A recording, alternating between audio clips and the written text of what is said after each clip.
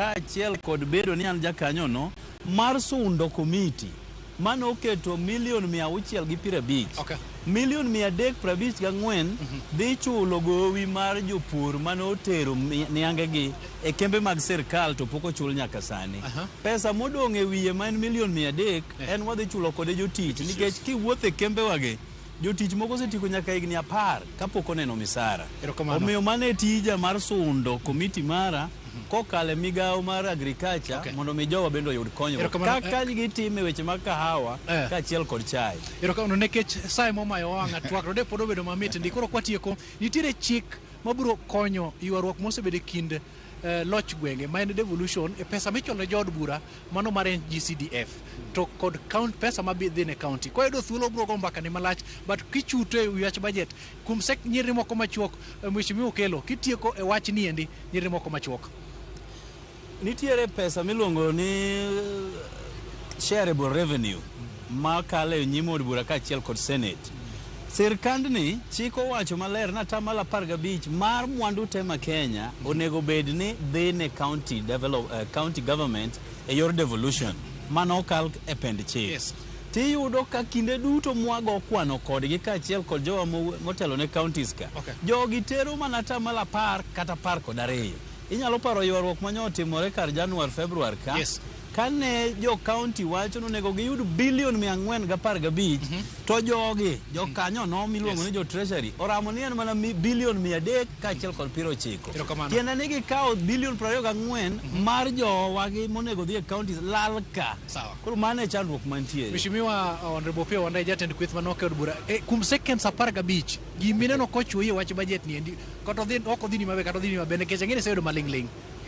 Well, ing'eyo gima duong' ahinya ma wacho kachako twak kaendi en ni andaya kata awinjora kod osiepna Ogola. Ok wanyal bedo ni higa ka higa waloso budget maduoko mana kende holo pesa. Okay? Holo pesa wi holo pesa. Budget maduoko wa e medo osuru ewi osuru. En gima is not tenable. Ok en sustainable. Mane gima nyaka wari mind sirikal mar migosi William Ruto. To an gadiera ni ka wariwore kanyakla ka jo od bura kendo jo piny bende kan bangwa aina ma gintie bangwa ni to onge gima tek iru kama nai. Mogik ngire professor. Mara en seche mo bunge bro wacho weche mag budget gi nyaka ging'e ni gin jok miluongo representative of the people. Koro decisions magi bro timo nyaka beni gima gonyo jo piny. Wacho no hakuna madaraka bila mamlaka. The sovereignty of my people. Koro seche ma yubeti od burano kata ng'at ma dhi somo budget ni osom budget ma wananchi ok wan consultants ma government wan nitie nyithindo dhi school chiemo ni gweng' be ma maisha dog piny mondo ji odagi yo maber ok mibadhi ma ji odak na midhiero mang'eny okwadwa. Erokamano nyakwara Mogi koro watieko twak mana kaka wang'eyo ni fon wach mawinjo ka kuom jatend kweth manoke od bura mamalo mano migosi Pio Wandai en ni odhi kone jagoro maduong' mar ODM migosi Sifuna mondo ndik barua ni jo od bura mag ODM mondo ne kaka nyalo paro wach mar omenda ma ichano chan e od bura wik manyien kaka manyakwara Mogi an kaka nyawadwa Walter Nyambaga kaachiel kod ngire Fred Ogola kod jatend kweth manoke od bura mamalo migosi Pio Wandai mabende en jaod bura ma Ugunja kaachiel kod jaod bura ma Nyando migosi Jared Okelo mabende en jakamiti mochung' weche mag puru kaka mano duoki studio nyakwara Mogi kokie od bura mar mamalo wang' duto koro ng'iyo od bura kama igeno jatend migawo mar omenda migosi ngire Njuguna Ndung'u biro kelo wach mar budget ma higa 2024-2025. Erokamano ahinya Eric Owenga kaachiel gi Walter Nyambaga kuom ler muketonwa achiel kaachiel kowuok e od bura. Kawadhi nyime en ni jatend migawo mar omenda Njuguna Ndung'u owacho ni giketo maino margi e sekta mar thieth kod chiero uchumi ma pacho ka e budget ma higani. Maeri owacho ni gitimo to ka oparo kuom sekta duto ma pacho ka kod choko pa jopiny komedo ni ging'iyo mar bero sekta mar kembe masani kale achiedh nade makae kod kacha.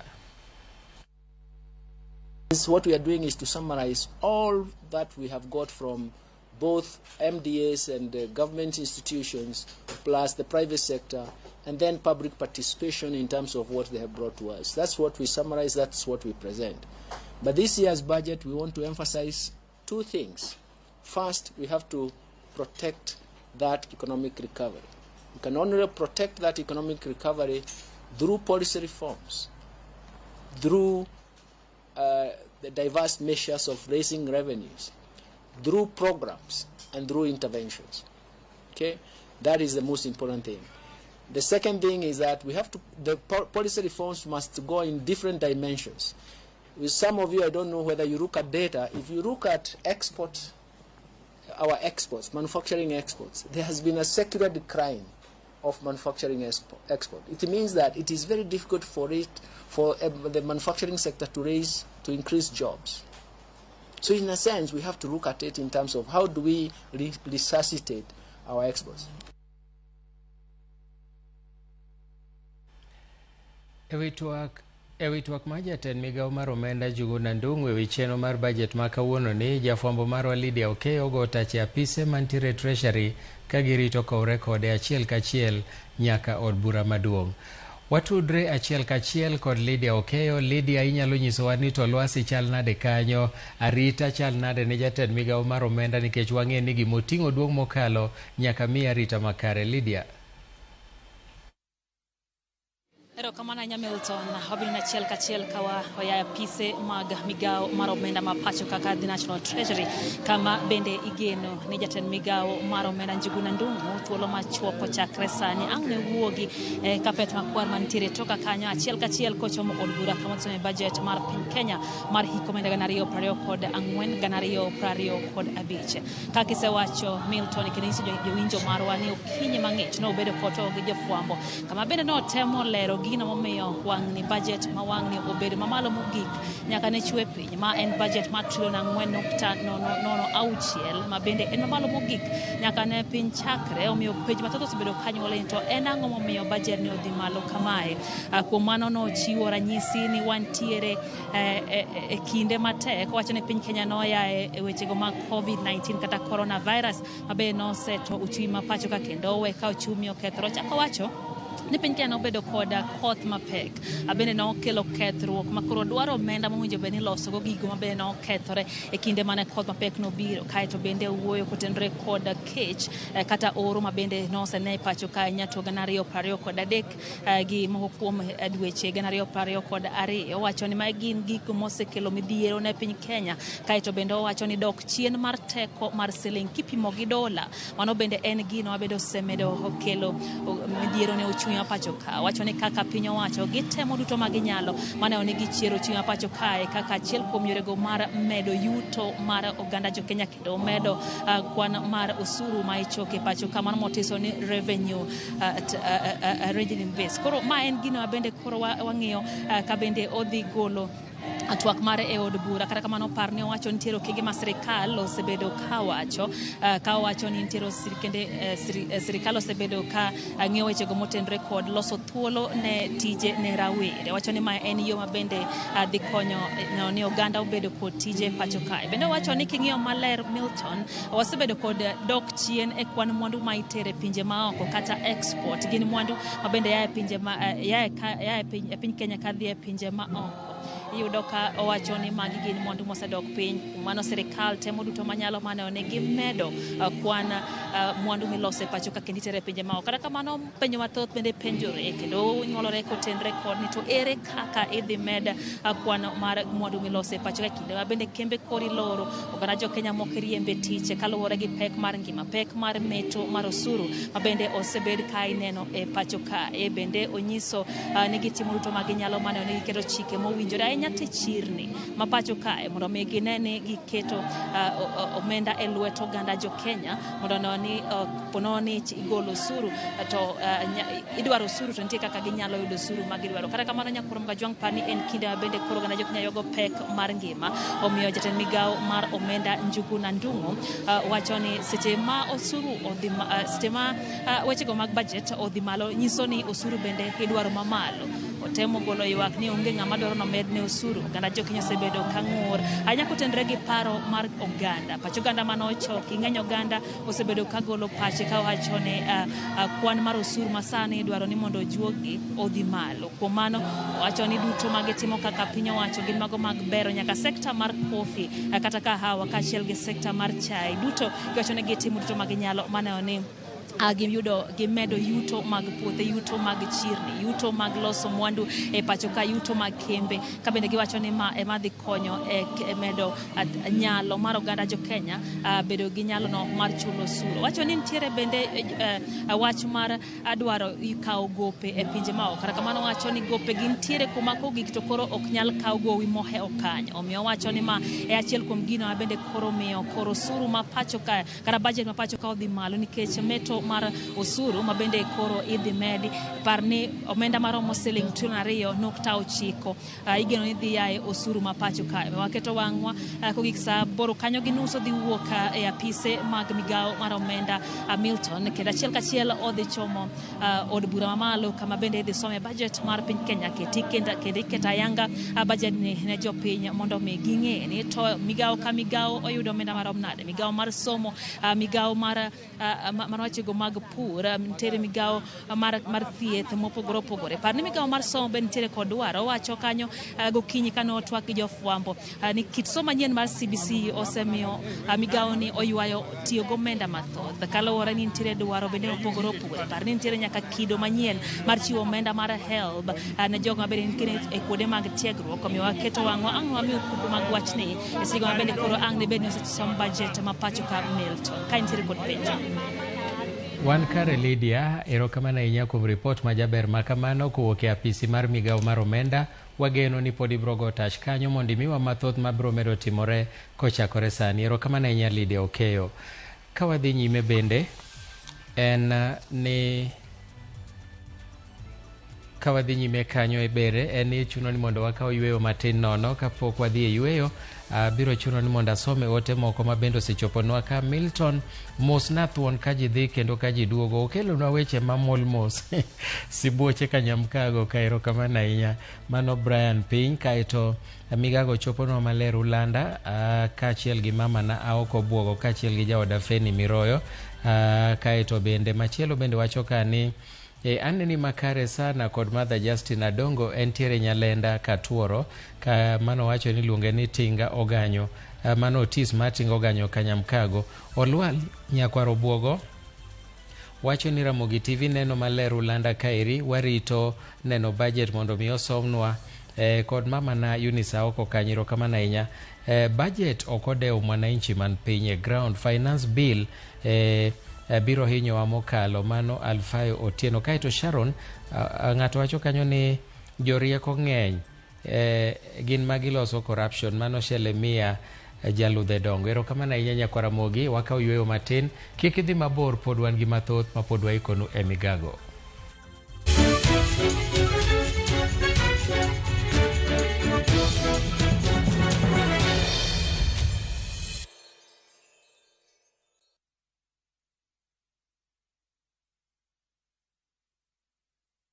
Experience the beauty of Kenya through exciting bush safaris by grabbing the 30% discount exclusive to View Travel clients. At Samburu Sopa, you'll wake up to the panoramic views of the vast Samburu shrub land and hills, have breakfast in the bush as you enjoy thrilling game drives. All this for only 20,000 Kenya shillings for a 3-day safari. Explore Amboseli at the luxurious Amboseli Sopa Lodge as you wake up to stunning views of Mount Kilimanjaro. Experience wildlife through game drives as you immerse yourself through their culture and heritage. All this for only 21,500 Kenya shillings for a 3-day safari. Are you ready to relax in the wild? Then enjoy these discounted rates from View Travel on our guaranteed weekend departures to Kenya's exotic bush destinations. Call 0703-254-254 or visit viewtravel.com and book now. View Travel. Dream, explore, discover.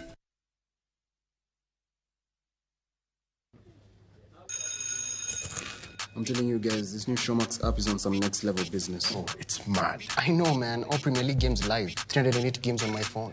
Good quality. Outstanding. And you can even adjust your data settings. Let's say you're somewhere where the network isn't so good or you're using data bundles. Bro, you can pause, rewind, and press play. So, bro, if you missed a game at the beginning, you can still watch it from the start as long as you tune into that game before it ends. $500 a month. How many years are those? It depends with what you're drinking. Shika the new Showmax app today and get every Premier League game live on your phone for just 500 shillings a month. Shika Showmax, streaming for Africa.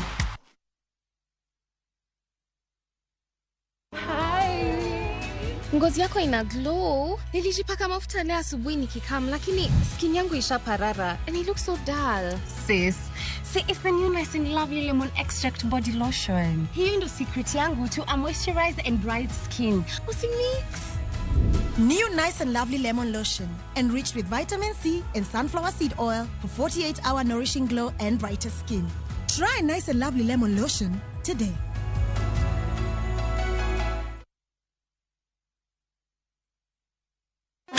In the battle against pests, it's time to strike back.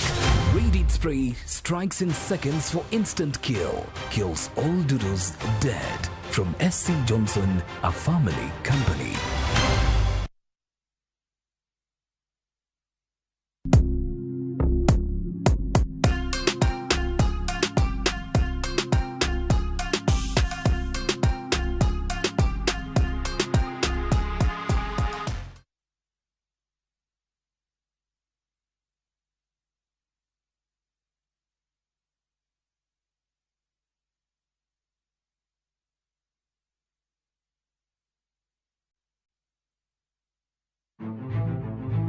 Ikrine wuoth mar dhialo teko kod lony mar joma mine e Kenya mangima. Na explore mang'e kaka bro connect numbers gi solving real world problems. Onyalo bedo e weche mag ohala, paw siasa kata dongruok. Mine gi yawo yore ne oganda e higni mabiro. Adwa nyiso joma rowere ni kentie idea main to chaka kada kaen mana mar uso mandas. Kochakore jiwo ratiro e kind chwech nyaka ting'o duond ji mopogore makelo lokruok makare. And about just puonjo jotelo bedo joma ber, bedo joma kare, joma ohero dongo, joma tiyo negi, employees matiyo ni ka gionge, you cannot go for agile. Mine wacho ngeso ka ngeso kod jailieta.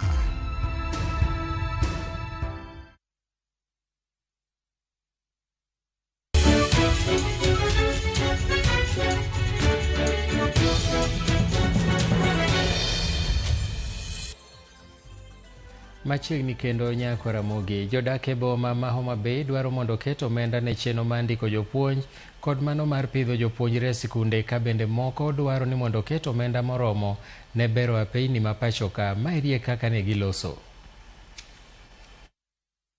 Mag somo bende sirikal omiyo migawo mar somo pesa moromo ma ginyalo ndiko godo jopuonj gine mar junior secondary education. To kawadok bende mana kar migawo mar somo achiel ni bende sirikal oketo pesa ne weche mag free lunch program ma gisebedo ka gichiwo gandi ne skunde, nikech chien kacha ne wan kod luoro kana giwacho ni gidhi golo pesa no oko momiyo jonyuol obedo kod chandruok kabisa. E wach machielo kaka japiny gima dwa bedo kod geno ni to bende e weche mag thieth bende gikete pesa moromo mamiyo kwadhi osiptal to wayudo ka nitiere yath moromo e osiptendewa. Ne en kwayo na ni wajumbe mamekwa manitiere these committees ber ka ng'iyo ni to bo omendo kete road network kilometers ekech ang'iyo budget policy statement giwacho ni gidwa loso nderni malomo 6,800 kilometers madhi bedo tarmacked. Wanti gi so many roads manyalo lead ji towards economical development maloso gimiluongo ni the tax base kama ji nyalo yudo chenro mar timo godo ohala. Be nderni go be inyalo losgi. Pesa momiwa e counties okaneno koromo. Iyudo ni Migori nigi population mapiny kendo wayombo gi pile budget. To migi budget wang'ni molo Homa Bay County. To jowa bende kosemi pesa gi make sure ni gitiyo nwa gi pesa maber, nikech wan kaka Homa Bay financial years ariyo gi pok waneno gima long'o minyalo siem. Oganda e kaunti ma Migori bende dwaro ni piny owacho ket omenda moromo e sekta mar pur kod apeyni e kinde ma jo Kenya rito somo mar bajet mar omenda 2024-2025. Moko kuom oganda manoloso gi Ramogi TV wacho ni piny Kenya dwaro chiemo moromo kendo ber kiketo maino e yore mag pur. Giwacho ni gombo margi en ni pur mar niang' omi maino e bajet mar omenda 2024-2025. Kaka jo piny kendo kaka jo boda boda dewa ni sekta mar boda boda kata sekta mar transport moriwo jo boda boda to gi sekta mar agriculture nikech ing'eyo mainly ni wan kaka jo awendo mainly wapuro niang' gima wapuro mang'eny. Koro ne wakwayo government mondo pesa maber kata budget ni oketie pesa maber ne Ministry of Agriculture mondo chiere weche mag niang' weche mag soni nikech kaka ung'eyo ni nitiere areas mag jopur mapok ochul. Pesa chako dhi no e sekta mar barabara. Olosnwa barabara nderni rach kaka wan jo boda boda kuonde ma waringe kama chalo kaka reserve kwa we i town kuondege nderni ok beyo ahinya. Olosnwa barabara kata kokong yol kata mana maram dhi konyowa. Wan kaka jo boda boda osewewa chien to this time round wakwayo government ne wang'ni oparwa kaka jo boda boda wan bende oketnwa kata loan moro mar grant cha mondo wan be wayudie kaka jo boda boda mondo mi watingre malo ngech wan gi nyithindo madhi sikul. Kawadhi e kaunti ma Kajiado en ni moko kuom jodak e kaunti ma Kajiado ok mor kod bajet mar omenda 2024 2025 midhi some od bura kawuono e gino ma giyango ni jatend piny kod jotelo mamoko manoyier wigi osewil kod jopiny ka nengo mar ngima pod medo idho.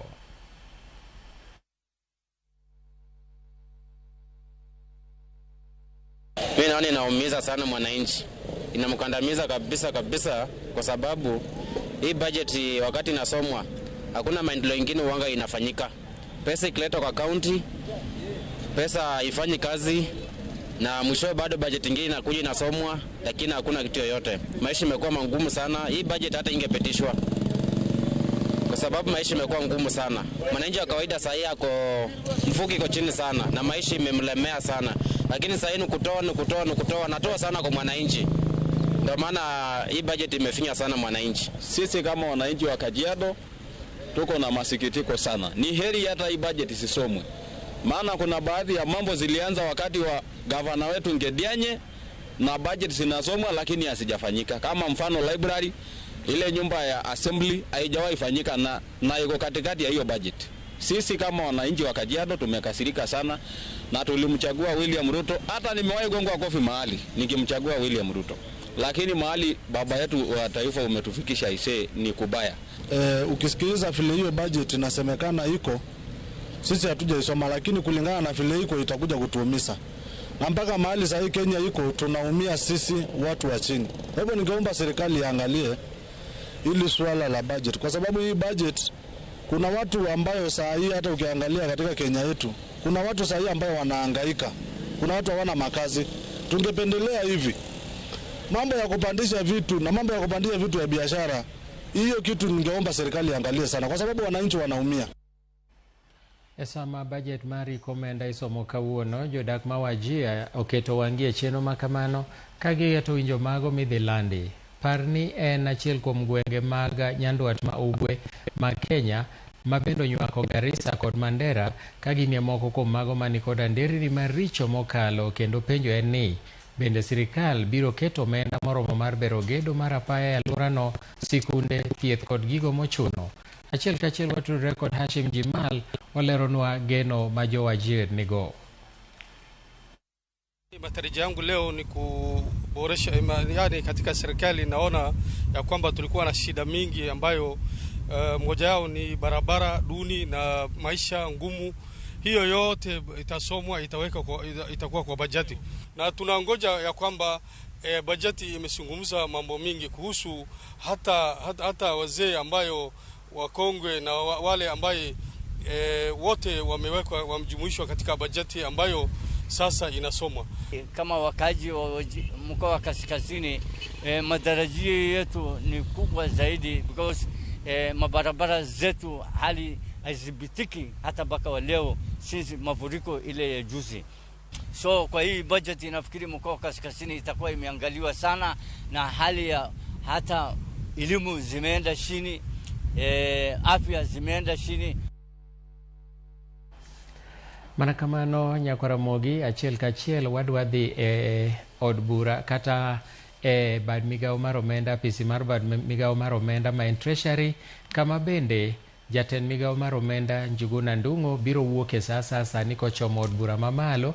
Par ni ok obor ahinya gi od bura, kendo wabiro neno mago matimore. Gi e thuolo ni abiro chiwo thuolo ne George Bati mondo dhi nyime gi chielo machielo modong' mag weche manyien. Nyinga Milton Ochieng' Awuor, bed gi odiochieng' mokwe. Kaka kamano gi e kinde ni pichni minenogo gin mago mag apisi mar jatend migao mar omenda, mano Treasury. Kanyo emobiro wuoke achiel kachiel, kowuoke gorofa malo koridore gi lift, kaeto obiro nyono kapet makwar mabende opedhi, mabende nyiso ni en odiochieng' malich ahinya. Jopiny nigi geno mopogore opogore, kendo wang'eyo ni kata in japiny nitiere gik moko migeno winje budget ma kawuono. Budget ma kawuono ni eri en mano mabiro muonyo omenda mathoth mokalo, mabiro chuno ni moko kuomgi biro chul kod hola.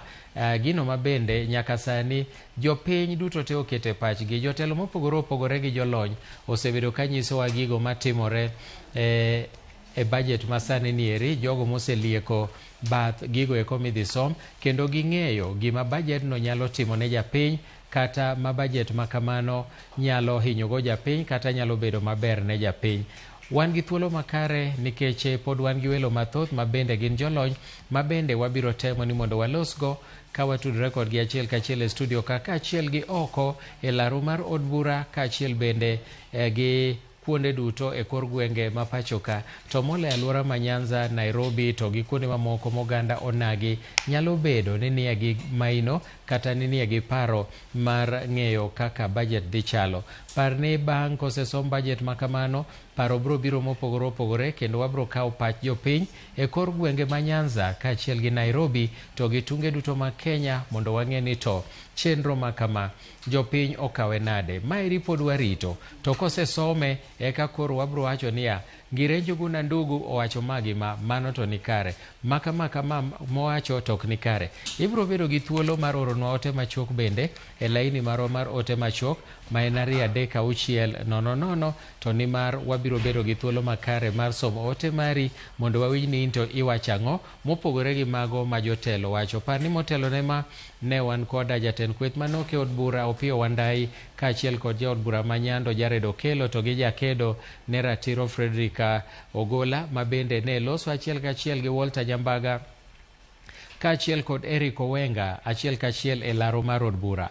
Wabiro manyo gi kendo bang' ma mondo wawinj ane ni to koro kosesom budget giwinjo nade, gikawe nade, jopiny oyudo ber mage e budget, jopiny oyudo hinyruok mage mawuok e budget machalo kamago. Mago e moko kuom gigo mwageno mar winjo bang'e no ero e seche mabiro go eko, ni mar en odiochieng' ma jopiny duto osebedo ka rito mar ng'eyo ni to koro kata mano osuru miwacho madwa biro Finance Bill 2024, gin mago manigeto chulo godo budget kata fund godo budget ma higani ma koro idhi som kawuono chakre around saa 8:30 kanyo.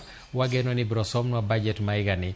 Ka ok kamano, nyako Ramogi awei gi George Bati, ma bende achiel kachiel biro George Bati, thuolo koro awei ni asechwalo keyo, koro ibro bedo gi wendo mondo inyiswa ni to chal nade, jopiny nigi geno mane. Erokamano nyafadha Jakabla, kaparo ni en thuolo ma jo Kenya duto ochiko itgi giketo wang'gi e wang' jowi mar Ramogi TV mar ng'eyo ni to odiochieng' ma kawuono budget mar $4.006 dhi chalo nade gi jopiny, pok mage madhi kanye, to gin kit osuru mage madhi bedo mondo mi bi chwal godo budget ni ochop dwaro mare, nikech nyiso ni nitiere gik ma sirikal nyaka bed godo korka gibiro manyo moko modong' ma gibiro gole pinje maoko. Koro budget nyisowa kaka piny owacho osepogo migepe. Par ni ma en omenda ma pod sirikal ongego. En gima sirikal oketo ma idwa ti godo e chopo dwaro mopogore opogore mage. Sirikal nyaka gisani gionge gi omenda ni.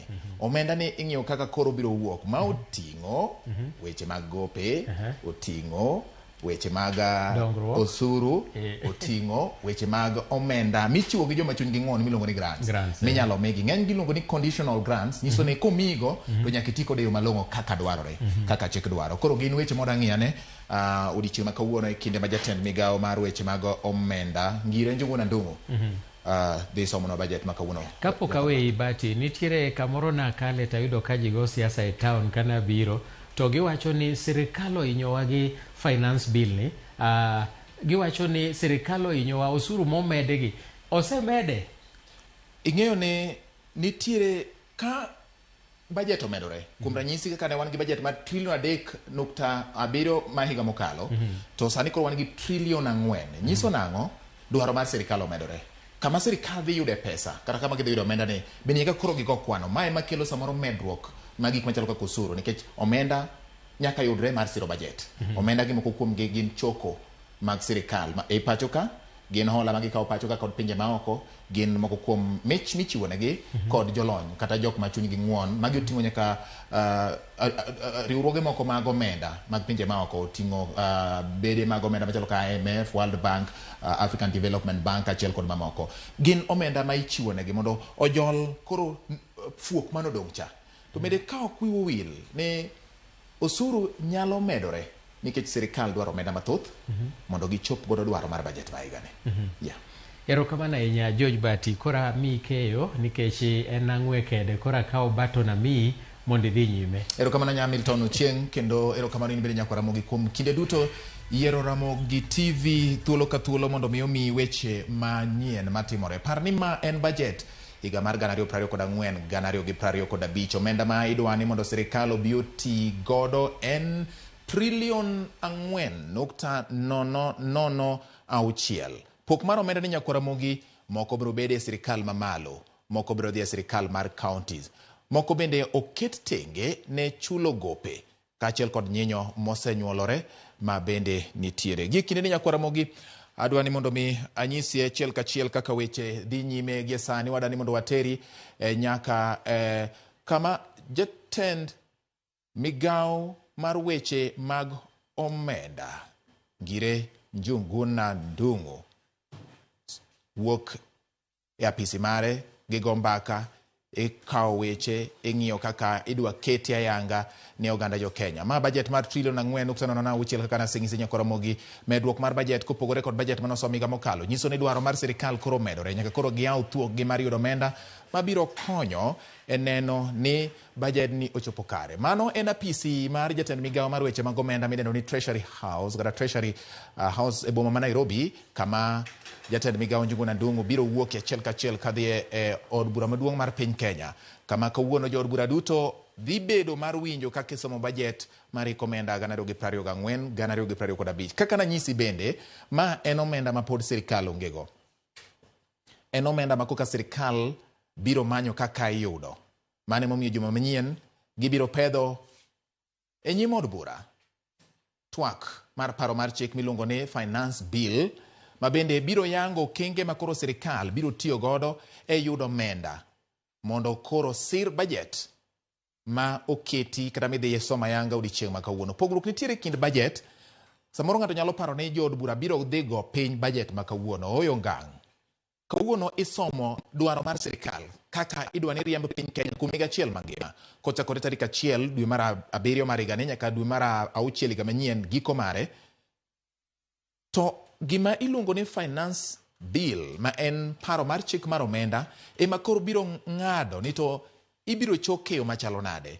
Ma ema nyalo kelo medruok mag osuru miwinjo ka ji osebedo ka ng'urie cha, to kendo ma e kama jo od bura nyalo bedo kod thuolo mar goye ombulu ka giyie kata ka gitamore paro mar chik mar omenda no kapok opuodhe ma okete obedo chik. Mak mana ni kawuono tipedho dwaro ma sirikal der tiyo godo e chwalo dongruoge mopogore opogore, pok mag omenda, yuto manitiere kaachiel kod kaka inyalo ng'e kuonde ma inyalo medi omenda kata kuonde minyalo dusi omenda mondo oganda jo Kenya bed ni dongruok bedo moluwore kod dwaro mar sirikal gi chenro mag sirikal.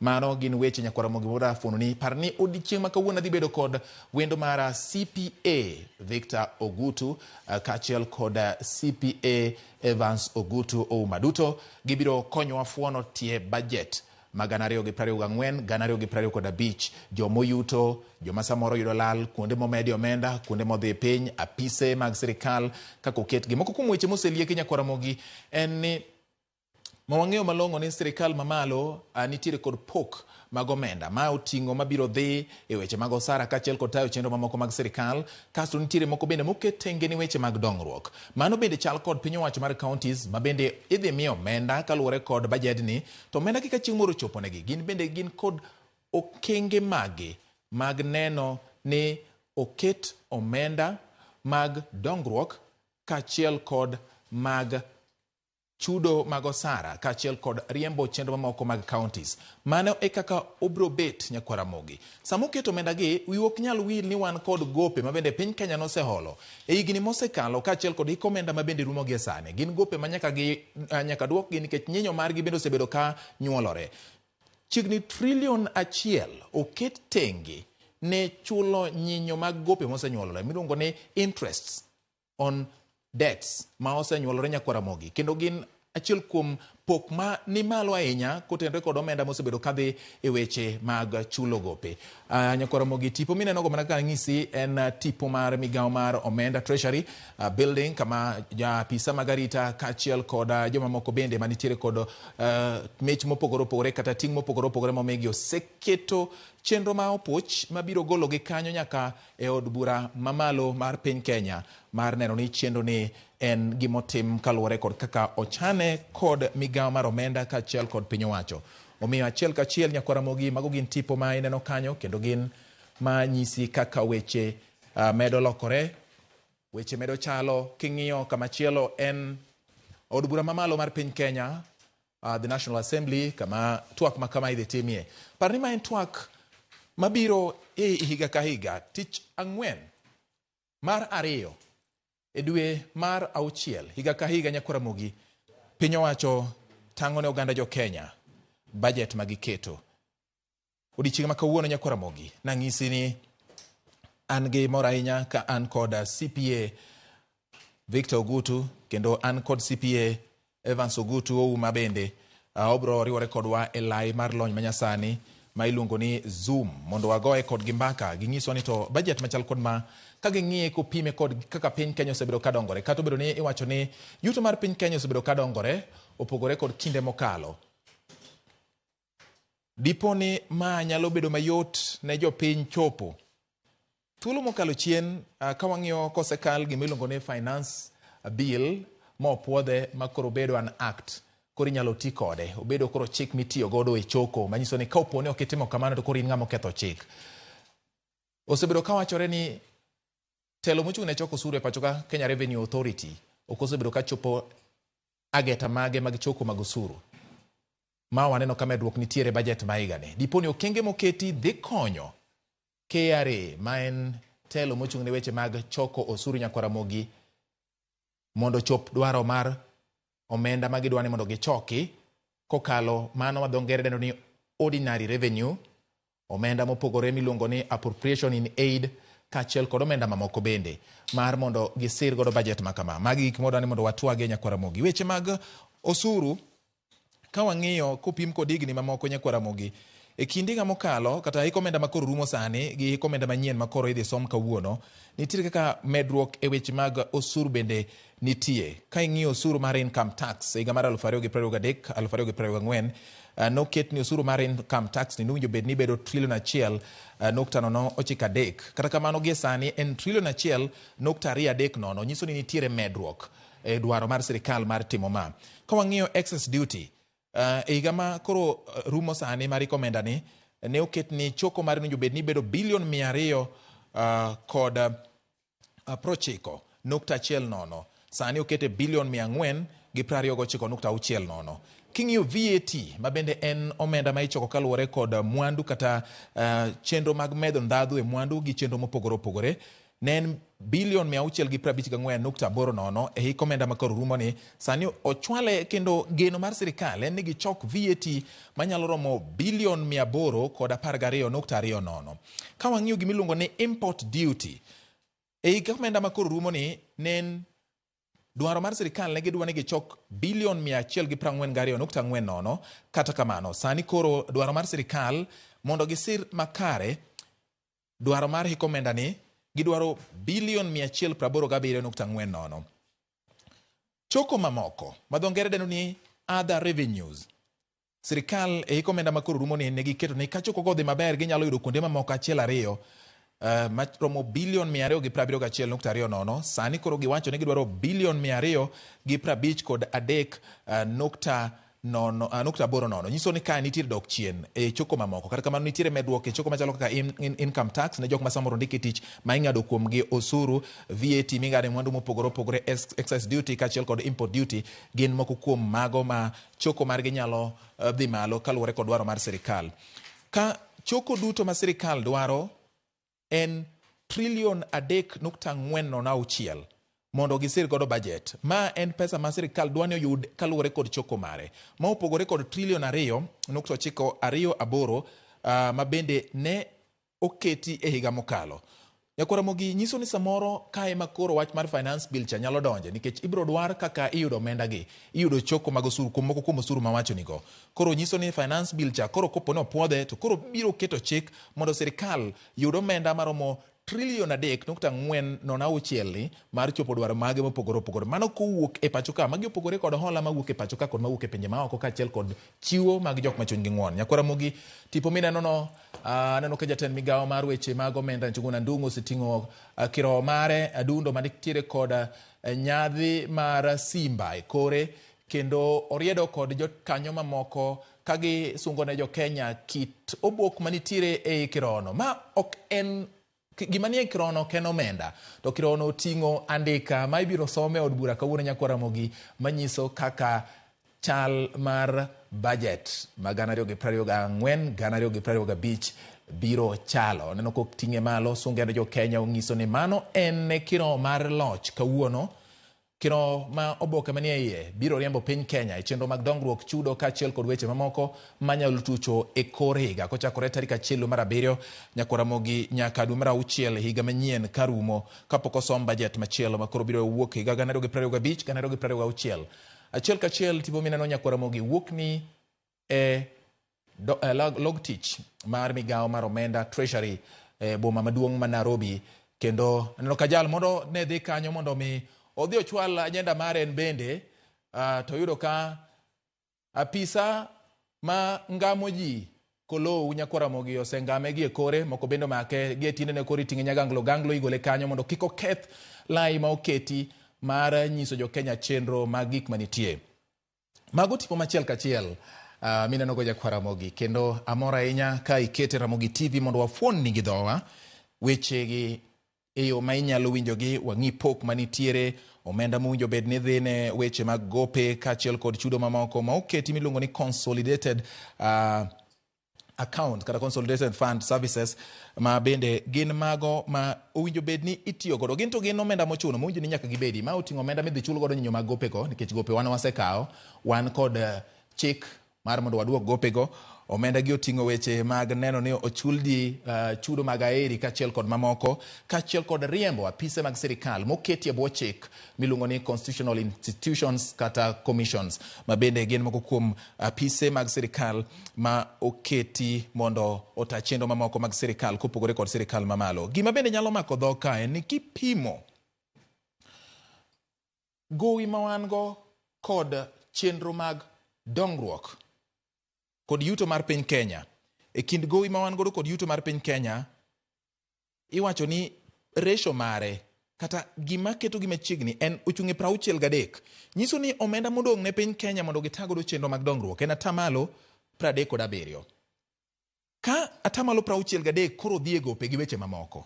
Nyiso ni wadong' gi atamalo 37 kende mae madwa chulo sara to ma bende emanyalo keto chenro mamoko bende mag dongruok mondo ket piny Kenya owuok kama ne entie kawuono kodhi kamoro mamalo e higa mabiro. Nyiso ni pod pek mar gope en achiel kuom gik ma dhi medo hinyo oganda jo Kenya kata mane budget ni nikech ka ono wacho ni trilion maro 1.009 idhi tigodo e chulo moko kuom nyinyo mag gope. Nyiso ni omenda mane owinjo bed ni dhi e dongruok nikech kano ket trilion 1 kata kwa ng'iyo counties duto te ok oyudo kata trilion 1 gido milion 400. Nyiso ni kaupo ni trilion 1 ni waonge gi gope ni nyalo tere kata dongruok mag counties to nyiso ni counties do yudo pesa mamalo kendo de gitayo dongruok samoro moingo kaka nyalo dhi timore sani. To wach mar gope en achiel kuom gigo mosediyo piny Kenya kendo ratio mare en atamalo 63. Nyiso ni atamalo 37 kende modong' mondo ti godo e weche mag chudo kaachiel kod weche mamoko. Nyakwaramogi pod nyisi tipo achiel kachiel mano koro jatend migawo mar weche mag omenda Ngire Njuguna Ndung'u ka koro oridore e ngas mag kar donjo mar log tich mar migawo mar omenda Treasury Nairobi. Wuoth achiel kachiel Nyakwaramogi ka osungo n'oganda jo Kenya kiro ma oting'o andika manyiso kaka budget chalo kendo dhi donje nyamburko moselos ne Nyakwaramogi. Sani kowuok achiel kachiel nyamburko ni biro dhi nyaka e od bura maduong' mar piny Kenya kama idhi some budget ni achiel kachiel tinende. Nyakwaramogi amado mana paro ni ma en budget mar trilion 4.006 trilion 4.006 en achiel kuom budget madongo ma oingo mora mosetime pacho ka. Budget ma higa mokalo manosom tarika manosom dwe mar auchiel higa mokalo ma bende nyiso ni en budget moaringo godo nyaka sani giko dwe ni en budget manoketi Nyakwaramogi nen trilion 3.871 koro sani en trilion 4.006 medruok manitie en medruok Nyakwaramogi ma bende nyiso ni sirikal ni kod lek madongo mag chopo chenro mopogore opogore. King neno ka oket weche mag gowi e budget nyiso ni sirikal samoro dwani mondo mi oduok gowi go piny mapiyo. To ma bende nyiso ni nitiere medruok mag osuru moketi. Medruok mag osuru gi nyiso ni sirikal dwani mondo mi pesa mathoth mag choko owuoge pacho ka mondo mi osirgi ka ogigena ahinya kuom gope mawuok e pinje maoko. Ma sirikal ne kano donjo e telo ne wacho ni nyalo kelo pek ne oganda jo Kenya e chopo dwaro mopogore opogore. Bende nitiere gope mamoko ma pok ochul midendo ni pending bills ma bende chigni billion mana madhi 500 Nyakwaramogi ma pod ok ochul gi e sani ma sirikal mamalo ni godo. Sirikande mag counties bende nitiere godo koro konywandgi to gin omenda ma kiyudo koketi samoro nyalo kata mana mayo piny Kenya omenda mag dongruok munjo bed ni gibedo godo nikech omenda mag dongruok ma oketi Nyakwaramogi budget ni ka wang'iyo mos kaluwore kod dwaro mar chikni gin bilion 748 moket ne dongruok ka trilion 2.39 dhi ne piny owacho mamalo Nyakwaramogi e weche gi mopogore opogore. Koro dongruok oket ne bilion 740 ma nyiso ni en omenda matin ok ochopo kata trilion Nyakwaramogi. Koro nyiso ni sirikal mar piny Kenya kata oganda jo piny Kenya pod ok samoro bi neno dongruok ahinya kaka inyalo par kaluwore kod omenda mathoth madhi e chenro mamoko kopim kod chenro mag dongruok. Nyamburko moting'o jatend migawo mar omenda Ngire Njuguna Ndung'u nyamburko namba ndikruok GKB Nyakwaramogi 951F kendo nitiere kod bandera mar piny Kenya iko kod nyadhi gi jolweny kata apisa magarita ma bende ochung' koni kod kocha mar neno ni oket arita makare ne budget mar piny Kenya. Ma achiel kuom obok ma imiyo arita ahinya e pacho ka e kinde ma idhi tang'e ne jo Kenya e kinde ma idhi some ne jo piny. Obila kidienje mopogore opogore obila morwako lep dala obila mogo sude obila morwako lep tich kaachiel kod mamoko bende mawuotho awuotha Nyakwaramogi mang'wecho oketo arita koni gi koni ne nyamburko no mar ni onge ng'ata ng'ata manyalo rocho chenro mag wuoth mar budget mar piny Kenya ka orie kama idhi some ayanga ne jopiny. Odiechieng' mar 13 dwe mar 6 2020 to kod ang'wen Nyakwaramogi sa 8:19 mar odiechieng' nyamburko ni molmos korie od bura par ni kiwuok e log tich mar migawo mar omenda kidhi od bura en ondamo machuok kata kamano wabro neno ko nyalo kawo thuolo ma odwa yware matin kaluwore kod kit wuoth ma nyamburko ni dhi godo nyime. Omiyo gie sani we arwake mana mapiyo piyo CPA Victor Ogutu mondo omose Nyakwaramogi ajwang' wa lidha matin e kinde ma nyamburko ni yulo ma dhi e od bura mamalo mar piny Kenya kama idhi some budget ni ayanga. CPA Victor Ogutu machiegni ahinya thuolo mang'eny pok waromo kata kamano kawuono to wadani mondo wafuone wach mar budget ni waneno ka ji nigi paro mopogore opogore. Budget bende en budget maduong' kopim kod budget mosekalo chien. Nyiso ni dwaro mare bende nyaka bed mamalo. Ang'o minyalo wacho ne Nyakwaramogi ajwang' gie sani ka koro Njuguna Ndung'u dhi achiel kachiel e od bura mondo nyis kendo som ne jo Kenya budget madhi riembogi kuom higa achiel mabiro. Erokamano Bat kuom rwaka e station. Gima timore en ni ma iluongo gi dho ngere wacho ni very ambitious budget. Ambitious and ok en realistic. To king'iye gimoro amora omede gini. Koro mwananchi ma kawaida an gin wadhi yudo kwadhi hinyore nyowuoyo because of this budget.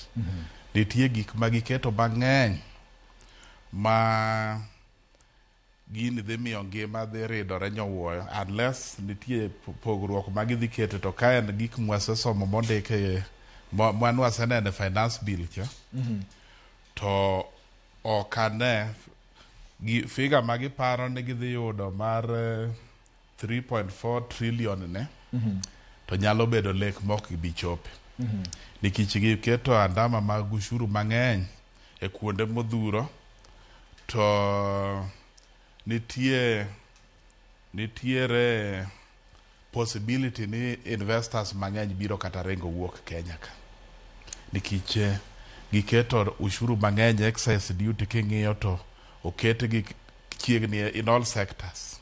Manufacturing ineno kaka nitie gimoro gikelo ka ni eco levy ni mar joma pollute environment to gikete previously ne gikete kane gi target plastic manigolo oko to sani koro gidwaro kete ne manufacturers ma locally ka magiso ni gimoro amora dhi sudo malo kiaye mano mo mwero tiyogo miwacho ni is a bit health friendly mo mar liquid ne gi excess duty bar 25% bangiso de mo mar tedo bang somo gini dhi idho malo king'iyo korka simu ka internet service simu migoyogi gimedo excess duty gigole from a 15% gitere 20%. Haya, excess duty gima chalo simu mabedo simbe gene gige internet mabedo imported bebedo subjected gi eco levy.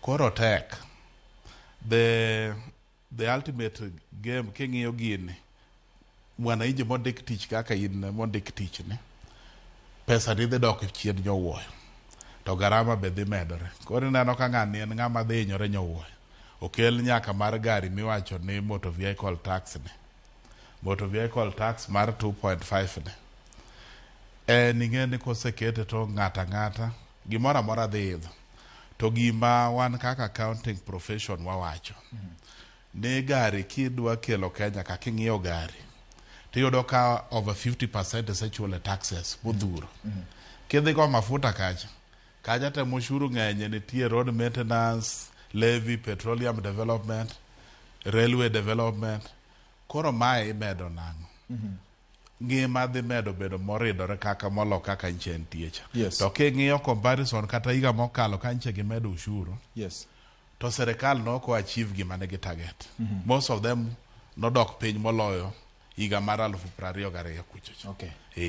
Koro ang'o maduong' ma kawang'iyo wanyalo wacho nikech gima nigi rachne samoro nyalo bedo gi berne ang'o ma ineno ka samoro usuru kata weche mag budget ma higa ni nyalo bedo godo maber ne ja Kenya nikech ka wang'iyo kuom ranyisi gope poni oko kawo okang' masani mar chulo gope to nyiso ni gope gi nyalo medo nyoganda jo Kenya kadhi mbele to ma koro sirikal wacho ni gidwa ni mondo giti kod trillion achiel mar chulo nyinyo mosenyuolore gope gi mondo kik bed ni higa ka higa chulo nyinyo mathoth manyuolore kinde ka kinde ma ok nyalo bedo ber mar budget ni ing'eni chulo nyinyo ok nyiso ni chulo gowi the principal amount do to chulo nyinyo en mana fine en gima ber chulo gowi nikech kichulo gowi to rating nitie gimoro luongo gi dho ngere ni credit rating koro credit rating mar piny bedo maber in the eyes of the world to mano ber nikech makosa moro be nche waneno ka serikal odwa timo chien kae nyiche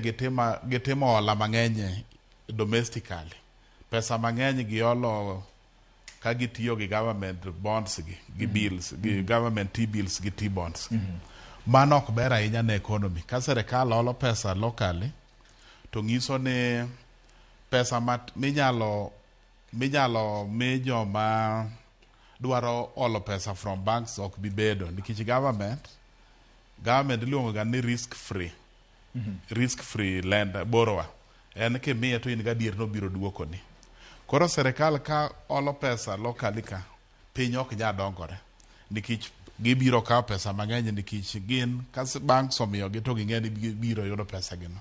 Alright. Yes. Koro expansionary objective mar economy will not be achieved gi olo pesa within ka. Jatend migao mar omenda Ngire Njuguna Ndung'u ochopo e od bura. Irwake kod jakom mar komiti mar budget e od bura kochande mano iluongo ne Ndindi Nyoro. Bende osebedo kaloso ahinya e weche motende kod budget masani kod ber mage kaachiel kod weche mopogore opogore manitiere. Ndindi Nyoro rwake kanyakla kod jotelo mamoko mag od bura mabende nie komiti no to kod kweth mag jo od bura mamoko kamoting'o jagoparo ne kweth ma thoth e od bura Noka Silvanus Osoro gine nitiere kacha jotelo mopogore opogore oting'o kirawo mare manyiso ni koro ni to chenro mar somo budget na yanga en gima oikore. En trilion 4.06 kama bende bilion maromo kata trilion maromo 2.39 gin mago moket ne sirikal mamalo, bilion 400 oket ne piny owacho mag counties mondo mi okonygie. Medruok omenda madhine county sama jatend migao pod irwako e od bura mamalo mar piny Kenya mondo odhi osom budget ni keto ne counties omenda kuwuok bilion 395 mane gisebedo ka giyudo kasto odhi nyaka bilion 400 mane makoro ne gidwaro bilion 450 to koro kochopo kanyo medgi chiegni bilion moko maromo 5 mondo mi gipogre e kindgi gi jol godo chenro mag dongruok. Ang'o ma nyiso donge ma bende nyiso ni samoro dipo ka omenda mathoth odhi e kor gwenge manyalo jolo kata mana kor gwenge bende. Erokamano, devolution en gima ber kendo gima wawacho kaka accountancy body ni pesa mimiyo counties tin moloyo mowinjo bende miyogi. Owinjo bende ne gi pesa mipogo negi gimiluongo ni division of revenue gi dho ngere owinjo bende ni bedo based on the last financial year. Mano tim sani kokan wrong to negitiyo gi audited financial for the year 2020 macha chon koro migi matin to devolution ber nikech kwang'iyo gwenge mwawuoke nitiere 1, 2, 3 moko mabeyo mwanya wacho ni devolution okelo. Nitie nyithiwa moyudo tije, nitiere maendeleo moko manitie gwenge moko moseneno mapok ne gineno amane Kenya yud independent 1963. Kidhi county machalo Wajir county pok noneno lam. Apano ni lam manokwongo mane gineno lam marateng'ni ne gineno in the year 2015 kanyo bang devolution. Koro nitie ber mar devolution ni. Ko ka uyudo leadership maber matiyo gi resources mochiw ni maber to nitie dongruok minyalo ne. And nadieri ni nitie dongruok moko mwanene e gwengewa moloyo kane pok devolution obiro. Alright. Kamano. Erokamano ahinya. Owuoyo kuom wach mar gowi gi pesa maduong' ne weche mag dongruok. Manyiso ni Kenya dhi chalo nade kuom higa achiel mabiro kochakore e thuolo makoro osom budget ni machako tich tarik 1 mar 7 ma higa ni. Erokamano. Nitiere penjo mani penja ber mar budget ni. Yes. E budget ni nitie gik moko matin ma moko 1, 2, 3 moko minyacho ni ber. Joma kaluwore gi joma tiyo kaka sade nitie ga gimoro miluongo ga ni benefit in kind. Gik moko ma samoro ka higa rumo kitiyo maber timi Christmas gift moro. Yes. Negi peg at 36,000 for the last 20 years. Kora at least negi dhire to 48,000. Mana small relief moro ni kanyo. Aya mchango maji chango ne pesa maji solo mar retirement cha. Igni chiegni 10 gi wiye last review notemi ga 2005 mano chiegni 20 years ago. Ma negi pege ni siling 20,000 per month. A maximum amount man gipeg at 240,000. Gidhire to 360,000. Maga achiel kuom gik moko mwaneno ma bet ber mane kanyo kata chiemo mimiyo ji kuonde mondike ji tichgi. Yes. Yande en 48,000 higa. Koro sani gidhire to 60,000 higa. Mano bende ber mwaneno kanyo. Kato giwacho sani affordable housing mane giwacho ni gibiro miyo relief, which is good. To gima dhi timore higa achiel mabiro nene piny to dhi ridore. Kopo ni en kaka ne en ne to piny dhi bedo matek moloyo kaka ne en. To nitie luoro ni ji mang'eny bende nyalo wito tije. Nikech ineno Kenya kae kembni mang'eny iyudo ka gi manufacture locally ka to nitie goods mabe oko. Koro ka cost mar production odhi obedo malo ahinya Kenya ka, ibiro yudo ka ng'eny ji fundo to dhi yawo kembni gi, especially in East African Community region. Yes. Gidhi giloso gige kuro to gi export to our lovely country. To mano kotimore to ok ber ahinya nikech ji mang'eny biro yudo ka otimore nado riembe tije biro dhi. Nikech gimomiyo ma biro bedo matek nikech competition ni malo ahinya. Koro faida ma kembe giloso tin. Koro kichake medo negi additional cost. Kaka neno kaka excess duty oket sani gi RAB section 14 mana lao ji kopo ni ka excess duty on raw materials ni nyalo claim gi. Koro sani giwacho ni mano onge. In ka okinya claim go koro charge. Sami uso chato impose that excess duty. Mano biro miyo bech gik moko idho nyowuoyo. Mana achiel. To mar ariyo koseidho to kendo ing'eni wan bende watemo matek wadwaro ni wabed export country. Magigi moko mowuok Kenya wanyalo export to other countries. Koro kopo ne cost of production obedo malo. Gigi ka kori tere pinje maoko mondo compete gi other countries ma bende timo export, products wagi biro bedo ni expensive. Ultimately, tije biro dhi, kato kendo, target ma wawacho ne, kata mindano manche giwacho maiga mokalo, gi revise diriyo targets downwards ne kiare nikech no ginya achieve gi. Koro target mar 3.4 ne, eto okane ka gibiro yude. Gibiro yude. Ushuru bok yude ga mang'eny. Studies mosetim ga weche ushuru gi. Ng'eny gi tango ga ni kiduoke piny tiyudo ga mang'eny moloyo kitere malo. Okay. Weche mag wang'ene weche mag osuru mag VAT. Kamano. Magi osuru ming'ado kalore kod ndadhu mumede mwandu mopogore opogore. Kendo gin thoth gi kawo gi kuom mwandu ma ji tiyo godo kaachiel kod chenro kata services ma ji timo. VAT ni kinde piny Kenya kochung' atamalo 16. Kendo mano ming'ado. Dwaro ma higa ni en ni owuogie bilion 654.80 ma osebedo ka tiyo e ikomenda ni nyaka bilion 812.20. Ma endi en medruok mar chiegni bilion 100 gi wiye. Ma en nyiso nang'o? Nyiso ne gitimo a lot of recategorization. Gik moko ma yande onge gi VAT, okete VAT. Ni neno ka ji ywago wach mkate gene go oket ni bedo vatable. Gimo items, gik moko machalo gige mine gene. Koro giketo mo categorization, giketo mo items kor mondo bed vatable. To nitie gik moko adieri moko nya bedo gi VAT. Okay. Kaka makati gene go. Alright. Kiketo VAT on bread, ting'e ni inyo je. Okay. Giwacho ni jotele machamo mkate. To kapar ni en adieri. Mkate ni ji chamo ka.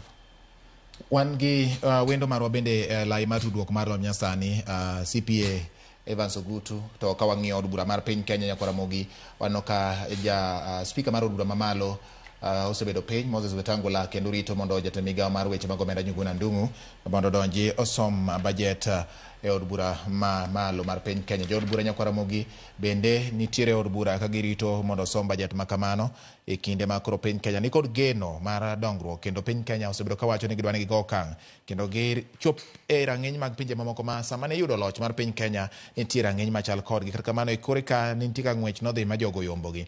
Gin weche ma achiel kachiel nyaka Ramogi. Adwani mondo mi atudre ne kod CPA Evans Ogutu bende ka en e lai mar mbui kata e lony manyasani mar Zoom mondo wawuane kod en biro nyiso to bajet ma higa ni en wuono ni ber mane kata rach mane ma onyalo bedo godo nikech gima ne giber samoro konchiel bedo gi rach to gima ne gi rach bende samoro konchiel dipo ka ber moro kokoso ma ok obedie. CPA Evans Ogutu kopo ni winja adwani mondo mi nyiso ni to in iwuone bajet mar trilion 4.06 ma bende okawo chiegni trilion 1 katero e chulo nyinyo mag ohala mwasebedo godo kaka piny nyiso ni ma bedo nade. CPA Evans Ogutu. Erokamano ahinya wuod Bati kamoro amora mowinja.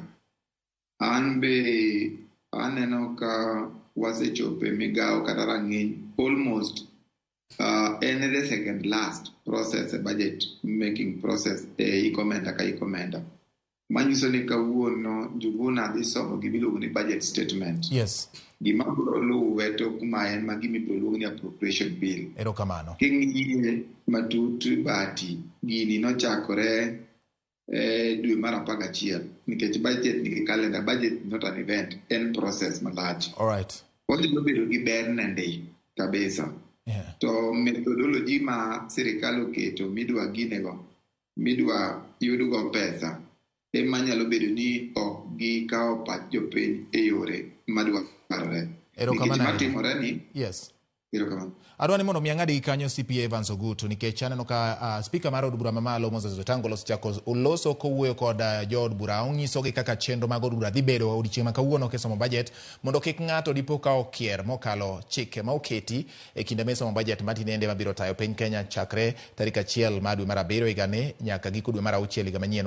Wawinjane kaka weche chalo e od bura nyakwara Ramogi kinde ma jatend kata speaker mar od bura mamalo Moses Wetang'ula oseloso. Jood bura yuko ka donjo nyakwara Ramogi nikech oseluonge ni thuolo ma kama en thuolo mowinjo bed ni koro gidembore mos kendo gichiko itgi ne budget ma isomo kod Ngire Njuguna Ndung'u nyakwara Ramogi. Owinjane mana matin kaka weche mag od bura chalo gi sani ka jood bura cherore kendo gidonjo e kuondegi mag bet e od bura mamalo mar piny Kenya.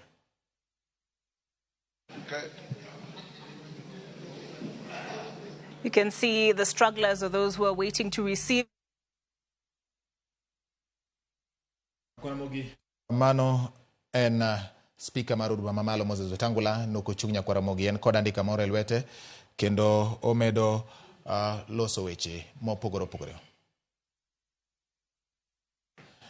Gin weche ma omedo luwo ni achiel kachiel kendo omedo keto ni kare gik matimore kendo mag gin kaka weche chale od bura. Wadoga ni kuom CPA Evans Ogutu mondo wawinjane ni to gima nowacho ni pek madhi betie en kaka kore dhi manyo omenda. Budget oseketi. Budget ni onyiso dwaro mopogore opogore. To CPA Victor Ogutu nowacho kar kan budget ni is ambitious budget.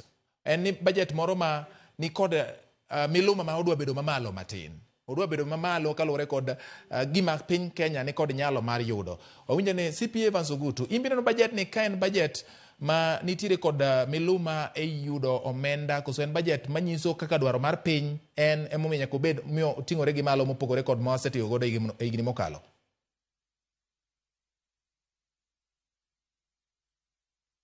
Ok ang'e ni CPA Evans Ogutu be winja. Kopo ni winja CPA inyalo nyiswa ni to in bi wuo neno ni budget ni en manikiro miluma koso en maromore kod dwaro mar piny Kenya nikech kinde ka kinde sirikal wacho ni nyaka wadag kaluwore kod nyalo marwa. Be budget mar piny Kenya koro isomo e kawuono nyiso nyalo mar piny Kenya e chopo dwaro mag budget ni ka wang'iyo kaka piny en kaka ochumi osebedo ka dongore kaka weche osebedo ka ringo kaka jopiny osebedo ka ni kod weche maka kod kacha e wi yuto magi. CPA Evans Ogutu. Kamora mami winja an gima dawachi. Yes. Sirikal ni kano kawo loch e higa ma tarik 9 dwe mar 8 2022 ne gibiro gi agenda margi gi kaka gidwaro chenjo ngima mag jopiny. Ma koro e budget mar ikomenda mar adek nikech mokwongo ne gi implement ma 2022-2023 mane en about 3.4 trillion. Ma sani 2023-2024 en about 3.7 trillion. Ma to chuko 3.9 trillion to 4 trillion. Manyiso ni gisebedo ka ging'iyo from the sector groups, priority areas, gi migawo magikawo mar loko ngima japiny.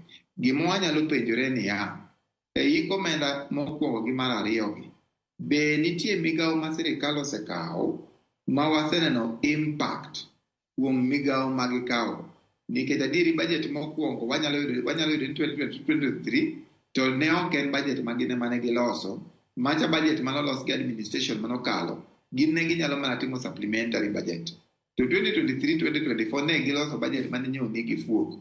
Fuogno ne ni en budget mane ok wanyal fund gi pesa wawuon nyaka no adhi e hola. Gisani budget manitiere be nitiere ni en gi fuok mok wanyal fund wadhi e hola. To gima lich e budget ni bati iyudo ka budget olos kama to seche moko target kende mwawacho ni mago bwanyalo fando na waron mago betamo kiare choko. Omiyo programs giduto manyalo bedo ni contractor nosekete e ground kata service nosebedo offer to kama ne gidwa ng'iyo ni gibiro choke pesa no bok giyudo. Mae migawo monego bed ni gikawo gichako ng'iyore niya ka 2023-2024 chalo kama kare 2024-2025 to nyalo chalo nade. Omiyo ok onego bed ni wan mana gi budget statement mwadasomo mogik to at the end of it gimoko wabiro realize kuome malong'o to onge. An budget kada bedo maber an ang'iyo gik moko adek. Basic need mar ngima dhano bati gin gik moko adek. En food, shelter gi clothing. Food ni is very basic. Manyiso ni chiemo be budget of focus kaka ngima mar Kenya gi chiemo mare nyalo chalo. Chiemo ok ni chama lot pile ka pile.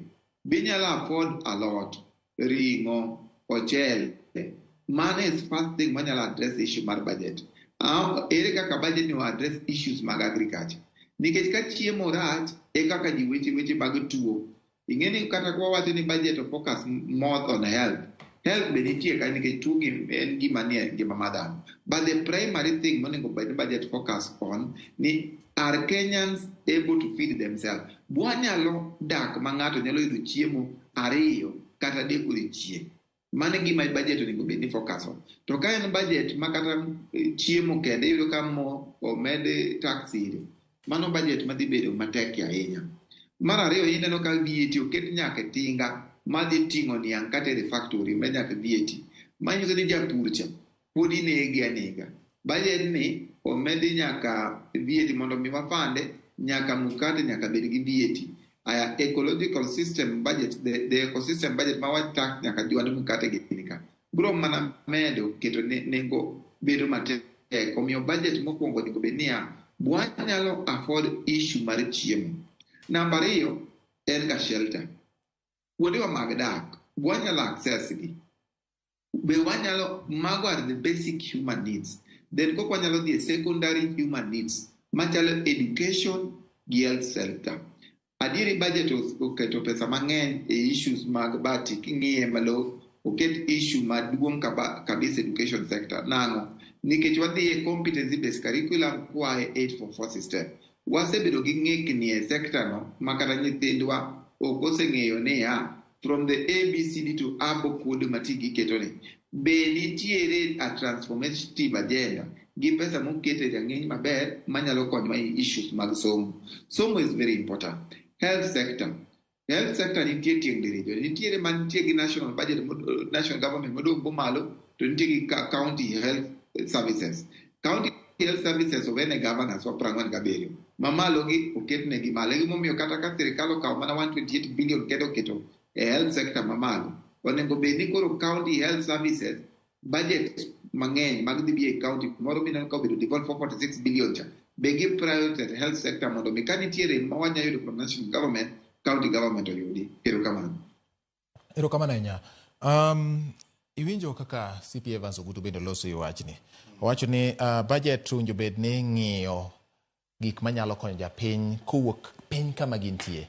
Ma uting'o chiemo moromo, weche mag udi kata kaka dak kaachiel kod weche mag rwakruok mar nyadhi mar dak mar ng'ato wuon kende wuon kapok odonjo weche mamoko mag dongruok gik machalo kamano. To ma bende tudo kod weche mag koro dhi e weche mag thieth. Wacho ni kata mana thieth winjo chake kowuok piny to kata mana weche mag dak bende koro ng'eni to kuonde ma ji odakie bende nitiere gik madwarore ma oting'o samoro pi, ma oting'o sitima, ma oting'o yore madhi e kuondegi. Makata kopo ni ng'ato nodaka to koro dwani odhi yudo thieth en gi yo matere kata kar yudo thieth mana machiegni kanyo. Magi bende gin gik ma itemo budget ni ineno ka pok mar omenda manitiere gi ma oketi ni migeto ni mondo dhi tigo e weche mag jiwo bede migepegi gintiere makare. Ya erokamano. Nitie principle moro e taxation or canon iluongo ni economy. Economy wacho ni kisechulo ushuru nyaka weye gi pesa ma owinjo bed ni nyalo miyo i provide for those three basic needs wacho chiemo, shelter gi clothing. To tax ok owinjo bed ni mai gimoro amora mfuku ni makoro kata chiemo nyalo tami. To king'iyo the bill gi proposals manitie. Idhi yudo kaka jomondik tich, ir mang'ame idhi ma Musachi dok piny to ngima medore. Koro ng'iso ni bajed ni kaka en odhi hinyo mwananchi mar kawaida.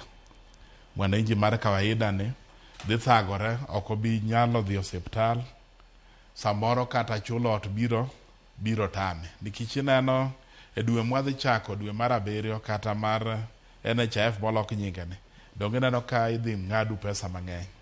Haya, VAT koro omeda items moket VAT on it. Koro kato wayudo ka pesa mang'eny bende. Samoro nitie complaints miwinjo kata ka governors gi samoro res. Service obedo devolved, but ng'eny pesa odong Nairobi. Kuinya yudo kaka health ni gima important ahinya. Nikech ji bedo matuo, koro winjo bedne thieth inyalo yudo machiegni gi kama intie. Tiyudo ka health ne obedo devolved to pesa to dong afya house Nairobi ka. Ng'eny pesa odong afya house ka. Koro ere kaka devolve ka pesa wuon to okoluwo gi kucha. Miyudo mobedo devolve tin moloyo modong afya house ka. Koro winjo bedne ka gi devolve service to gi devolve gi pesa properly. Mane ka mwananchi ma kawaida biro winjo ber mar bedo ja Kenya ka. Ero kamano. Wang'ene budget ki omenda ma piny Kenya nyalo choko. Ng'ini ka koro wuoyo kuom gima japiny nyalo golo ne sirikal mondo ta budget. Mawacho ni osuru nyalo keto gi pek. Omenda madong ka bang' ka japiny osegolo osuru, ka sirikal oseyudo choko mage moting'o ordinary revenue, oting'o appropriation in aid, oting'o omenda mamoko bende mag osuru ma iwuok kage kacha. Kosechokgi nitiere pod orot moro madong mondo ka chop dwaro mar budget mar trilion 4.06 ni. Omenda gi gin dhi wuok kanya, to ere kaka ma nyalo kelo pek kendo ne ja Kenya kata nyalo kelo yot ne ja Kenya? Mano yot ahinya. Ing'e niya, government budgeting ing'e government budget michiwo cha an estimation of mar revenue gi estimation mar expenditure. Yes. Ka nitie gap, ka nitie rem kaka madong giwacho ni 4 trillion budget. Yes. To gi expect ni ginya yudo 3.4. Yes. Koro ngiso ni 600 million nyaka gi boro. Yes. Nyaka gi kwa externally gi internally. Nyaka gi tim borrowing. Nyaka gi manye gi ola. Yes. Mane the only way, onge yo moro machielo. Koro nyaka gi ol. Aneno ka regime sane ni rengo ka IMF kuchocho gi World Bank. To joka ka ng'eny gi yudo ka gin gi policies mok ber ahinya jo World Bank. Gin ema gi dictate some of these taxes mamoko king'iyo gi Kenya ka to gineno very outrageous. Gin gik moko ma inya mwananchi ma kawaida direct kamano. CPA Evans Ogutu, kang'eni in bende winja podi, inyalo nyiswa ni in iwuon gi pachi. Bang' fwenyo ni choko mar piny Kenya ok nyal chopo dwaro mar budget, nyiso ni nitiere kuonde moko mamoko midhi manye omenda mondo mi odin rot kata banga modong' e kind omenda manyalo yudore kod medwaro mondo mi oti godo. Ka sirikal nyaka koro tim ang'o mondo kik ja Kenya med bedo gi hinyruok mag gik ma iwago ahinya kotenore kod gopi ma ikawo e pinje maoko, kaachiel kod mamoko bende iole pacho ka manyinyo margi medore kendo miyo omenda mathoth ma oketie budget dhi e chulo nyinyo machal gi magi. Erokamano ahinya mokwongo nyaka wapuonjre pogo gima dhi mbele kawuono gi finance bill. Nyaka wang'e niya, budget kaka ing'e gi budget calendar mare from the beginning to the end, onge kamwa mule weche mag chik mar omenda kawuono. Yes. Kawuono wang'iyo ni budget ni from the point, ing'e ni budget mokwongo sirikal nie tieng' diriyo. Article mar 6 wacho ni Kenya en territory mobedo divided into counties to en sovereign. Manyiso ni kawuono wang'iyo budget mar national government gi pach gi kaka gidhi mbele. Sani kawuono ok wang'i finance bill, ok wang'e ni budget to gidwa fande nang'o. Wakwongo wang'iyo ne budget kien, kok wang'iyo ni ere teko mane ma gidwa fande godo. Nikech teko ma gidwa fande godo wadhi narrow down to gimoro achiel. gima jo Kenya wuoye mang'eny sani wuoye ni pesa midwa juoggi mane joko wacho ni about just 2.9 trillion doge mondo mi gifund godo the 4 trillion mane jo Kenya pod wacho ni kakudwa juogowa pesa ni emok wayiego. To wang'iane issue mar budget ni. Mokwongo budget gima ber, mano kik wawuonde uru ni budget en gima rach. Obed sirikal mar kor gweng', obed sirikal mamalo. Ibro yudo ni county ka county timo budget ne, obed Migori, obed Homa Bay, obed Kisumu, obed Siaya gitimo budget gi. To ka gitimo budget gi, sources margi gin sources moko adek. Mokwongo maduong' ahinya ni pesa mang'eny biro ae sirikal mamalo. Mane gimomiyo piny kapok oyudo pek kuom counties, nikech counties 80 or 90% girely on pesa mamalo. Mar ariyo gin pesa moko magidhi juogo kanyo magiluongo domestic revenue, alafu gimbe gin gi grants moko ma national government be oro negi kanyo. Mane gimomiyo, mane kaka budget mar county bed implemented.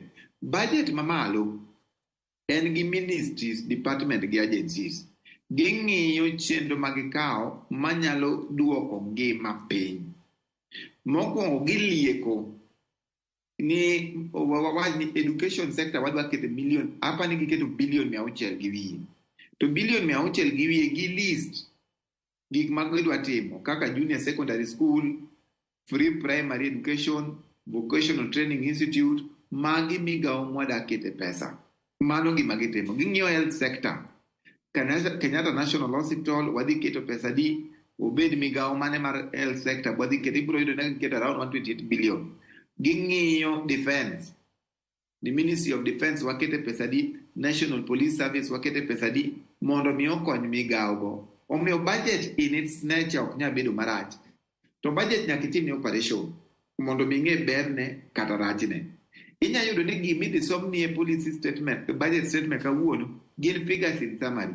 Yes. Gibro nyisi ni bilion 177 wakete roads. Manyiso ni e pach japiny tom gini onego bed ni dhi e ndara te monego bed ni konyowa e weche mag ndara. To kiyawo iye kanyo, tinya yudo ni that ministry be nigi component ne adek. Mokwongo en gi component mar compensation to employees. Niya, jotich michulo e ministry under Public Service Commission nigi pesa gi iye kanyo. Kichaki iyele, tidhi yudo gati ka nitiere gik moko miluongo ni operations and maintenance kata recurrent items. Recurrent items gin gik makonyo jogo, nikech nyiewo gari makonyo jogo wuoth ok en development. Mano kaka sirikal nitie. Nyiewo geche moko magi-move go gi mago recurrent.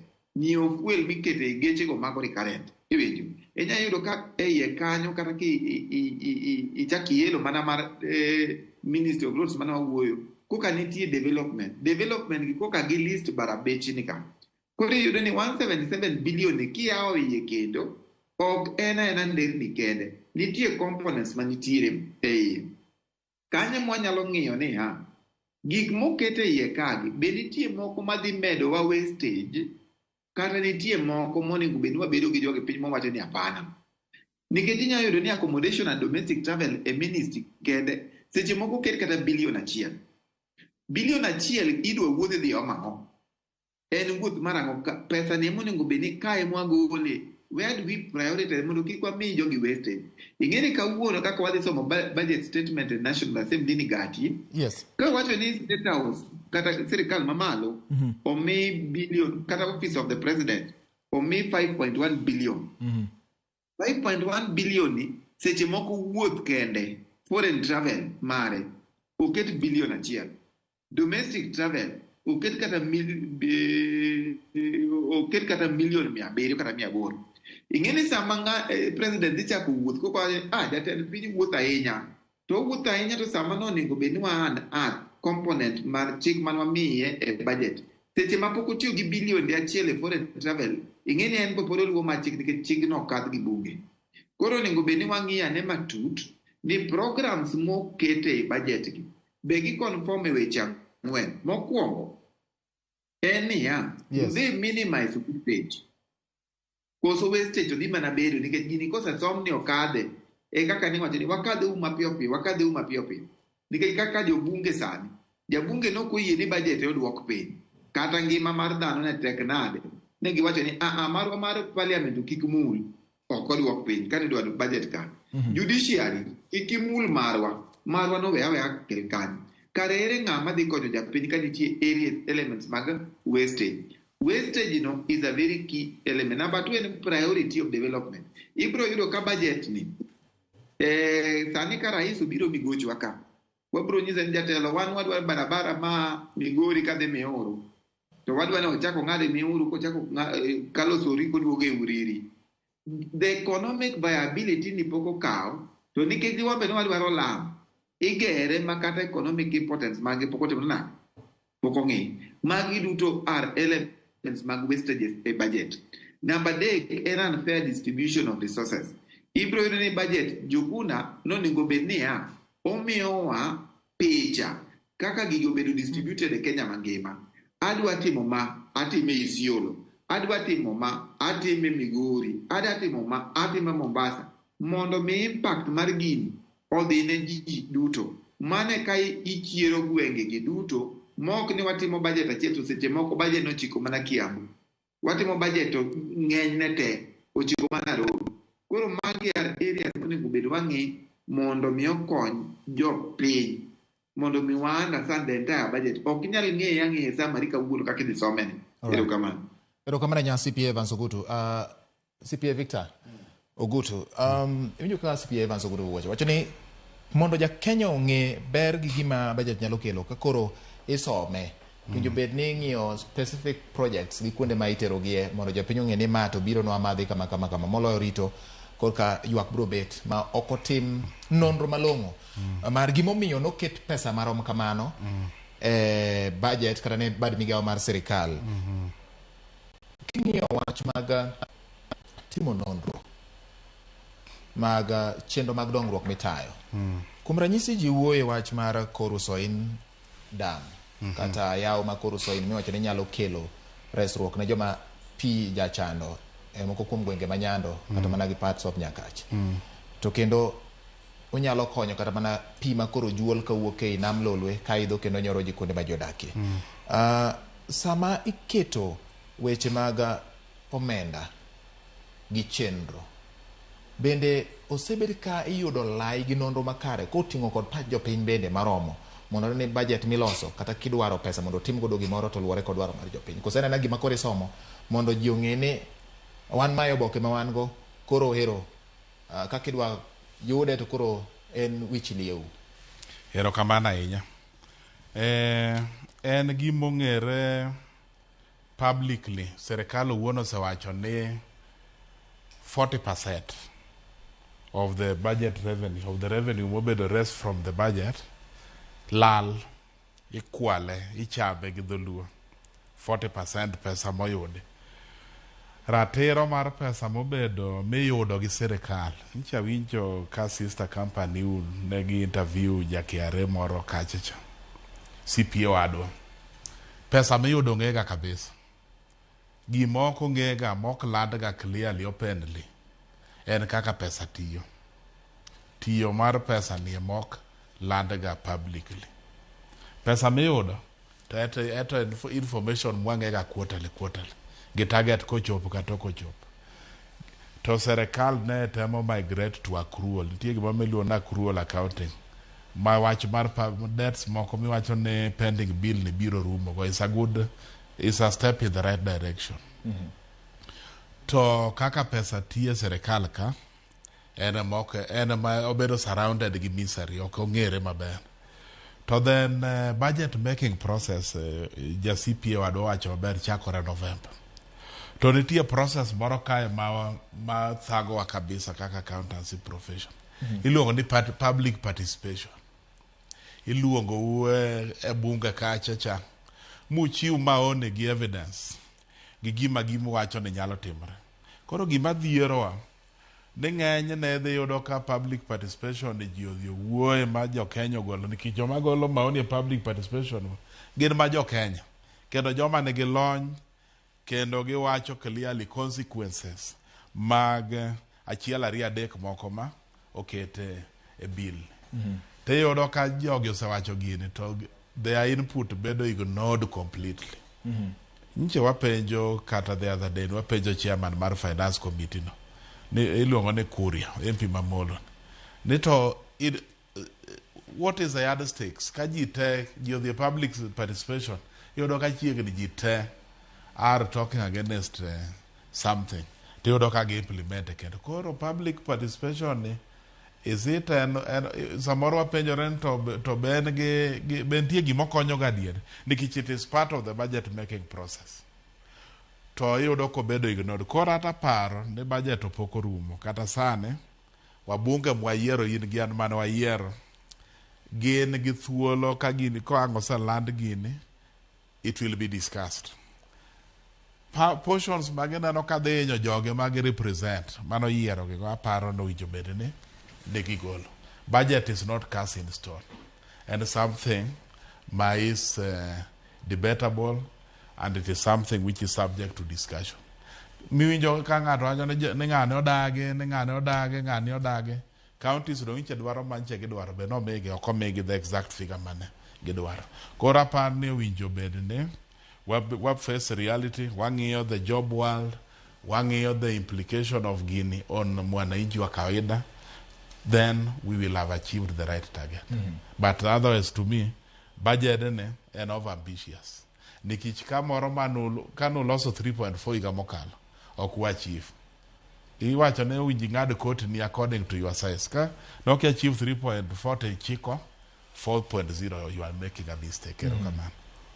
Erokamano ahinya CPA Victor Ogutu kachiel kod CPA Evans Ogutu waduto te wach momiyo wan ka en winjo kaka isomo budget mar piny Kenya ma 2024 2025 mabende en budget ma kaluwore kod kako ketni owinjo bed ni tiyo kode odwaro trilion 4.6 mane omenda modwaro mondo ochop dwaro mar piny kachiel kod dongruok ma sirikal geto timo ne oganda jo Kenya mago ting'o koda ka gope bende kachiel kod weche machal kod mago.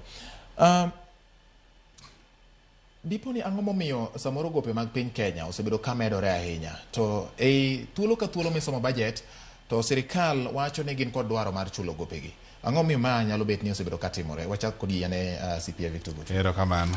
Gope medore nikech waloso wakam up gi budget moko wanya finance but to mar ariyo adier ni onge piny moko ol gope to pinje tete kata Amerika gene ologa gowi ber to nitie ga gimiluongo ni optimum level beyond which ki olo to iyudo ka koro gini chako inyi nikit kata mana Kenya ka sane king'iyo kaka gi olo pesa domestically rach nikech neno ka sani serikal olo at around 14.5 treasury bill gichiwo at 14.5% but serikal oyie to government iluonga ni risk free borrower ka serikal ma olo at this one emomiyo banks neno kokak sani gilendo ji at around 24% nikech ging'e ni pesa gi mang'eny giolo serikal kok idwaro rate ma gidwaro ni pod ginyalo olo serikal to gin gadi ni serikal dhi duoko negi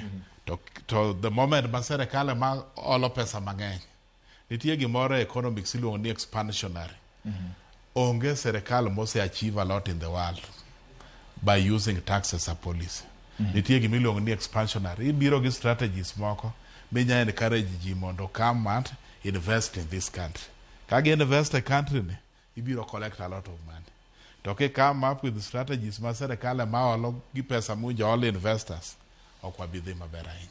CPA Evans Ogutu, wach mar osuru kachiel kod weche mag hola gin weche ma jo Kenya goe mbaka ahinya kendo sirikal ka donjo tiwacho ni wach mar hola gi en achiel kuom gima winjo bed ni kedo godo to kwa ng'iyo omenda madhi e nyinyo en omenda ma bende kore odwa juol ma idwa ni chul godo nyinyo mose chokore kata mose kunore hola mwasebedo ka wakao. Ini wuone nyalo wacho mane e wach ni CPA Evans Ogutu? Bati weche mag pending bill nochakore mostly records mag sirikal 2005 sani wan 2024 inya yudo ni ng'ato bandho sirikal gope from the year 2005 nyaka sani. Manyiso ni 2005 nyaka 2015 mano higa 2015 nyaka 2025 mano higa 10. Manyiso ni ng'ani bandho osebedo ka bandho sirikal gope kuom higa madirom 19 nikech wan e 2024. Ang'o makelo gini? Nachako kawacho ni gini gima kele problem mokwongo en ni we have demonstrated unwillingness to pay. Ne sani pesa ma sirikal oketo ni dwa chulo go pending bill, sirikal mamalo. The pending bill allocation sani dongen gimoro bilion 10. To pending bill ko oketne bilion 10 against a backlog mar pending bill madirom nade maturi. To sani ne giwacho ni en ang'o mano mono giketo pending bill pesa mang'eny. Ne giwacho ni pending bill verification committee mano otelnegi former auditor general hapa ni huko ni pok otieko ripodgi. To sani gima nyalo konyowa ni waketuru issues mag pending bill obed fast charge. Onge tiende kao ng'ato otingi mwandu ne katiyo nego sirikal e project kobiro bandho pesa ne to koro ni kanyo yudo problem. Omiyo issues mag pending bill gi richo. Ng'iyane kata counties magwa. Counties magwa nyoche kobedo formed I think in 2013. Mano kokanwa yudo counties. To sani counties pending bill margi is choking gin bilionde turi. To ma sirikal moningo beni ma it is hardly 13 years nyaka sirikal ma korgwenge ne form. Nang'o iyudo ka report mar control of budget bende ko ni ng'ato nigi milion 100 to pending bill en go milion 100. Ang'o mane moni kao priority kata kano kinyal chulo programs mamoko ti reappropriate pesa no ichul go pending bill kar wacho pesa no pod nodong' nyagudu e CRF account. Omiyo issues mag pending bill osebedo ka chokwa to ningo beni wakao migao no as a matter of priority mar sirikal ma sirikal nyalo tiyo godo mondo mifuok mar issues mag bills oduok piny. Mar ariyo, ka kineno kaka budget wanititie and finance. Koro issues mosewuok ni kaka wadwa fund gine kaka wada fund budget ni en nang'o. Mokwongo iwacho ni funding budget marwa ing'iye categories moko 3 kata 4. One gi direct tax revenue. Direct tax revenue en juo kaching momi KRA kata national government because KRA is just an agent of national government. Gigionge gi account gi wuon. KRA ma national government choko ushuru e tieng' 4. Mokwongo gichoko income tax, mar ariyo gichoko value added tax, mar adek gichoko custom duty, mar ang'wen gichoko excess duty. Magi duto chegi. To county to nyalo chako mar property tax to gi entertainment tax. To gi any other relevant tax mantie schedule of the constitution on the devolved services. Manyiso ni issues mag tax mano one of the revenue mag government ng'iyo go nigi dwa fund go budget ni. Mar ariyo ging'iyo non-tax revenue machalo fines and penalty. Ang'ama ne odhi otimo marach dogo ya faini moro sirikal and penalty moko achiel 2 3 kaluwore gi chike kata ni maybe nonego achul pay as you earn by 9 nonego submit to ka submit koro gi calculate penalty go ni mago ba chulo gi penalties mamoko ni mago are measures ma gidwaro raise godo mondo mi gifund go budget. Mar adek gidwa ng'iyo grant. Ing'eni grant is very tricky nikech pinje mamoko machiwo grant go ok nigi pesa te mabiro ni kaka ne president of the America cha to duogo go. Ng'iyane kaka sani ne wan e piny mar America. To America dhi election karang'o gati. Donga pa ni dwe mar 11 ka. To kaka dhi election to ng'ani no sigi kata gik madirom mana bilion 500 kata 600 to dhi oyombe. Itimo nang'o to ng'at modonjo chabodojo gi polisi manyien. Mowacho ni en odwa overrule nikech sirikal ng'amo ka telo nigi teko no. Nikech grant ok gi gima chuno. Grant en mana kony mowa biro konyo. Koponi new administration obiro o change. Manyiso ni kani base your mind in most of your funding dhi bede grant to pod idhi yudo katek. Koro in short an gima nyalo wacho measures ma sirikal osekao madwa fund go budget ni to richo. Ginto onge gima dwa wuondo ni measures go ber. Mokwongo gi expand the tax revenue the tax base to increase the tax rate.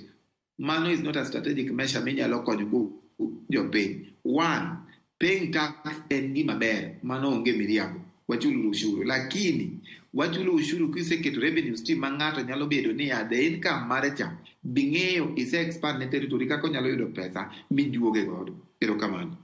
Erokamano ahinya Ramogi, mano CPA Evans Ogutu ka wuoyo kodwa achiel kachiel kowuok Migori. To bende Ramogi, weche madonjo gi sani ka inene wang' jowi mari en ni obila moro kielo gi magina jang'ad bura e doho ma Makadara bura Nairobi kendo inyo jang'ad bura no. Bang'e no to apisa no bendo kiel gi magina gi jo apisa mamoko mane ni e od bura kanyo kata e doho kanyo ma en ochwe okiel gi magina ma otho. Nyaka gi sani Ramogi oyuk kod jang'ad bura ni nyaka od thieth. Wamedo luwo mathoth ahinya wi wach ni Ramogi. Obila moro kielo gi magina kata chielo gi magina jang'ad bura e doho ma Makadara Nairobi kama ne chenro mar yalo bura dhi e nyime. Parni jang'ad bura ni ochiel gi magina kane odhi nyime kod tije mar winjo achiel kuom buche mano pedhe nyim doho no ma Makadara. Koro nyaka gi sani Ramogi bang'e no to obila mamoko bendo chielo nyawadgi no gi magina ma en to chwowe to ngimane ka jal buche ni to oyuk godo ka eringo godo mondo odhi res ngimane e od thieth Ramogi. Gin weche ma omedo luwo ni kendo gin weche matuch odiochieng' ni mar 13 dwe mar 6 2024 odiochieng' ma isomo e budget bende mar piny Kenya. Weche matuche ni obila moro chielo kod magina Ramogi mohinyo jang'ad bura e doho ma Makadara bura Nairobi. Bang'e to en bendo apisa mamoko mag obila ochiele kod magina ma owito ngimane. Obila ni Ramogi en obila mane ochielo jang'ad bura no e kinde ma jang'ad bura ne dhi nyime kod tije mar winjo achiel kuom buche ma ochwalie doho kendo en mano winjo bed ni owinjo buche go. Jang'ad buche no osering godo Ramogi mondo dhi miye thieth achiel kuom ute mag thieth e bomani ma Nairobi. Wabiro miyi matut ahinya kotende kod weche machal kod mago.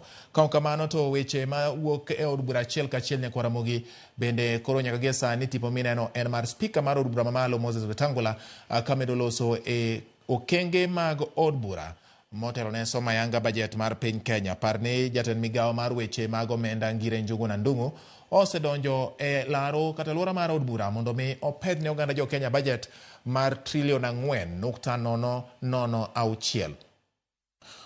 Kama wang'iye kaka sirikal oketo pok mage mag omenda kendo wang'iyo kaka sirikal omedo jiwo chenro mage mag yuto. Waneno ka par loch mar jatend piny Kenya miluongo ni State House en kod pok mare. Migawo kata jatend apisa mar jatend jalupne bende nitiere kod pok mare.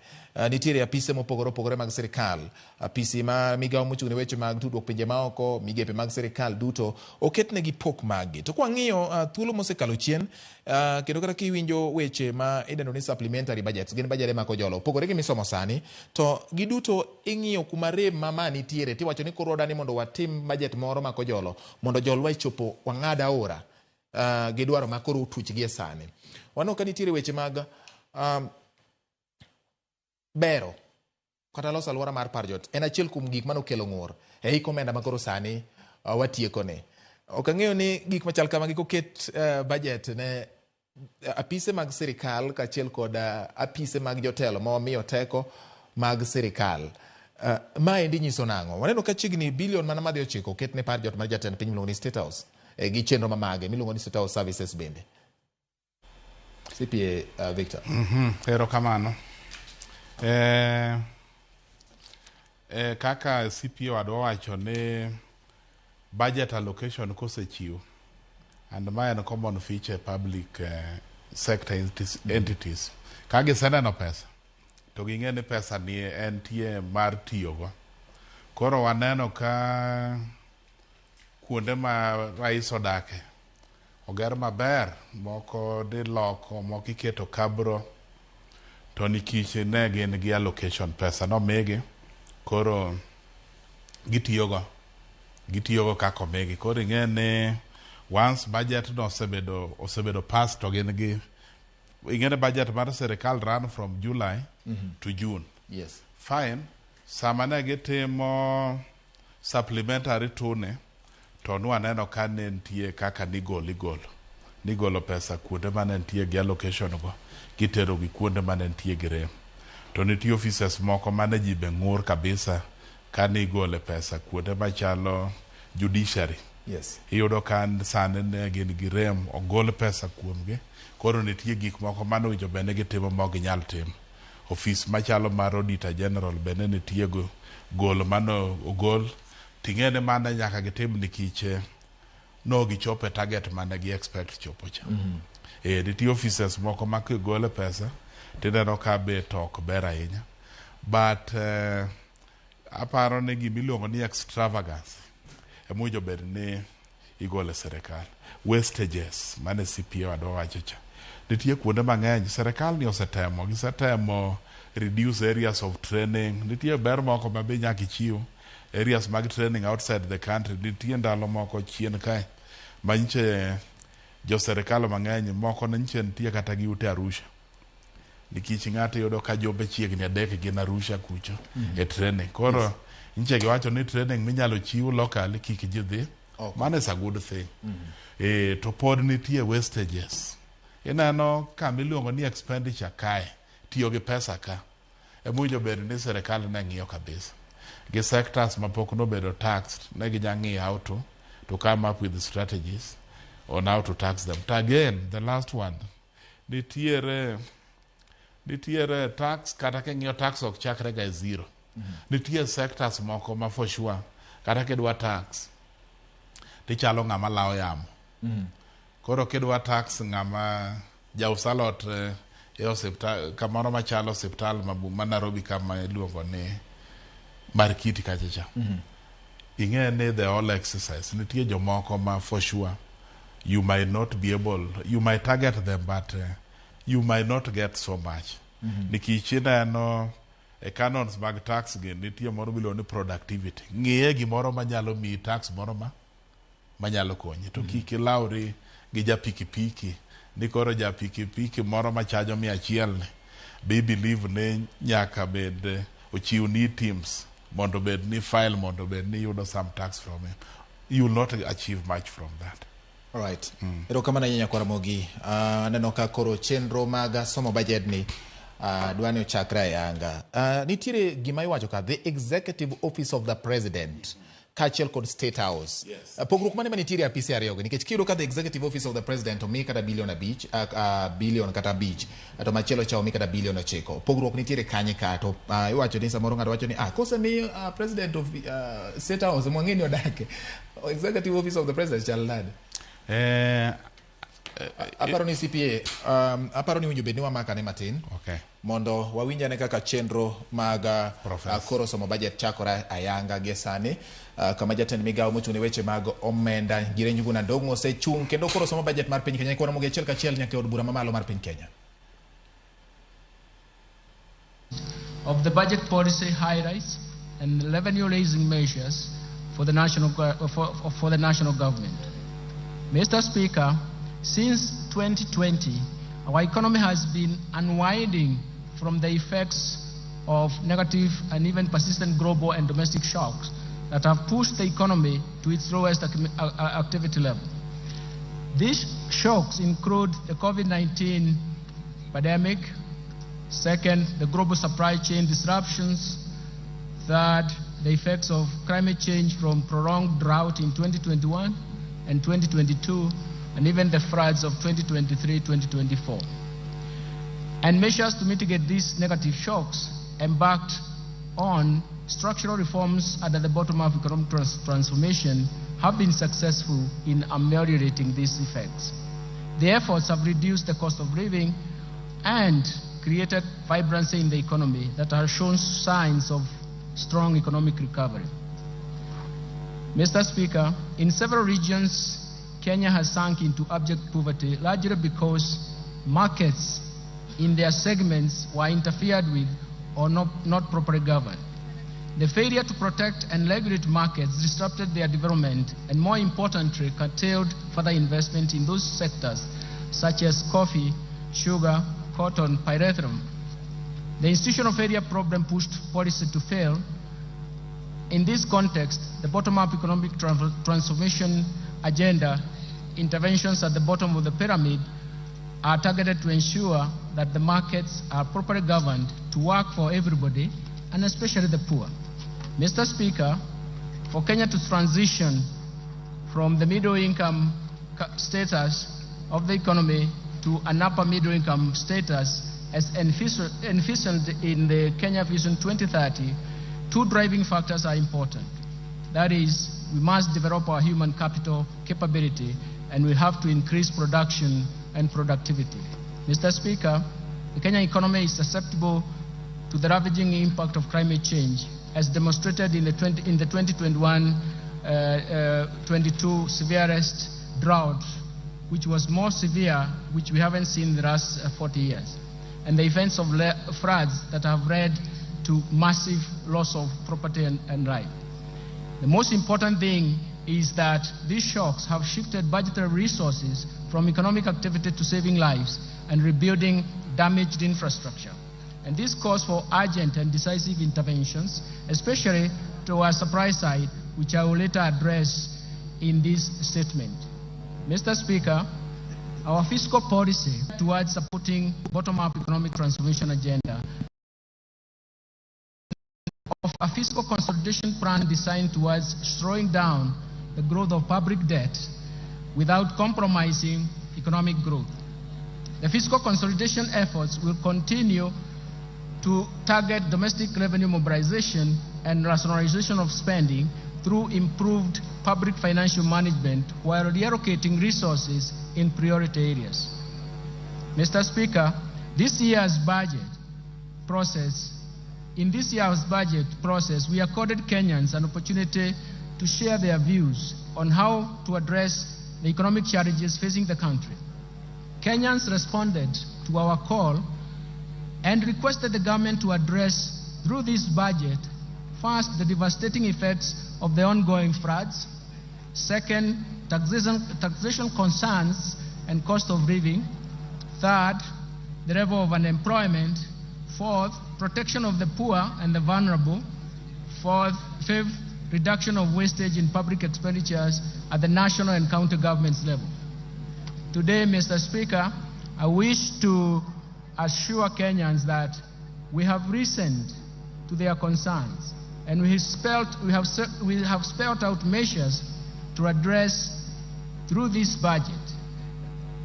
In this regard, the budget highlights and even the government's plan to strengthen the resilience of our economy to navigate the global turbulence, accelerate economic transformation, and decisively address the overarching developmental challenges in line with better bottom-up economic transformation agenda.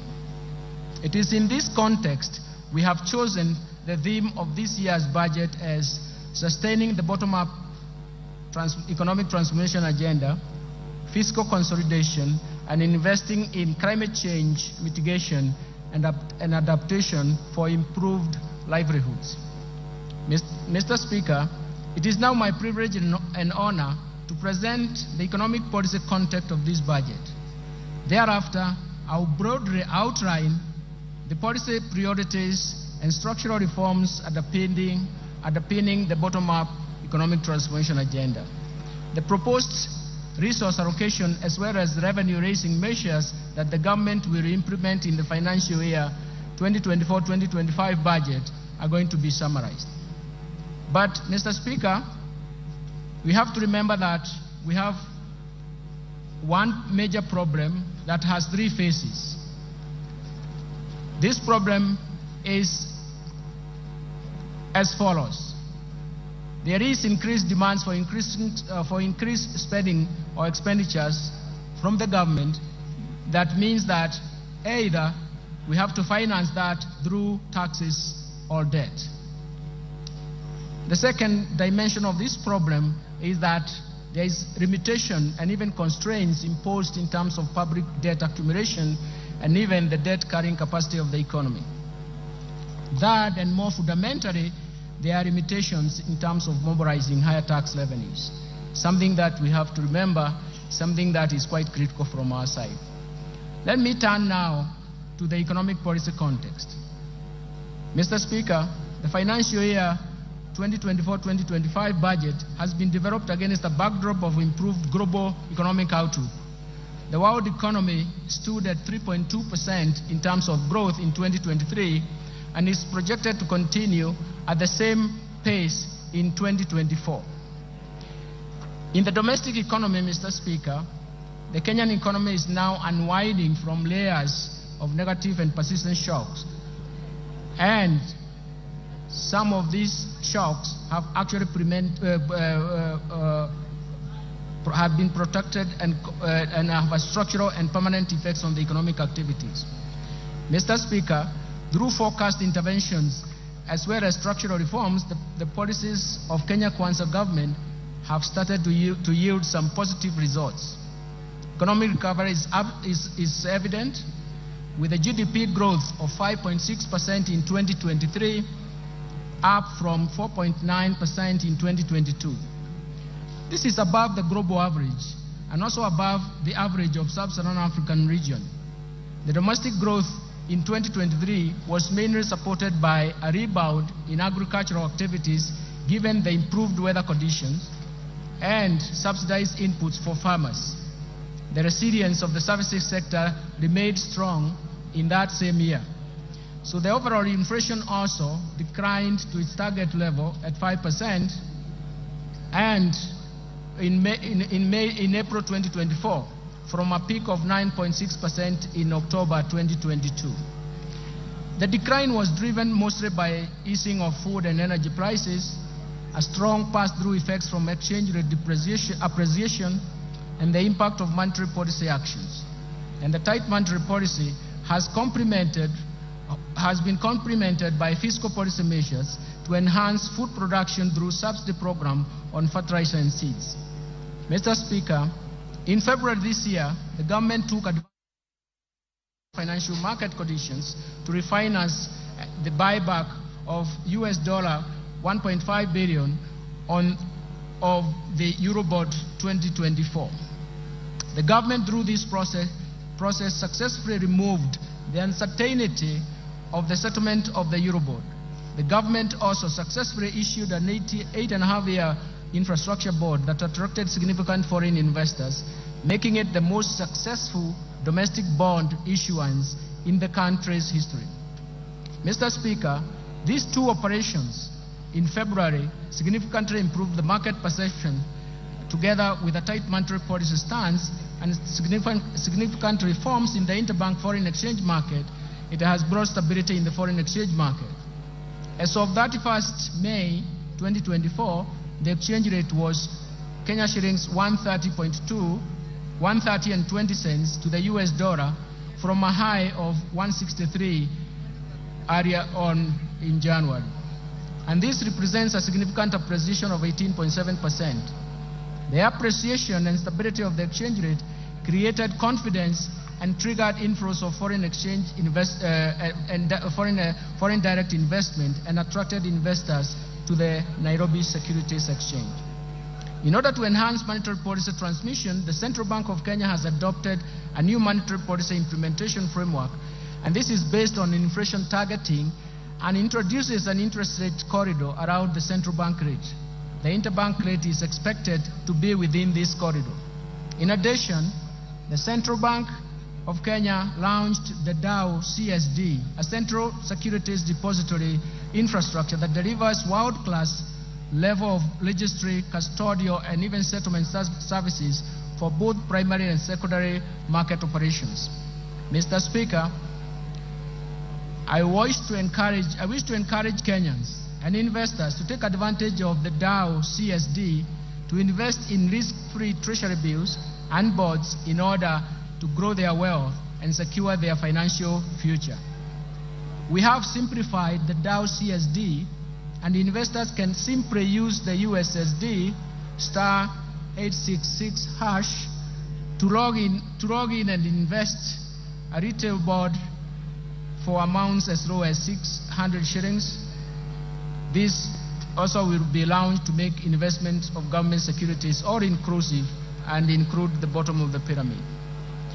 Mr. Speaker, the strong economic fundamentals, together with the renewed investor confidence, is a signal for accelerated, broad economic growth and creation of jobs for our youth. In 2023, the total new jobs generated in the economy increased from 848,200 jobs compared to 816,600 new jobs generated in 2022.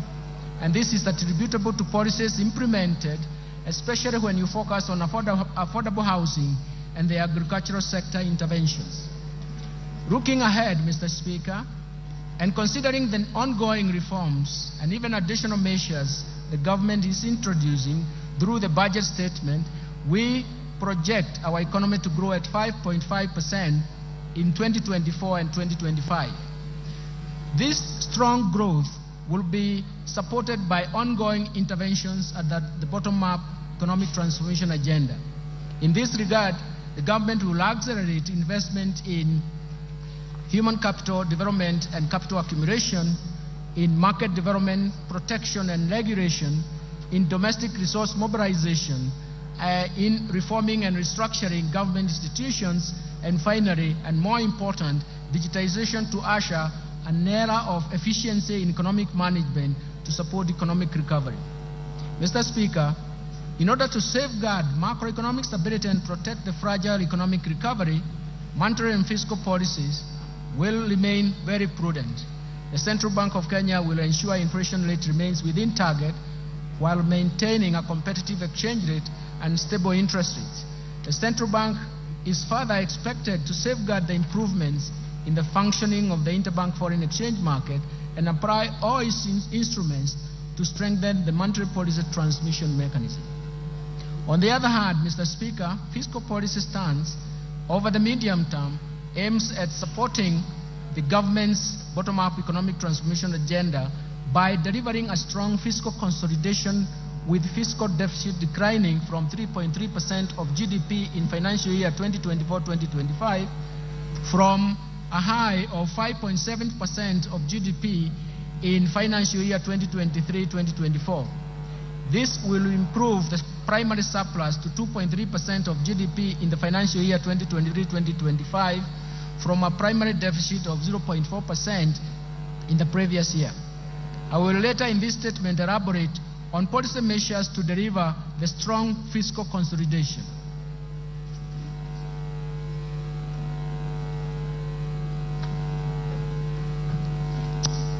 Mr. Speaker, this economic outlook is not without risks.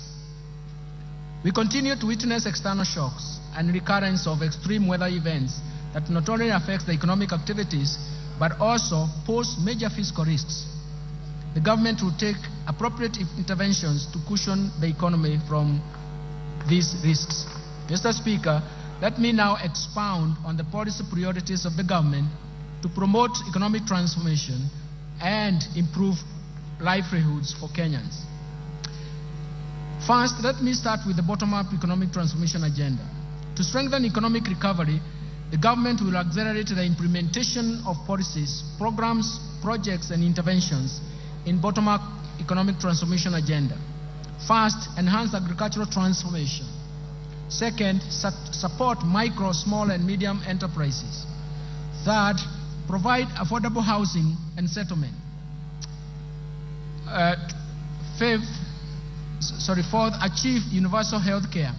Fifth, support growth of the digital superhighway and creative economy that will support job creation.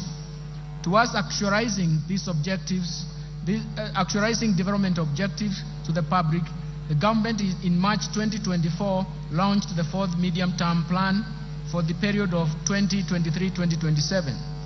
The MTP4, as we call it, translates the better aspirations into concrete priority interventions to be implemented by both levels of government.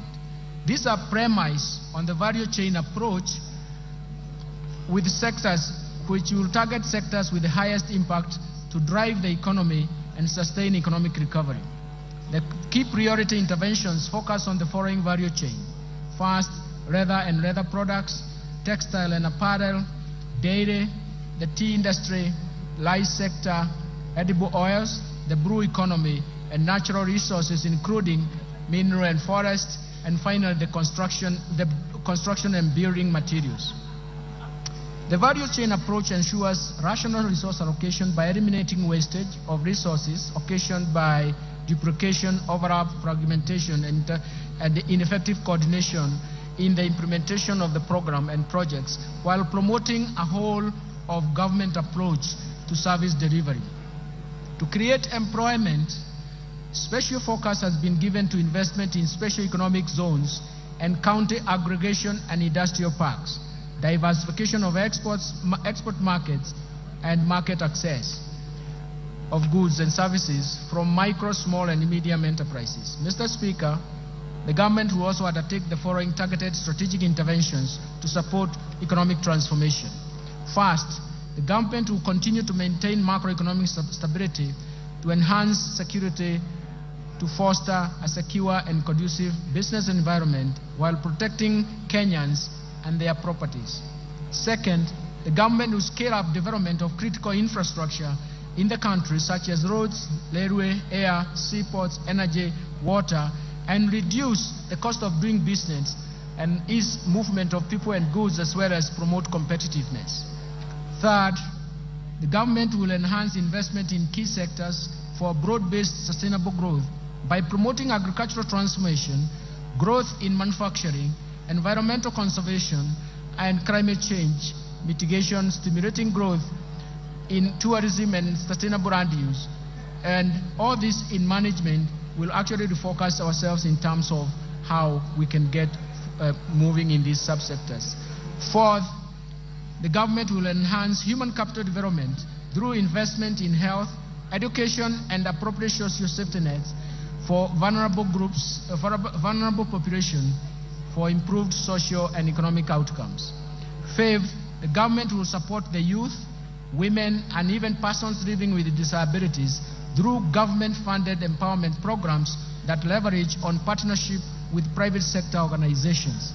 Sixth, the government will support county governments through transfer of shareable revenues to strengthen their systems and capacity in service delivery. Mr. Speaker, it's important to notice that it is for the first time since the advent of devolution that the county governments are getting shareable revenue, which is surpassing 400 billion shillings. Lastly, implement various policy and legal institutional reforms that will enhance the efficiency of public service delivery.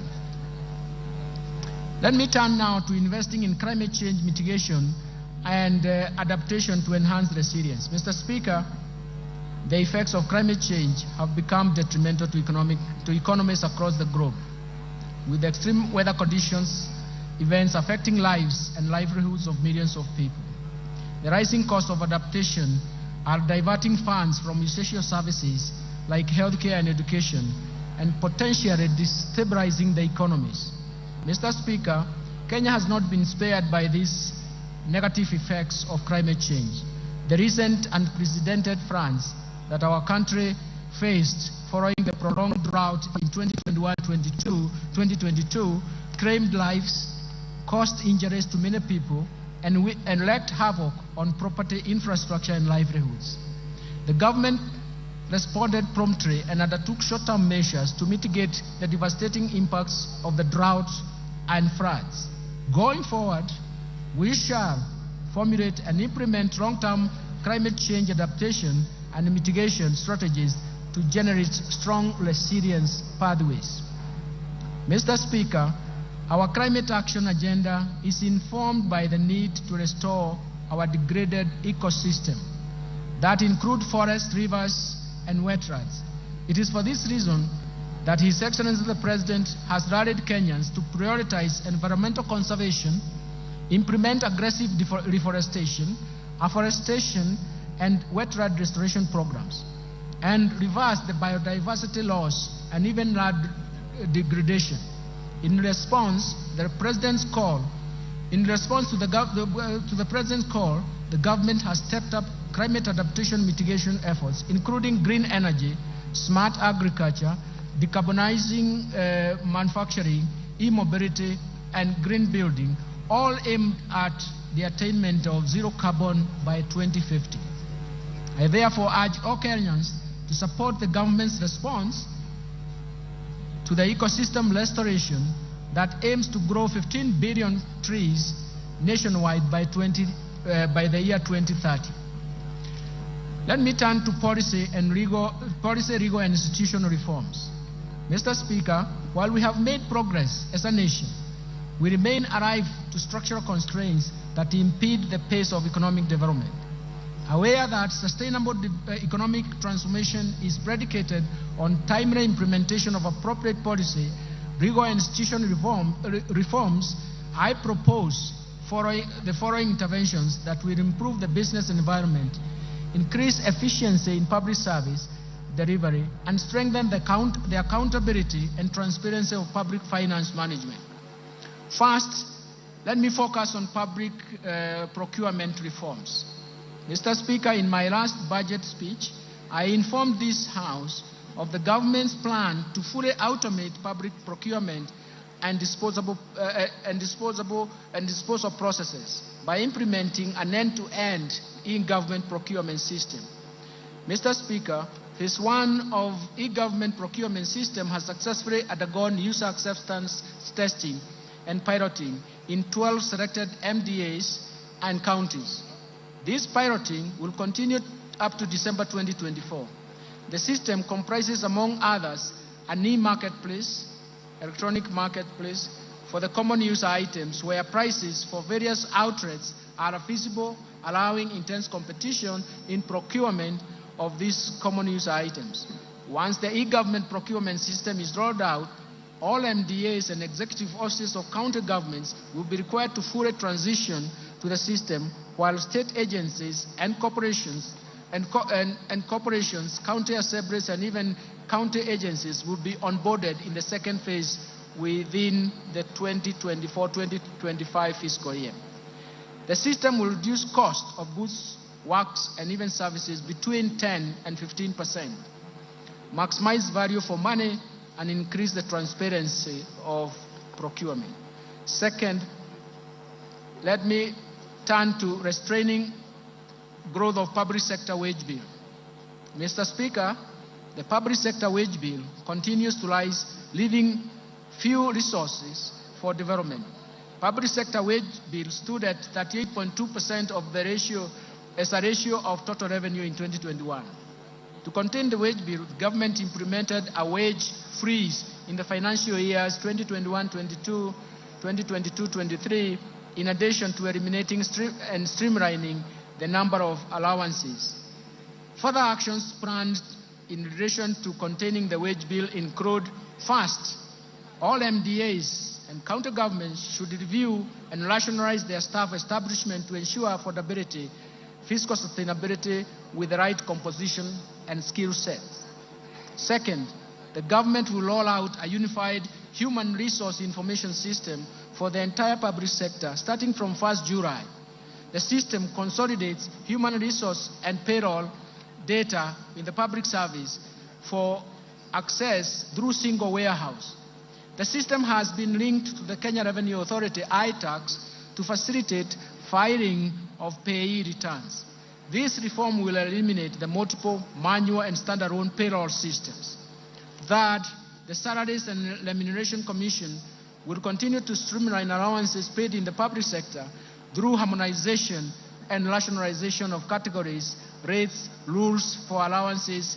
And fourth, the Salaries and Remuneration Commission will progressively review allowances and benefits in the future, collective bargaining agreements, and align them to the provisions of allowances policy framework for the public service. Third, let me turn to state corporations reform.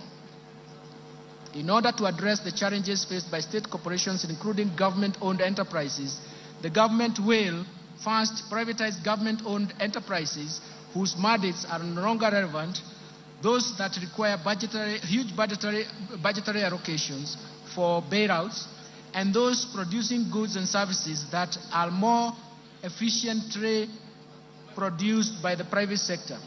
Second, restructure the state corporations through mergers and or transfer back to parent ministries or relevant state corporations to remove duplication of functions.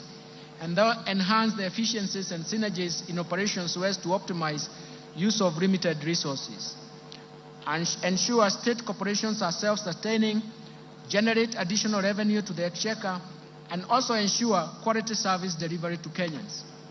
In addition, Mr. Speaker, the government is committed to implement policy changes to ensure government-owned enterprises realize their full potential. You will note that in 2023, the cabinet approved the ownership policy for the government-owned enterprises. And this is a key governance reform framework. Mr. Speaker, to anchor the policy in law and to give effect to its operationalization, a draft Government-Owned Enterprise Bill 2024 has been fundraised and is undergoing public participation.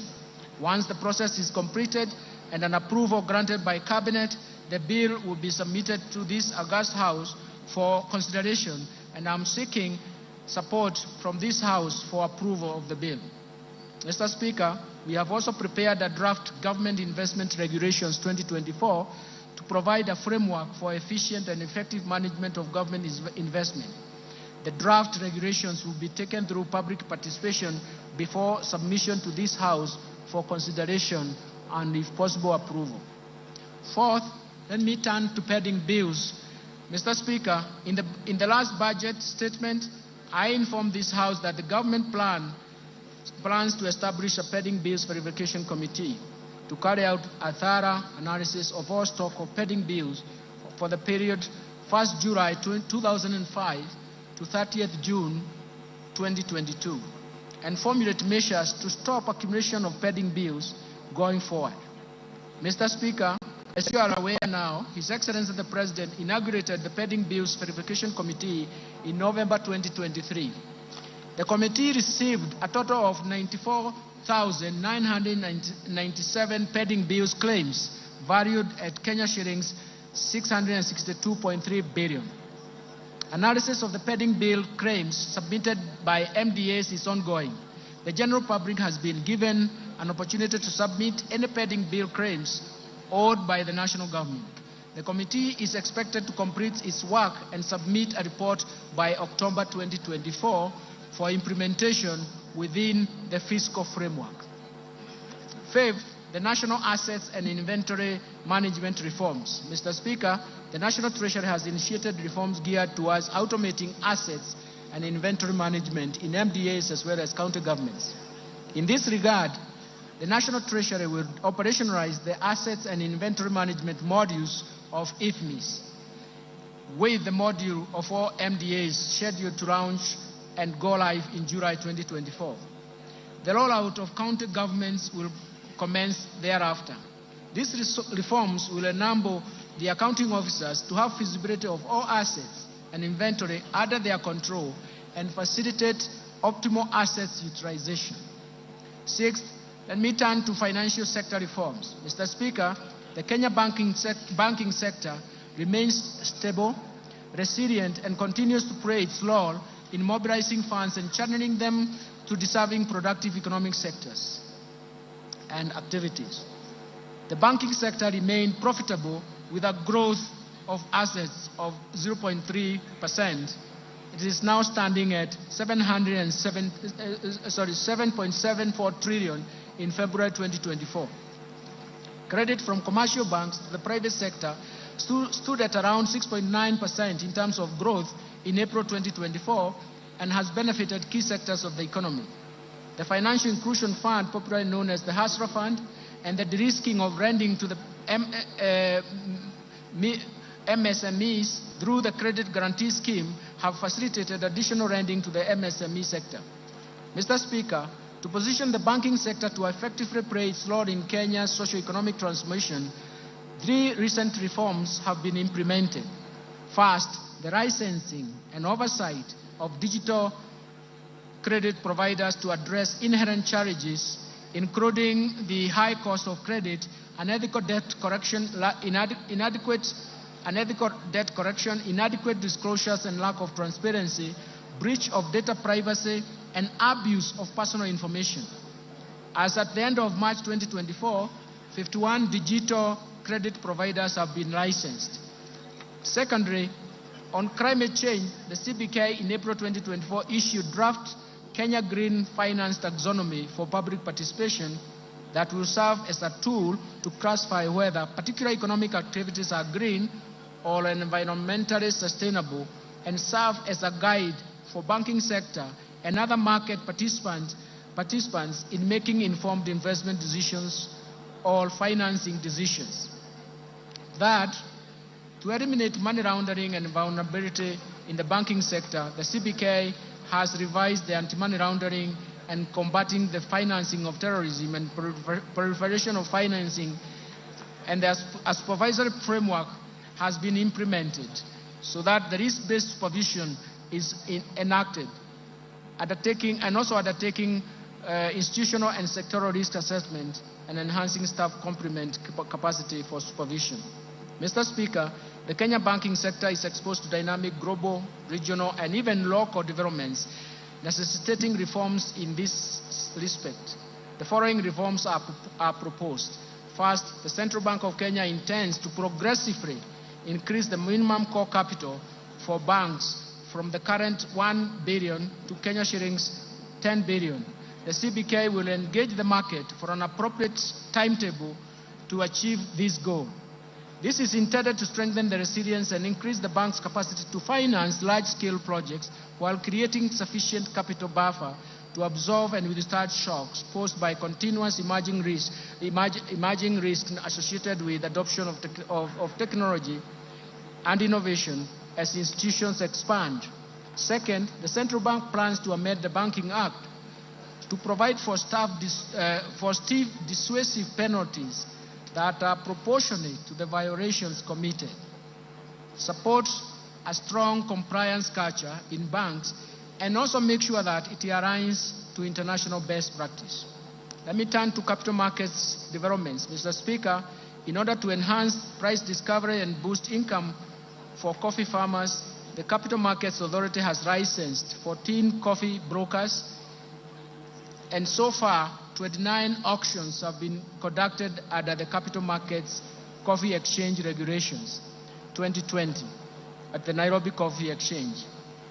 In addition, the authority has approved the direct settlement system, which has been operationalized by one of the local commercial banks. Let me turn to pension reforms. Mr. Speaker, majority of Kenyans remain uncovered with the retirement benefits coverage at stands at about 26%. We need to address this challenge. The Cabinet has approved the National Retirement Benefits Policy in November 2023 that requires all entities to enroll all the employees, both contractual and permanent, and pensionable for registered retirement benefits scheme. To effectively implement the policy, we have initiated the review and harmonization of all the laws governing the retirement benefits sector. Mr. Speaker, to ensure sustainability of the public service pension system, we are revamping the public service pension administration through digitization and re-engineering of the pension management system, which is expected to be completed by December 2024. Mr. Speaker, the informal sector has about 17 million workers, and that accounts for about 83% of the total workforce in the country. This segment has remained excluded from the pension coverage, mainly due to its unique and heterogeneous needs. The National Treasury has established the Kenya National Entrepreneur Saving Trust, KNEST, to handle pensions from the informal sector and anchor the savings component of the Hustler Fund while providing a channel for voluntary savings. Let me turn to insurance reforms. Mr. Speaker, to facilitate the growth of the insurance sector, the government developed a national insurance policy. This policy is guided by the review of the Insurance Act, which has served its purpose, albeit with progressive amendments, for the last 30 years. The Insurance Professionals Bill 2024, currently under consideration by this august House, will also strengthen the standards of practice in insurance and improve stability and performance of the insurance companies. And now turn to the fiscal framework, Mr. Speaker.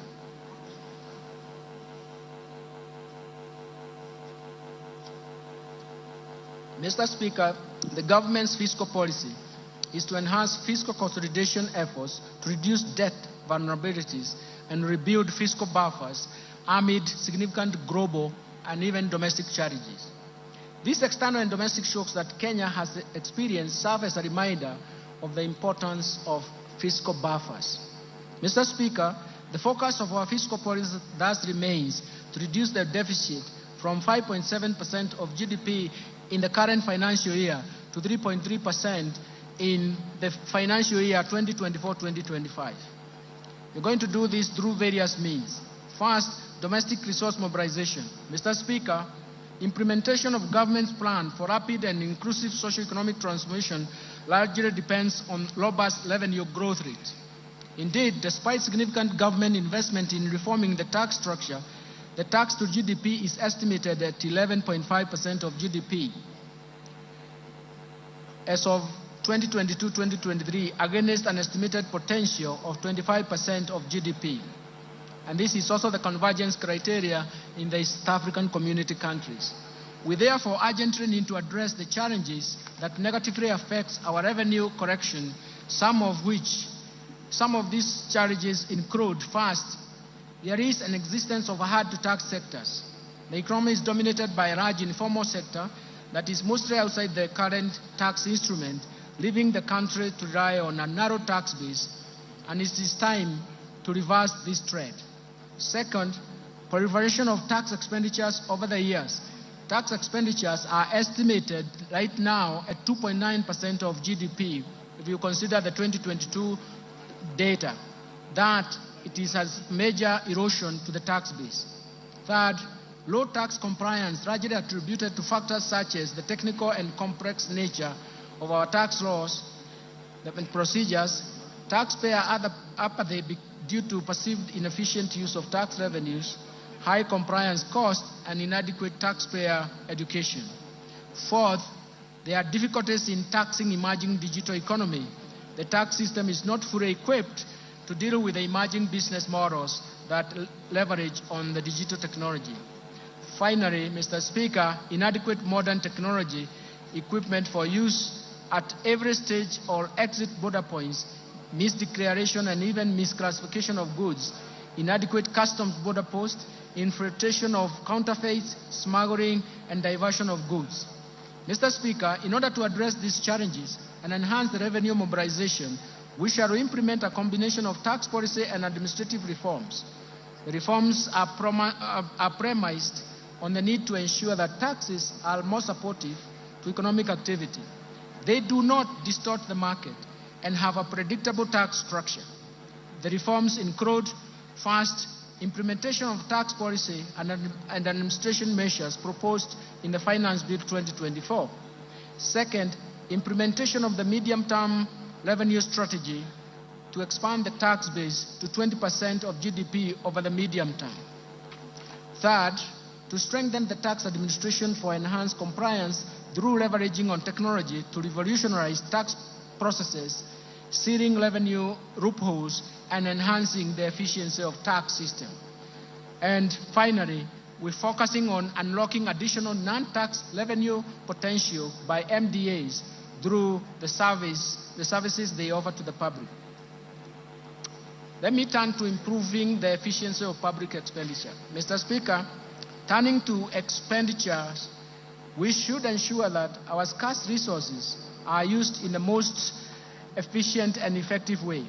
Mr. Speaker, in order to move towards a balanced budget and further improve efficiency in public spending, the following bold actions and reforms have been outlined in the financial year 2024-2025. First, rationalization of transfers to SAGAs by at least 30% from the financial year 2023-2024 approved budget, in line with the overall austerity measures, cutting across all ministries, departments, and agencies. Second, curtailing spending on the following expenditure items: foreign travels, rationalization of all training expenses across government, and restricting all training to within government institutions. rationalizing all allocations for purchases of motor vehicles, and suspending purchases of furniture for a period of 1 year, and suspending all refurbishment and partitioning of government offices. Third, the expenditure control measures that include suspension of all new recruitment in the public sector for 1 year, for the next 1 year, audit and cleanse all public payrolls, pension, and transfers to the vulnerable, with a view to eliminate ghost workers as well as enforce payments of salary scales and that are approved as recommended by SRC, and consolidation of public procurement for common user items. Fourth, minimizing government expenditure by leveraging on technology, and this will entail use of Wi-Fi emails for efficient communication. 5, reviewing the insurance schemes, especially looking at EDU, AFIA, indigence, public service, police, and prison commissions and independent offices under the universal health coverage, and align them to the Social Health Insurance Fund. The Social Health Insurance Fund now will be important because it will afford all Kenyans a universal health care with more benefits. 6, suspending the policy of SAGAs investing surplus funds and enforce the requirement of PFM Act 2012 and the PFM Regulations 2015 to surrender such funds to the Exchequer. And finally, reviewing the regional development authorities to remove duplication of laws within those county governments and MDAs. Since the beginning of this financial year, the government has also implemented initiatives to contain the growth of expenditures. First, the government has undertaken measures to reduce spending to non-priority expenditures. Second, the public-private partnership framework targets commercially viable projects, but also considers the contingent liabilities that come under this framework. And third, we are reviewing the portfolio of externally funded projects with a view to restructuring and realigning them with bottom-up economic transformation agenda. All these initiatives, Mr. Speaker, will help lower the expenditures. I now turn to revenue measures, revenue projections. Mr. Speaker, with the policy measures and structural reforms highlighted above, we project total revenue corrections, including appropriations in aid for the financial year 2024-2025 budget, to be Kenya shillings 3,343.2 billion, equivalent to 18.5% of GDP. Of this, ordinary revenue is projected to be Kenya shillings 2,917.2 billion, equivalent to 16.2% of GDP. Ministerial appropriations in aid is projected to be 426 billion shillings. Grants to this budget are provided at Kenya shillings 51.8 billion, or which is 0.3% of GDP. Expenditure projections. Mr. Speaker, total expenditure in the financial year 2024-2025 budget is projected at Kenya shillings 3,992 billion, or 22.1% of GDP. Of this, the recurrent expenditure will amount to Kenya shillings 2,840 billion, or 15.7% of GDP. The development expenditures, including allocations to domestic and foreign finance projects, contingency fund, and even equalization fund, is Kenya shillings 707.4 billion, equivalent to 3.9% of GDP.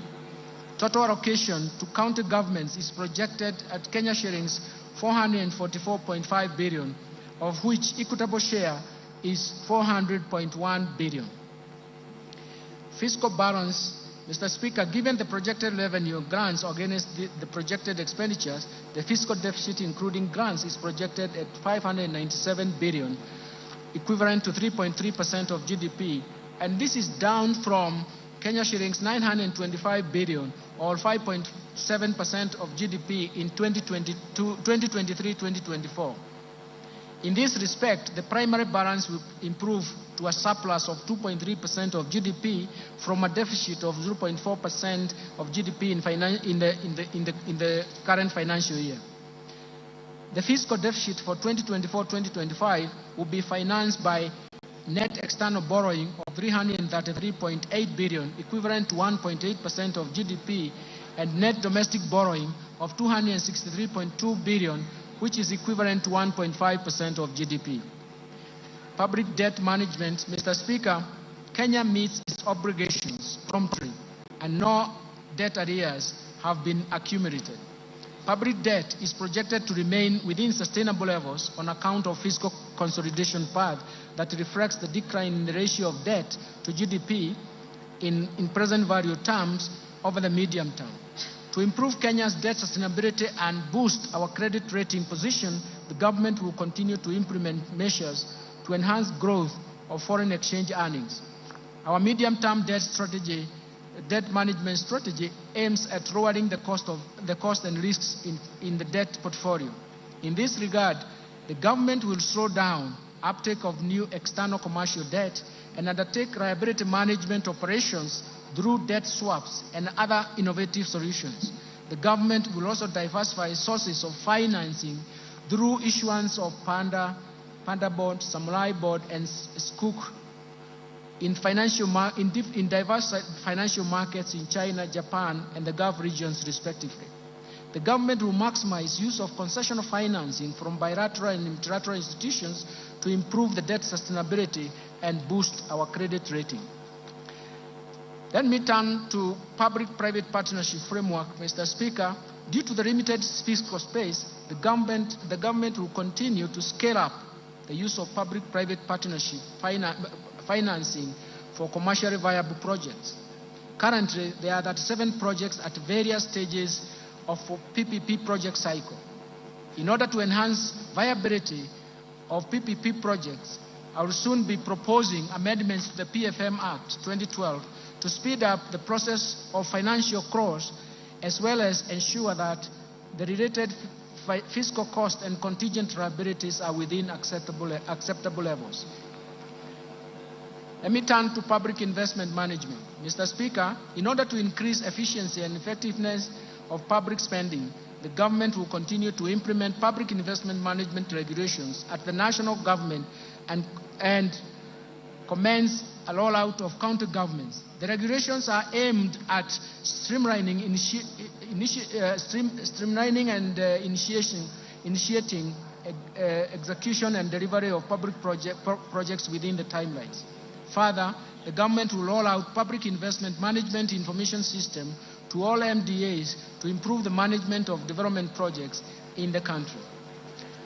Strengthening financial management reforms is very critical, and now I'll turn to this migration to accrual accounting, Mr. Speaker. The transition to accrual accounting from cash basis marks a significant milestone in our nation's journey to strengthening public finance management.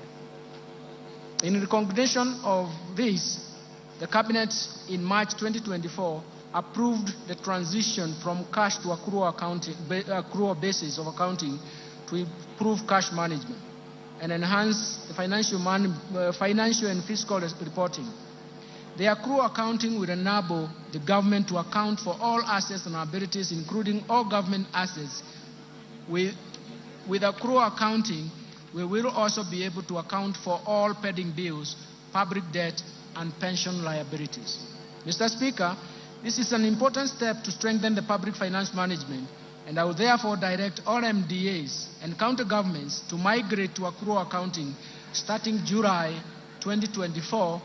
This effectively means, Mr. Speaker, that the last financial statement to be prepared on cash basis by national and county governments will be for the financial year 2023-2024.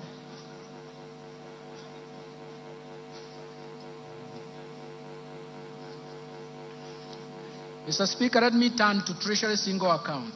Mr. Speaker, the PFM Act 2012 and its attendant registration provides for the establishment of the Treasury Single Account, TSA as we call it, system at both national and county government levels.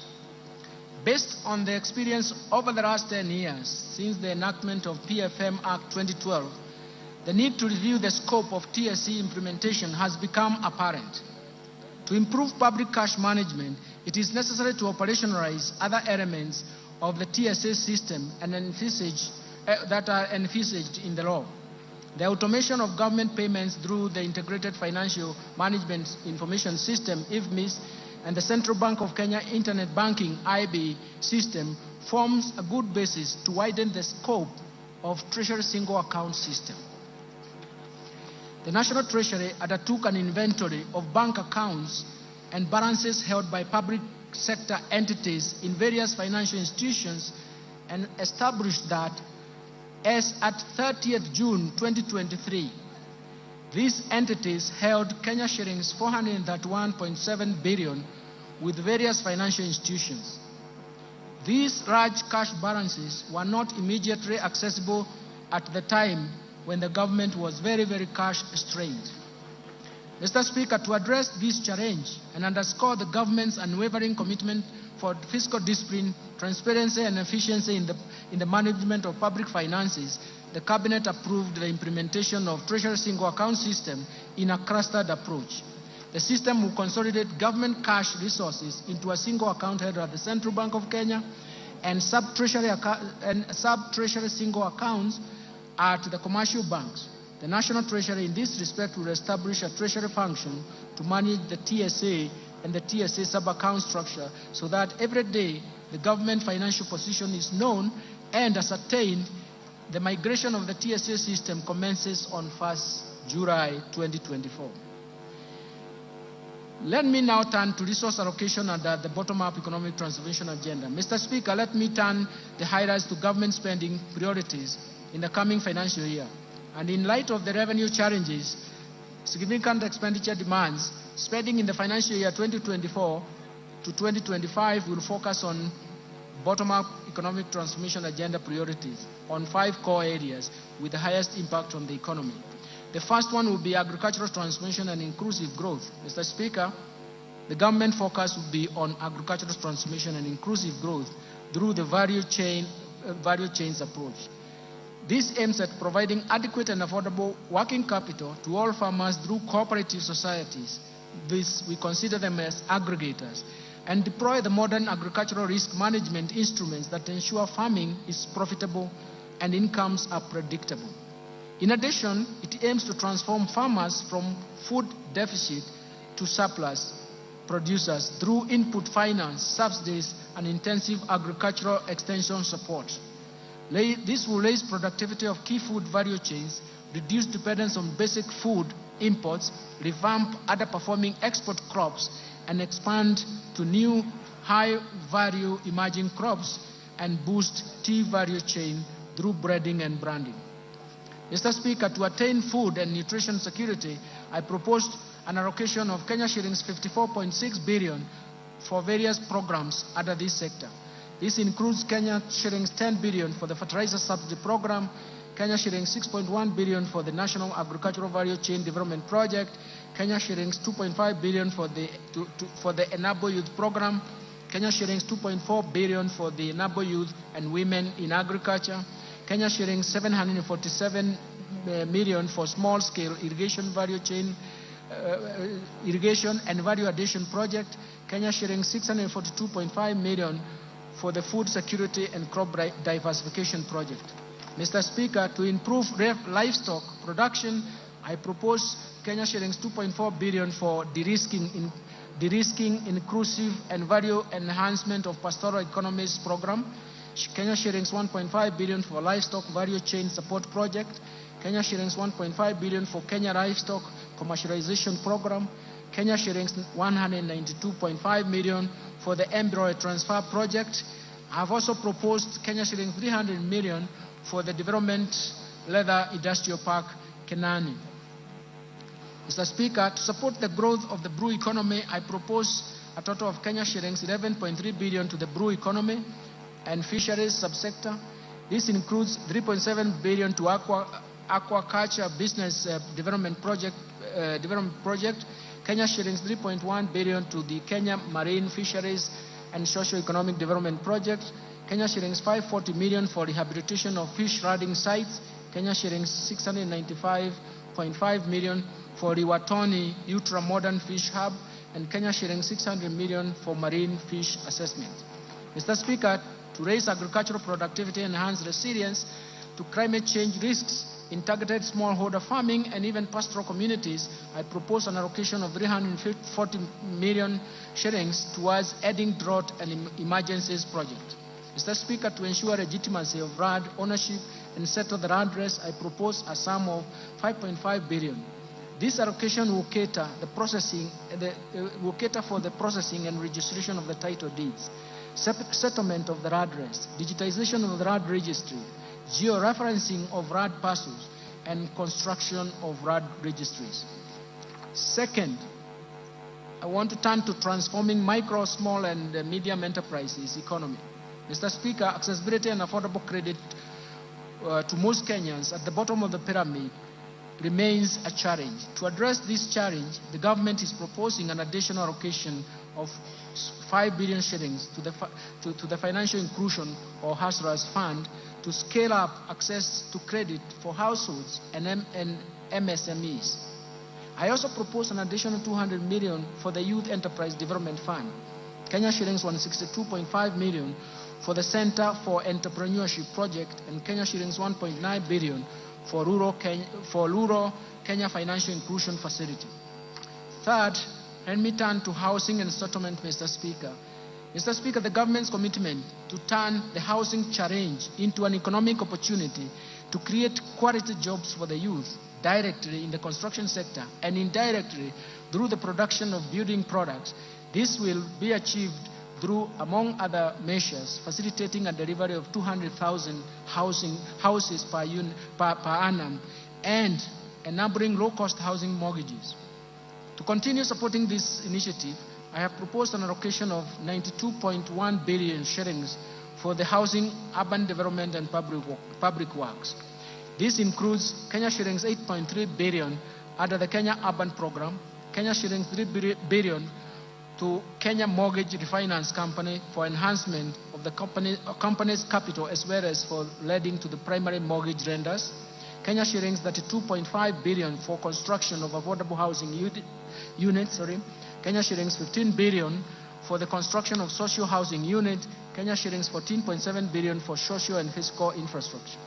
Mr. Speaker, other proposed allocation to the housing, urban development, and public works include 11.3 billion for the Kenya Informal Settlement Improvement Project Phase 3, Kenya shillings 1 billion for the construction of markets, Kenya shillings 1 billion for the National Slum Upgrading Program, Kenya shillings 1 billion for the construction of housing units for the National Police and Kenya prisons, Kenya shillings 496.3 million for the construction of food bridges, Kenya shillings 444 million targeted to support construction of county headquarters that are targeted. Fourth, universal health care coverage. Mr. Speaker, the government is committed and determined to realize the constitutional right to health by promoting access to quality and affordable health care through universal health care coverage program. Towards this end, Mr. Speaker, I have proposed an allocation of 127 billion to the health sector to support various activities and programs. These include 4.2 billion for Kenya shillings 4.2 billion for universal health care coverage, coordination and management unit, Kenya shillings 2 billion for free maternity health care, Kenya shillings 3.6 billion for managed equipment services, Kenya shillings 861.5 million to provide medical cover for the orphans, elderly, and severely disabled persons in our society, Kenya shillings 4.6 billion to cater for the stipend and the acquisition of specialized medical equipment for the community health promoters, and 4.1 billion shillings for primary health care fund. Mr. Speaker, throughout the cases of HIV, AIDS, malaria, and tuberculosis, and enhance the vaccines and immunization program in the country, I have proposed Kenya shillings 28.7 billion for the Global Fund and Kenya shillings 4.6 billion for vaccines and immunization programs, respectively. Mr. Speaker, to enhance the early diagnosis and management of cancer and reduce the burden of treatment among Kenyans, I have proposed an allocation of Kenya shillings 1.1 billion to strengthen cancer management in Kenyatta National Hospital and Kisii Level 5 hospitals. I have also proposed Kenya shillings 2 billion to the Emergencies, Chronic and Critical Illness Fund. Mr. Speaker, to improve health delivery services, health service delivery, I have proposed a sum of Kenya shillings 29.7 billion for Kenyatta National Hospital and Moi Teaching and Referral Hospitals. This includes 2.6 billion for the construction of Kenyatta National Hospital Burns and Pediatric Center. I've also proposed Kenya shillings 5.2 billion for the Kenya Medical Supplies Agency, Kenya shillings 2.5 billion for the Kenya Medical Research Institute, Kenya shillings 1 billion for procurement of family planning and reproductive health commodities, and Kenya shillings 760 million for procurement of equipment at the National Blood Transfusion Services. Further, to strengthen the capacity of medical personnel, I have proposed Kenya shillings 3.7 billion for medical interns, Kenya shillings 406 million for training of health personnel, and Kenya shillings 8.6 billion for Kenya Medical Training Center. Finally, the digital superhighway and creative economy. Mr. Speaker, investment in digital superhighway and creative economy continues to play a critical role in enabling the government achieve the objectives of bottom-up economic transformation agenda through increased productivity and competitiveness.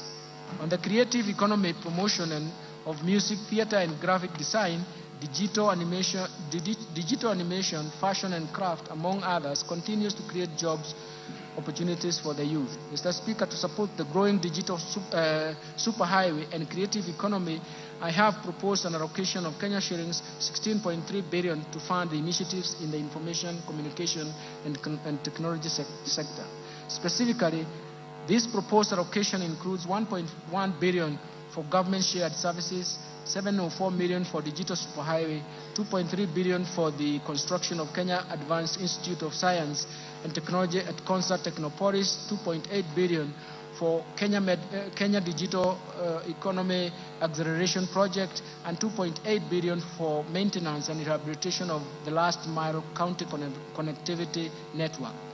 In order to fast-track the developments of the Concert Technopolis city, I have proposed an allocation of 1.5 billion for the horizontal infrastructure phase 1 and Kenya shillings 5.2 billion for the Concert data center and smart city facilities.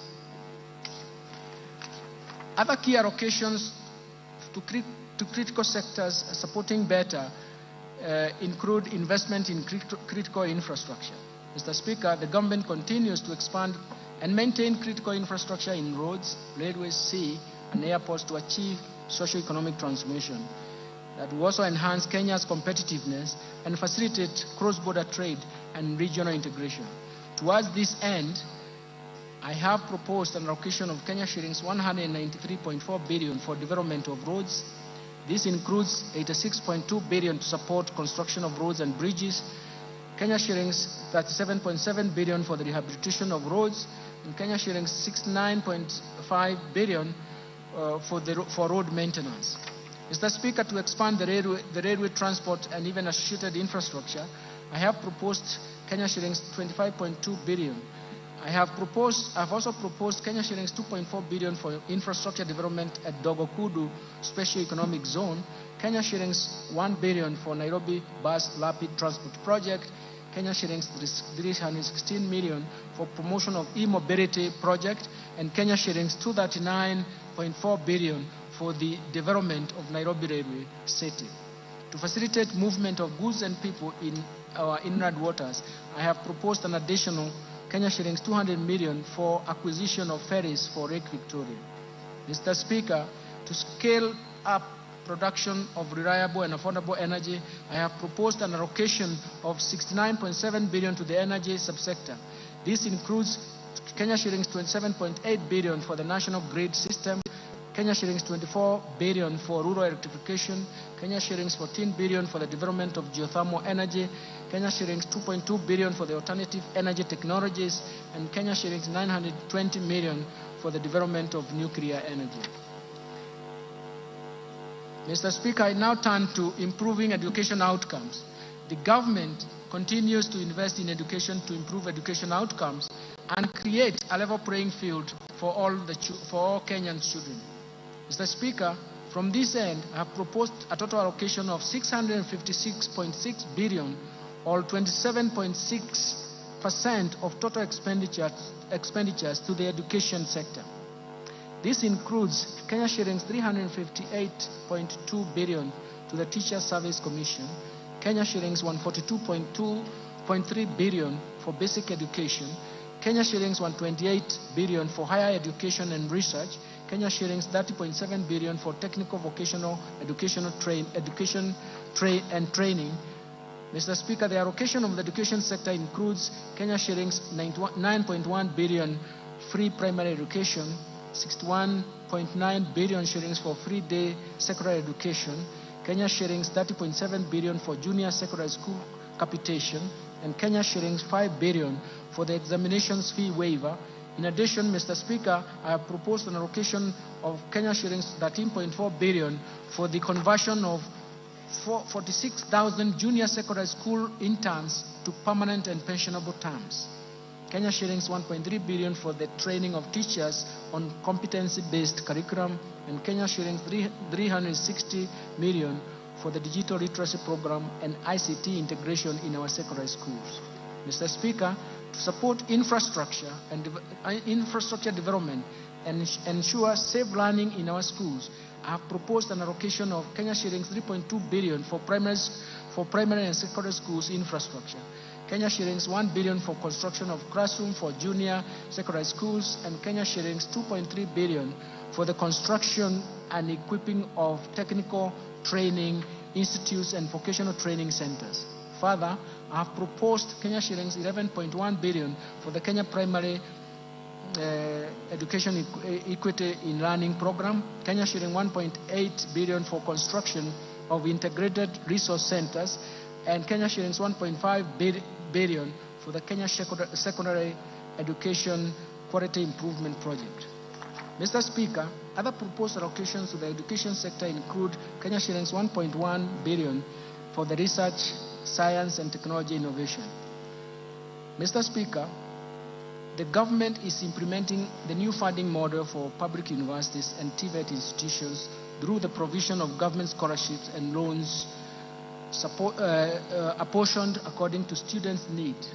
The new funding framework seeks to offer students whose households are at the bottom of the pyramid equal opportunity in accessing university education as well as technical training.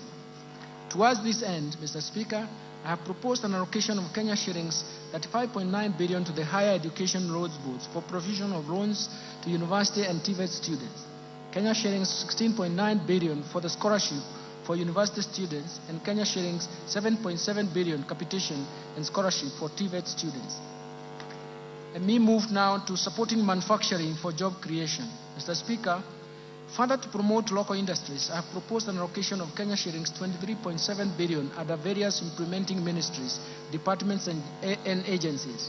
Out of these, 4.5 billion will support establishment of county integrated agro-industrial parks, Kenya shillings 1.9 billion for supporting access to finance and enterprise recovery SAFA project, Kenya shillings 1.1 billion for construction of investor sheds in Athi River, Kenya shillings 1.9 billion for establishment of 6 flagship export processing zones hubs, Kenya shillings 440 million to the development of special economic zones textile park in Naivasha, and Kenya shillings 1 billion for the Kenya Jobs Economic Transformation KJET.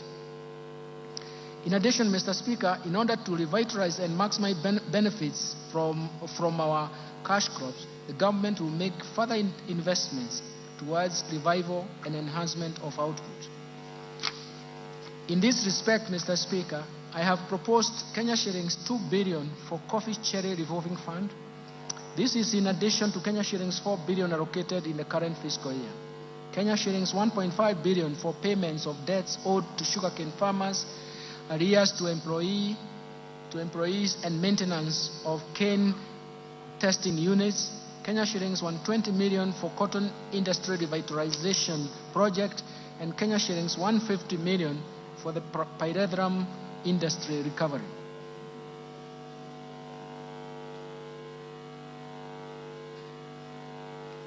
Mr. Speaker, in order to reduce over-reliance of the importation of edible oils and encourage local production and processing, I have proposed Kenya shillings 90 million for the coconut industry revitalization project, Kenya shillings 260 million for the National Edible Oils Crop Promotion Project, and an allocation to National Agricultural Value Chain Development Project, which includes support for cashew nut development.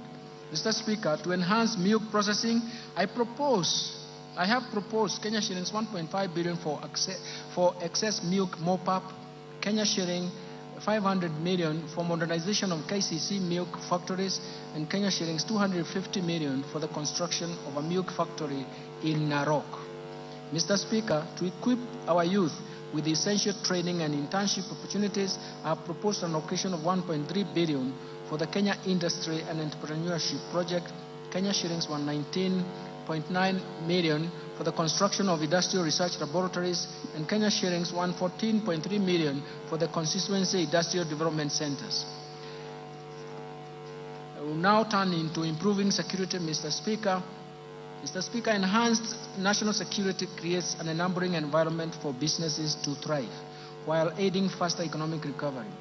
It is in this regard, I have proposed an allocation of 377.5 billion to support the operations of the National Police Service, Defense, and National Intelligence Service and Prison Services.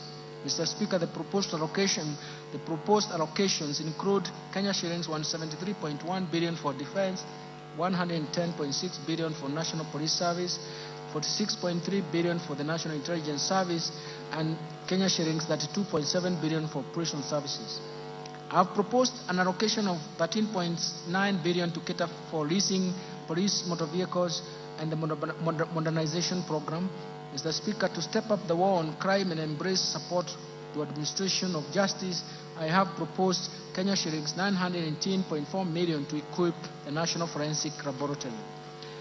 Protecting the vulnerable groups, Mr. Speaker, as a caring government, we shall continue to protect the vulnerable members of our society.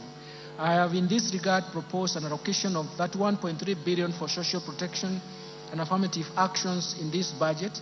Mr. Speaker, out of this allocation, Kenya shillings 18.6 billion will cater for cash transfers to elderly persons, 7.9 billion for orphans and vulnerable children, Kenya shillings 1.2 billion for persons living with severe disabilities. Mr. Speaker, the proposed allocation includes 1.5 billion for the Kenya Hunger Safety Net Program, Kenya shillings 1.9 billion for the Kenya Social and Economic Inclusion Project. In addition, 815 million will go to Child Welfare Society of Kenya, 400 million to the Presidential Bursary for the orphans, Kenya shillings 600.1 million for National Council for Persons Living with Disabilities, and Kenya shillings 100 million for the National Albinism Support Program, and Kenya shillings 100 for National Autism Support Program. Let me turn to equity, poverty reduction, women and youth empowerment. Mr. Speaker, the most pressing challenge in our country at the moment is lack of jobs or job opportunities for the youth. This has been exacerbated by the multiple shocks that have hit our economy. And in order to empower the youth and support businesses owned by the youth and women, I have proposed Kenya shillings 89.5 billion for these initiatives. This allocation includes 10.4 billion for the National Youth Service, 1.1 billion for the Kenya Youth Empowerment Program, 200 million for the Youth Enterprise Development Fund, 162.5 billion for the Center for Entrepreneurship, 230 million for the establishment of youth empowerment centers, 2.7 million to National Youth Opportunity towards advancement, NYOTA. In addition, I have proposed Kenya shillings 649.8 million to strengthen the film industry in Kenya. Mr. Speaker, the government is committed to ensuring increased income for our women through employment creation and supporting women-led enterprises. And to further empower our women, I have proposed Kenya shillings 182.8 million for the Women Enterprise Fund, Kenya shillings 3.5 billion for the National Government Affirmative Action Fund. Mr. Speaker, to promote regional equity, reduce poverty, and enhance social development, I have proposed Kenya shillings 63 billion for the National Government Constituency Development Fund, as well as Kenya shillings 8 billion for the Equalization Fund to finance programs identified in marginal areas. Let me turn now to stimulating tourism, growth, sports, culture, and recreation and arts. Mr. Speaker, the government has prioritized expanding the space for creativity, including freedom of expression and protection of intellectual property rights. The government will also strengthen mainstreaming of arts and culture, infrastructure and support cultural production, and as well as creative economy. We are also cognizant of the brand value of Kenyans participating and exerting in international sports arena as incalculable. To support tourism, sports, culture, and even recreation, I have proposed an allocation of 23.7 billion, and this includes an allocation of 16.5 billion for the Sports, Arts, Social Development Fund, Kenya shillings 4.9 billion for the Tourism Fund, and Kenya shillings 2.2 billion for the Tourism Promotion Fund. Let me turn to environment protection, water and natural resources. Mr. Speaker, in order to support environment and water conservation and respond to climate change, I have proposed an allocation of Kenya shillings 10.7 billion for forest resources conservation and management, 1.7 billion for forest research and development, 2.7 billion for environment management and protection, 5.9 billion for the Kenya Financing Locally Led Climate Action Project, 1.6 billion for meteorological services, and Kenya shillings 13.1 billion for wildlife security, conservation, and management. In addition, Mr. Speaker, I have proposed Kenya shillings 1 billion for wildlife research and development, Kenya shillings 1.2 billion for human-wildlife conflict compensation, and Kenya shillings 800 million for wildlife insurance.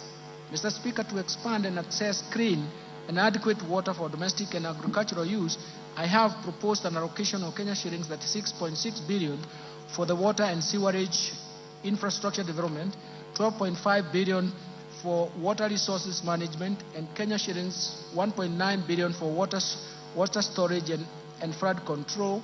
In addition, I have proposed 17.8 billion for irrigation and land reclamation, Kenya shillings 1.9 billion for water harvesting and storage for irrigation. And now turn to improving governance and sustaining the fight against corruption. To enhance good governance and Mr. Speaker, and scale up fight against corruption, I have proposed Kenya shillings 4.2 billion for the Ethics and Anti-Corruption Commission, 4 billion for the Office of Director of Public Prosecution, 6.9 billion for the State Law Office, 8.7 billion for the Office of the Auditor General. In addition, Mr. Speaker, to enhance the oversight and registration of the role of Parliament, I propose an allocation of Kenya shillings 44.6 billion for Parliament. To enable administration and justice, I propose an allocation of 24.7 billion for the judiciary. This includes 900 million for construction and refurbishment of courts and 800 million for the automation of the judiciary. Allocations to the county governments, Mr. Speaker, I turn to this. The county governments will receive a proposed allocation of 400.1 billion as equitable share in the financial year 2024-2025. It's for the first time that they have arrived to this figure of 400 and surpassed it in the last 12 years of devolution. As equitable share of financial year 2024-2025. And this is equivalent to 25.48% of the actual revenue raised nationally for the financial year 2020-2021, which is in compliance with Article 203, subsection 2 of the Constitution of Kenya. In addition to the equitable share of revenue, a further 44.4 billion has been proposed as additional allocation to county governments. This comprises of 8.76 billion for the national government share of revenue, Kenya shillings 35.66 billion from proceeds of external loans and grants for the external loans and grants.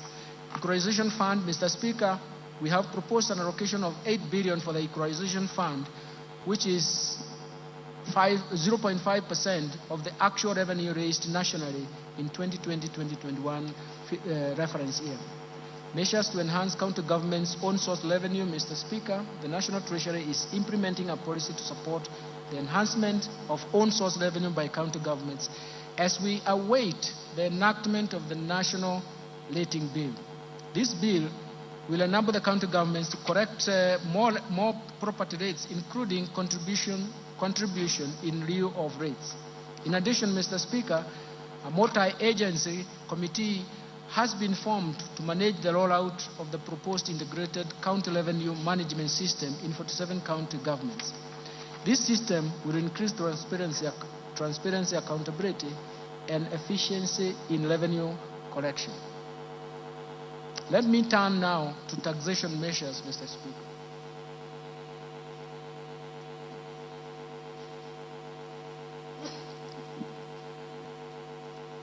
The policy measures to support the budget, the tax policy measures supporting the budget for the financial year 2024-2025 budget are very, very critical. In the course of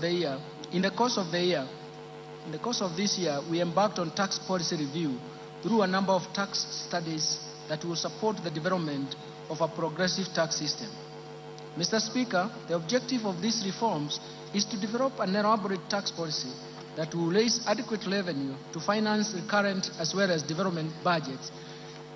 For this to materialize, we intend to first to develop diverse methods to enlarge the tax base.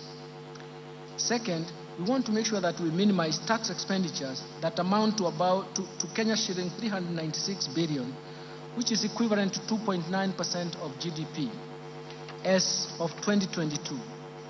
Of the Kenya shillings 396 billion, 63.1% of it is on VAT refunds alone on zero-rated final consumer goods.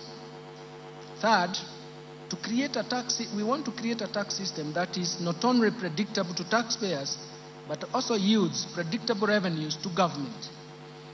Fourth, we want to develop a tax system that supports markets, that supports production, consumption, and even investments. Mr. Speaker, thank you.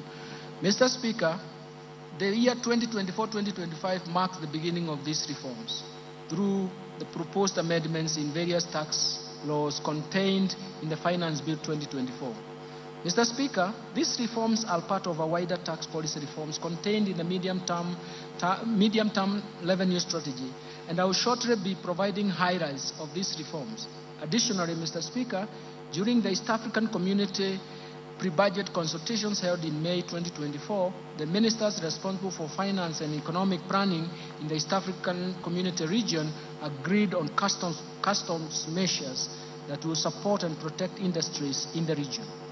Mr. Speaker, the tax measures proposed in the Finance Bill 2024 and the said custom measures are expected to generate an additional Kenya shillings 346.7 billion or 1.9% of GDP to the exchequer for the financial year 2024-2025.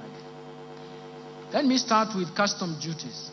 Mr. Speaker, allow me to provide highlights of some of the custom measures agreed during the pre-budget consultation with the East African Community partner states. Mr. Speaker, the ministers agreed on a number of measures for enhancing the competitiveness of locally manufactured products by allowing stays of application for the East African Community Common External Tariff, not to change the rates, and where necessary, adopt higher rates of duty to encourage local production in East African Community countries. The ministers also agreed on duty remissions for raw materials and inputs used by local manufacturers to facilitate East African Community domestic production.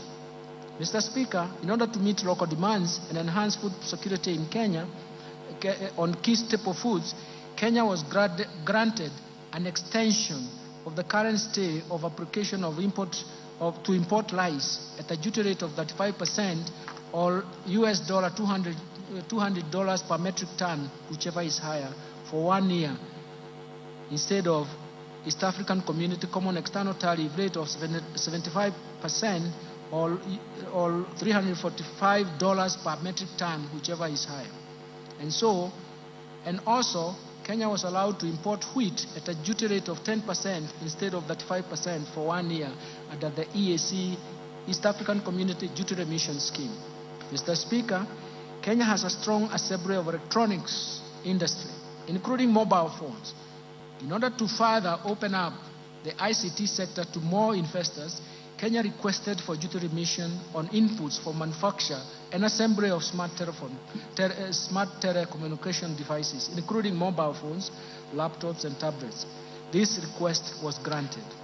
Mr. Speaker, the local assembly of automotives continues to facilitate job creation with positive ripple effects in other supportive sectors, especially in the manufacturing of spare parts.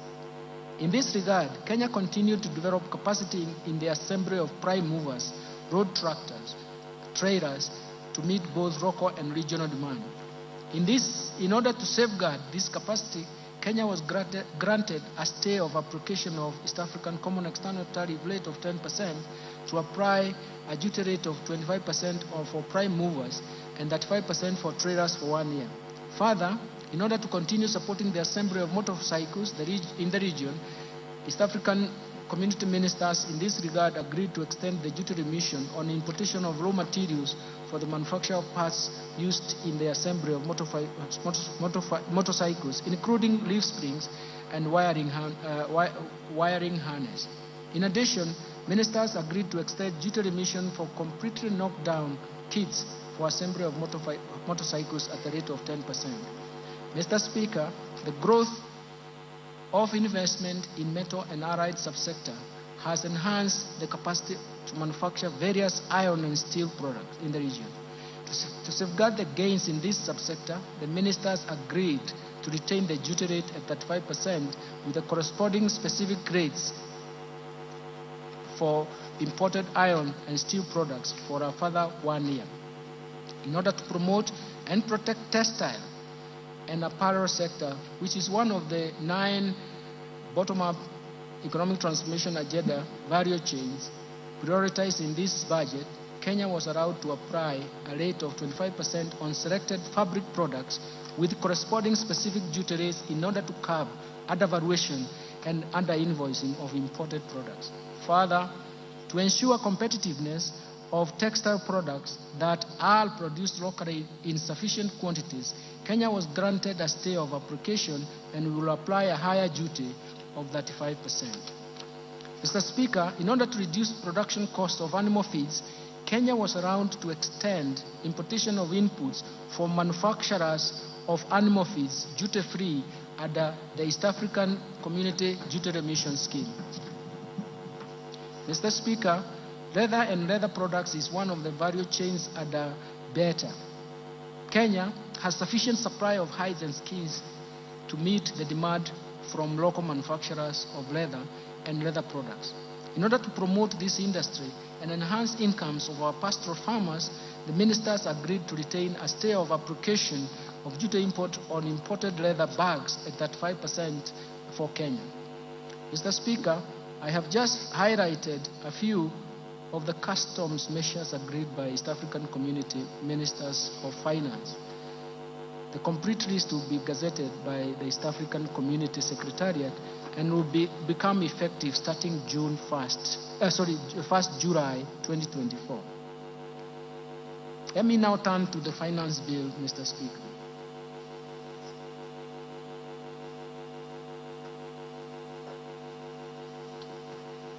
Mr. Speaker, allow me to highlight tax policy measures proposed in the Finance Bill 2024.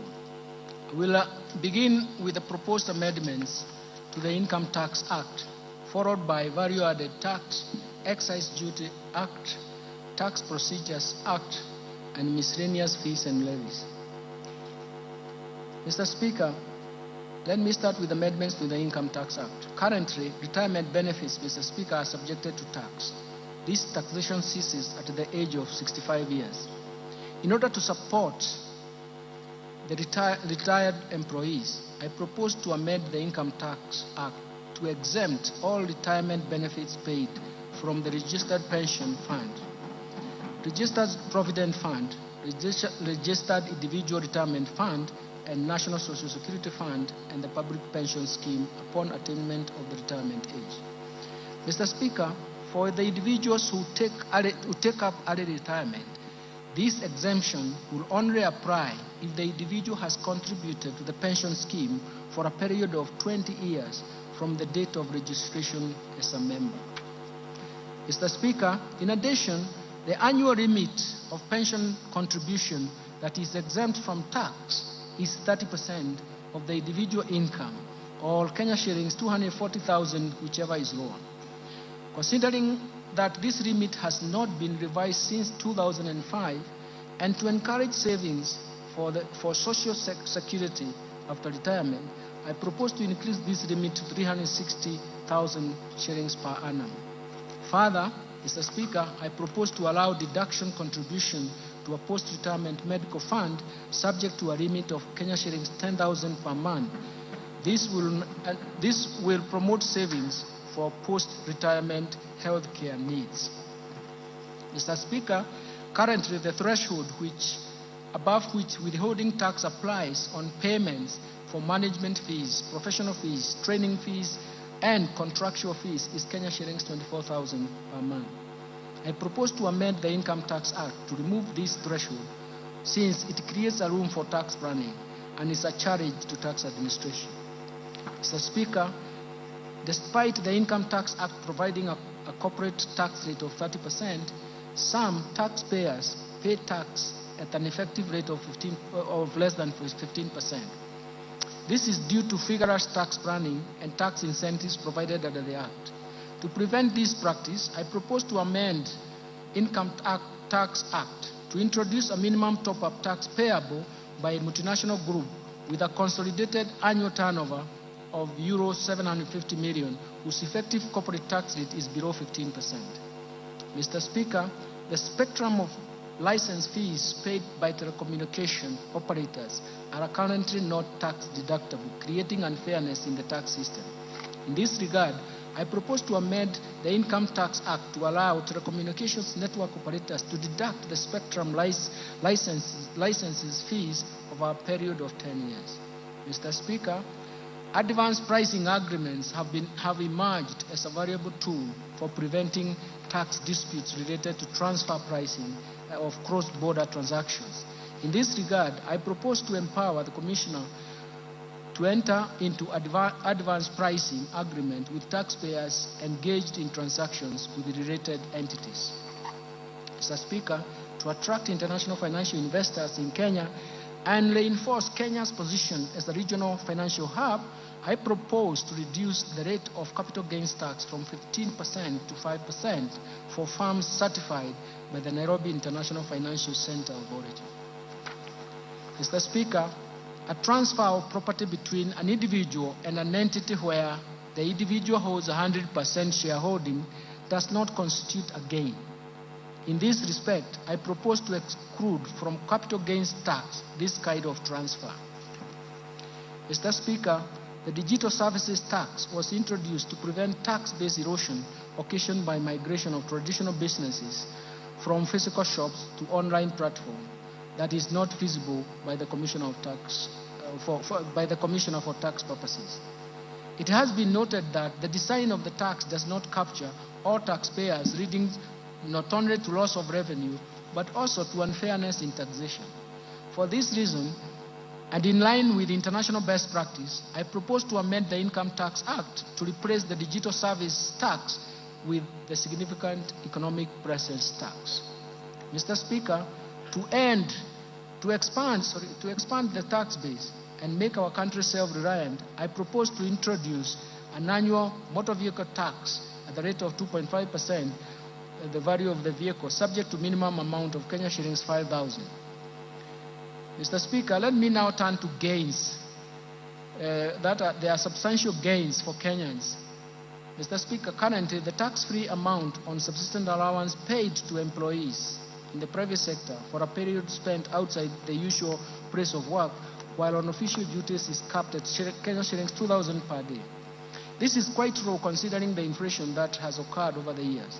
To cushion employees in the private sector from high cost of living, I propose to review the threshold to an amount not exceeding 5% of the employee's monthly gross earnings.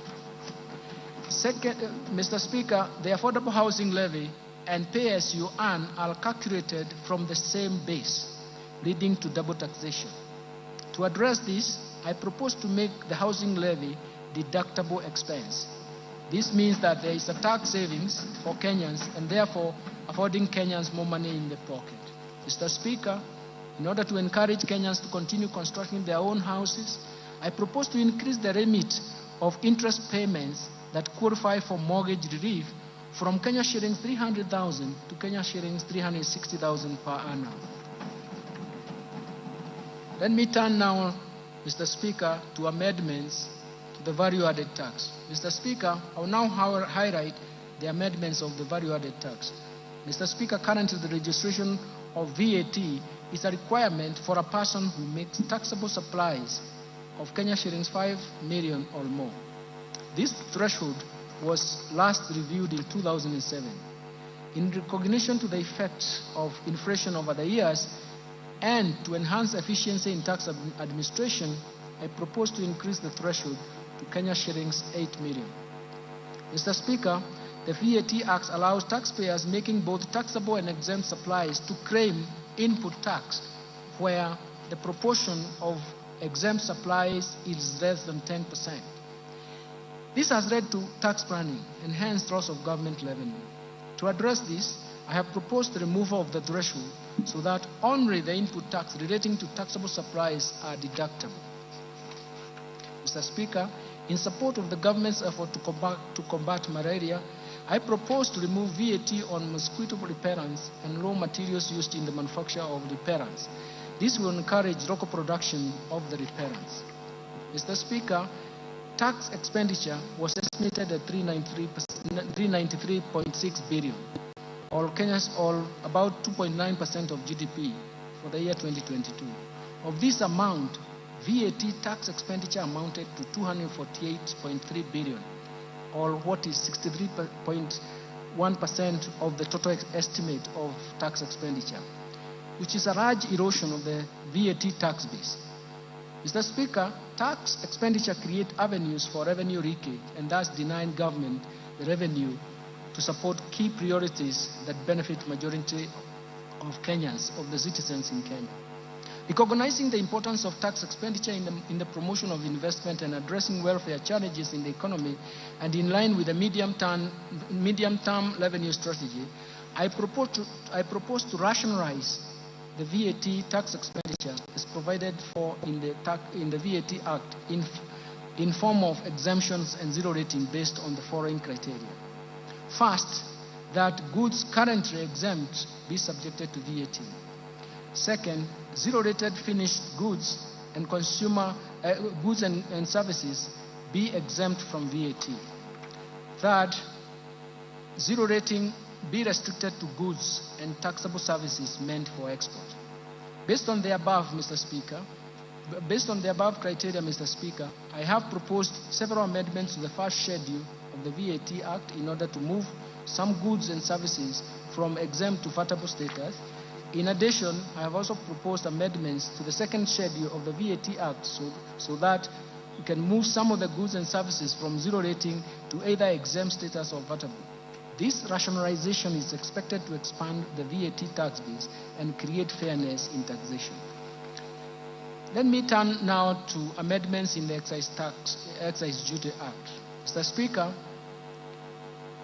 the tax measures I have proposed under excise duty, I propose to change as follows. I propose to change the due date of payment of excise duty on alcoholic beverages from 24 hours to within 5 working days after removal from the stockroom.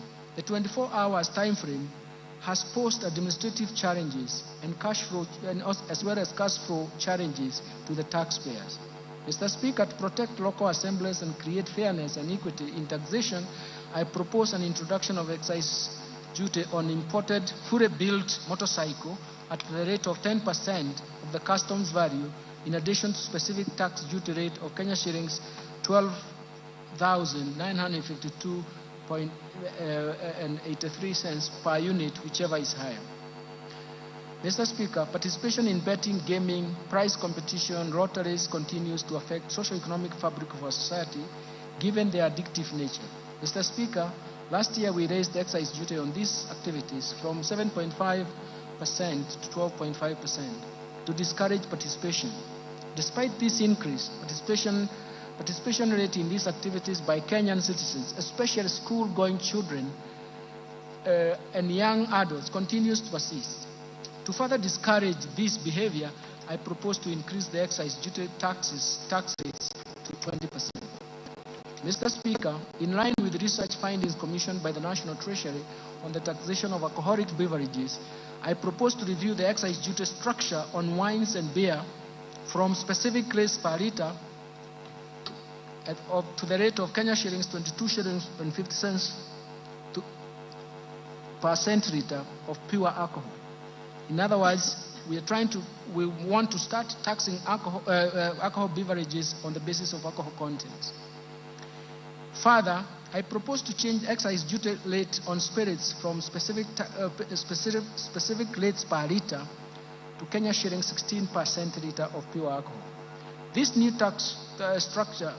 structure of taxation based on alcoholic content does not distort the markets, and does not affect the investment decision, and it is expected to encourage responsible consumption behavior of these alcoholic beverages. Mr. Speaker, I also propose to review excise duty structure on cigarettes in line with research conducted and advised that has recommended harmonization of excise duty rates for cigarettes with and without filters at the rate of Kenya shillings 4,100 per mille. This will reduce the incentive for misdeclaration and illicit trade. Mr. Speaker, I propose to increase the excise duty rate from Kenya shillings 1,594.50 cents per kilogram to Kenya shillings 2,000 per kilogram on products containing nicotine or nicotine substitute to address their adverse effects on human health. This excludes those approved medicinal products. Additionally, I propose to increase the excise duty rate on liquid nicotine for electronic cigarettes from Kenya shillings 70 per milliliter to Kenya shillings 100 per milliliter. Mr. Speaker, to provide fair treatment to both residents and non-residents offering excisable services, I propose to amend the Excise Duty Act to charge excisable services offered in Kenya by non-residents through a digital platform. Mr. Speaker, the Finance Act introduced excise duty on fees charged on advertisement of alcoholic beverages, betting, gaming, lotteries, and prize competition on TVs, print media, billboards, and FM stations. This resulted to a shift in choice of advertisement platform from the traditional media to internet and social media. To create a level playing field and to achieve the intended purpose, I propose to expand the scope of this tax to include fees charged on internet and social media advertisements. Mr. Speaker, in order to enhance the administrative efficiency in the issuance of excise licenses to persons dealing with excisable goods or services, I have proposed an amendment to provide for issuance of licenses within 14 working days upon receipt of all required valid documents by the Commission. Mr. Speaker, the Finance Act 2023 introduced duty on imported eggs, potatoes, onions at the rate of 25%. To promote trade across East African region, I propose the removal of this excise duty on imported eggs, potatoes, and onions originating from East African Community Partner States, subject to goods meeting the East African Community Rules of Origin. Mr. Speaker, currently, excise duty is 15% on the following: telephone, internet data services, fees charged on money transfer services by banks, fees charged on money transfer by agencies and other financial services providers, and the fees charged on cellular phone service providers. I propose to retain the excise duty rate of 15% on fees charged on money transfer services by cellular phone service providers to benefit retail electronic payments ecosystem. Let me now move to amendments to Tax Procedures Act. Mr. Speaker, I will now highlight those proposed amendments of the Tax Procedures Act. Currently, there is no validity period for the agency notices issued for enforcement of correction of unpaid taxes. This gap often leads to tax disputes and delayed revenue correction. To address this, I propose to amend the Tax Procedures Act to provide 1 year validity period for agency notices. Mr. Speaker, in order to align the timelines for claiming VAT and in the Tax Procedures Act and VAT Act, I propose to delete the reference on timeliness for claiming refunds at the VAT Act, so that the applicable timeline is the 6 months that is provided under the Tax Procedures Act. Mr. Speaker, currently registered manufacturers whose value of investments is in the preceding year, in the preceding 3 years is at least 3 million, are exempted from withholding tax. In order to promote equity and create fairness to all manufacturers, I propose to amend the Tax Procedures Act to remove this exemption. Mr. Speaker, I propose to amend the Tax Procedures Act to clarify that enforcement and correction of taxes will be undertaken where a decision of the tribunal or court is in favor of the commissioner, and stay orders have not been obtained against the decision. Mr. Speaker, the 60 days provided to the commissioner in the Tax Procedures Act to review documents submitted by the taxpayers in support of an objection of tax assessment by the commissioner are not adequate. To ensure comprehensive review, and in order to give the commissioner adequate time, I propose to extend the timelines to object decisions of the commissioner from 60 days to 90 days. Let me now move to amendments to miscellaneous fees and levies. Mr. Speaker, last year, 17.5% export and investment promotion levy was introduced on imported goods that are also locally produced in adequate quantities. In the Finance Bill 2024, the list of goods has been expanded and the rate of the levy has been reduced to 3% for most of the goods and others 10%. Mr. Speaker, in order to facilitate the National Intelligence Service to carry out its mandate, I propose to amend the Miscellaneous Fees and Levies Act to exempt the National Intelligence Service from payments of import declaration fee and railway development levy on security equipment and motor vehicles imported or purchased locally for official use. Mr. Speaker, the high production and importation of hazardous goods, particularly electrical and electronic devices, into the country has led to significant increases in electronic waste. We call it e-waste in Kenya. This surge in waste production poses a considerable risk to both the environment and human health. In this regard, I propose to introduce eco-levy on various products to be payable in line with the polluter pays principle. Mr. Speaker, the levy will be imposed under the Miscellaneous Fees and Levies Act. Let me turn to the amendments to the Kenya Revenue Authority Act. Mr. Speaker, to enhance public knowledge and literacy on tax matters, I propose to amend the Kenya Revenue Act to enable Kenya School of Revenue Administration collaborate with other institutions of higher learning, develop curricula, assess, examine students, and award certificates in tax matters. I have submitted this amendment in a separate bill. In conclusion, Mr. Speaker, the government, under the leadership of His Excellency, the President, Honorable Dr. William Samoei Ruto, has succeeded in steering the economy through a very difficult period of global and domestic challenges. Remarkably, the economy has recovered from the lagged effects of COVID-19 pandemic and unwinding from persistent and successive domestic and external shocks that created some permanent effects. Mr. Speaker, the policies and structural reforms outlined in this budget have laid a firm foundation to protect the fragile recovery for a sustained socio-economic transformation. Financing development is critical to this economic transformation. That is why raising adequate revenues is a core pillar to this economic transformation and growth. I'm confident that these measures will create jobs. They will strengthen economic recovery, and they will reduce the cost of living in the country, thereby providing the much-needed relief to the common wananchi. I therefore urge honorable members and all Kenyans to support the implementation of the measures contained in this budget for our mutual prosperity. Finally, Mr. Speaker, achieving prosperous Kenya requires leadership and support of every Kenyan.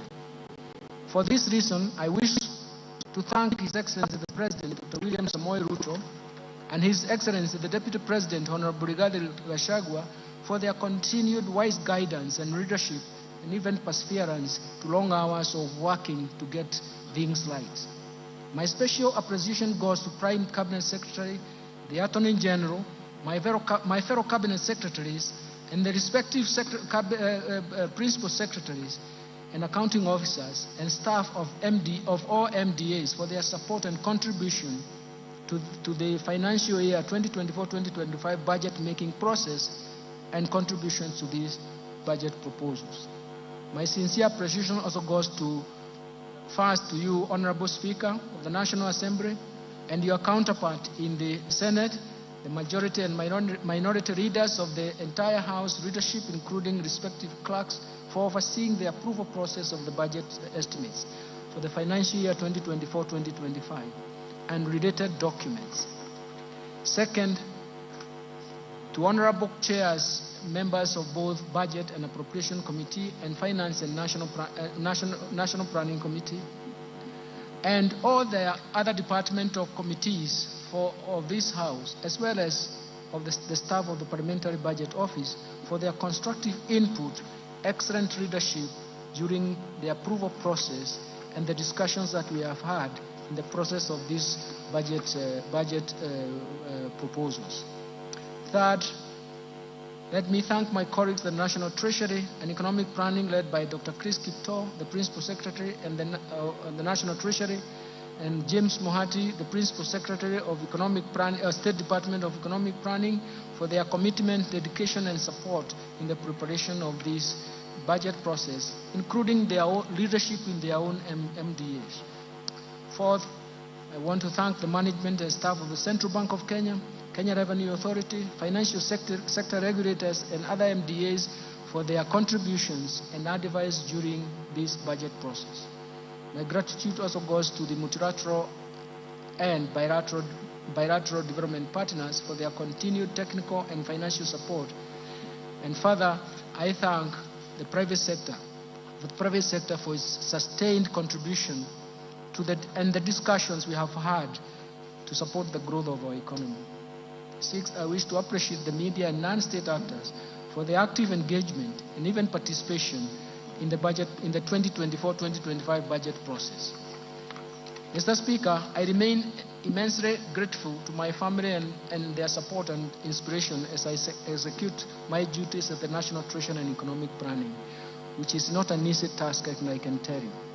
Lastly, Mr. Speaker, my utmost gratitude goes to all Kenyans for their contributions, proposals, and suggestions received during the finalization of the budget proposals. The outcome of these measures are to our own benefits and a reward to perseverance on the difficulties that we have gone through and to solve the difficulties ahead of us. Thank you, and may God bless you. Mr. Speaker, before I resume my seat, you recall that I have already submitted to this House the budget estimates and the Finance Bill 2024 together with the accompanying documents as required by the Public Finance Management Act 2012. Today, I further submit the following documents to this august House, and I request that you graciously receive them. First, the budget statements for the financial year 2024-25. Second, the 2024 budget policy statement. Third, estimates of revenue, grants, and loans for the financial year 2024-2025 budget. Fourth, financial statements for the financial year 2024-2025 budget. Fifth, medium-term Term Debt Management Strategy 2024. Sixth, Budget Highlights, the Mwananchi Guide, the financial year 2024-2025 budget. And finally, statistical annex of the budget statements for the financial year 2024-2025. Thank you, Honorable Speaker. I beg to move. Thank you, Minister.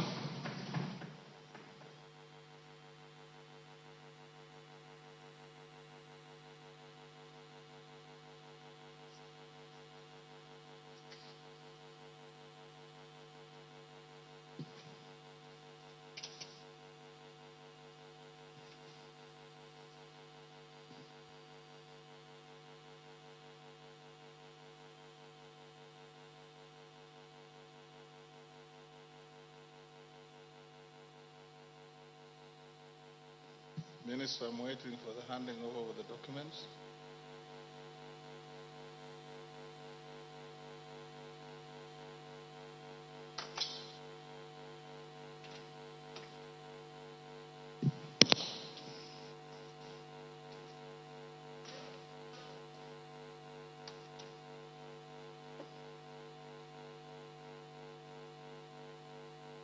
Thank you. You may take your seat. Honorable members, I wish to thank the Cabinet Secretary for the National Treasury and Economic Planning for ably making a public pronouncement of the budget highlights and revenue-raising measures for the national government for the year 2024-25 and the medium term. In this regard, honorable members, I wish to confirm that in conformity with the provisions of Article 2211 of the Constitution, Section 37, 39, and 39A of the Public Finance Management Act 2012, and Standing Order 244C, the Cabinet Secretary submitted to the National Assembly the documents and legislative proposals required to implement the national government budget for financial year 2024-25 on 30th April 2024. This is within the prescribed timeline. The documents submitted by the Cabinet Secretary included the estimates of revenue and expenditure for the national government and the Finance Bill 2024, which is currently under consideration by the House. Honourable members, it is now my pleasure to invite all honourable members, the Cabinet Secretary for the National Treasury, all Cabinet Secretaries present and other invited guests to a reception at the Parliamentary Courtyard at the rise of the House. Honourable members, now being 5:17 p.m., this House stands adjourned until Tuesday, 18th June 2024 at 2:30 p.m.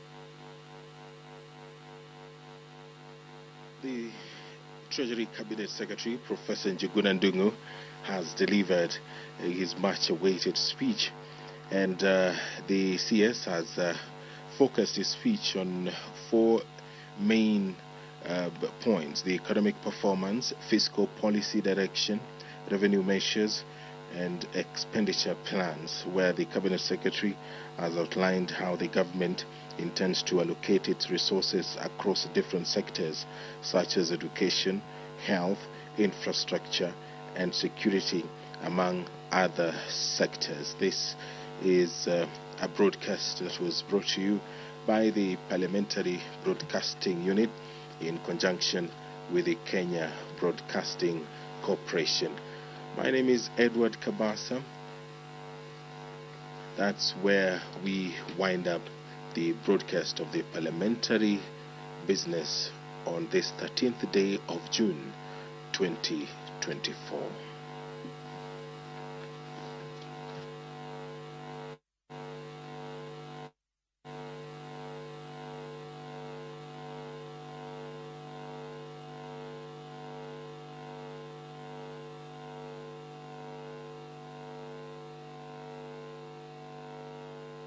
En twak ma achiel kachiel ma urumo kanyo ka jatend migao mar weche mag omenda Ngire Njuguna Ndung'u osepedho ne oganda jo Kenya oboke mayango kaka bajet mar Kenya chalo, kendo ma koro gimodong' en koro manyo kaka ibiro sir bajet ni yore mag omenda.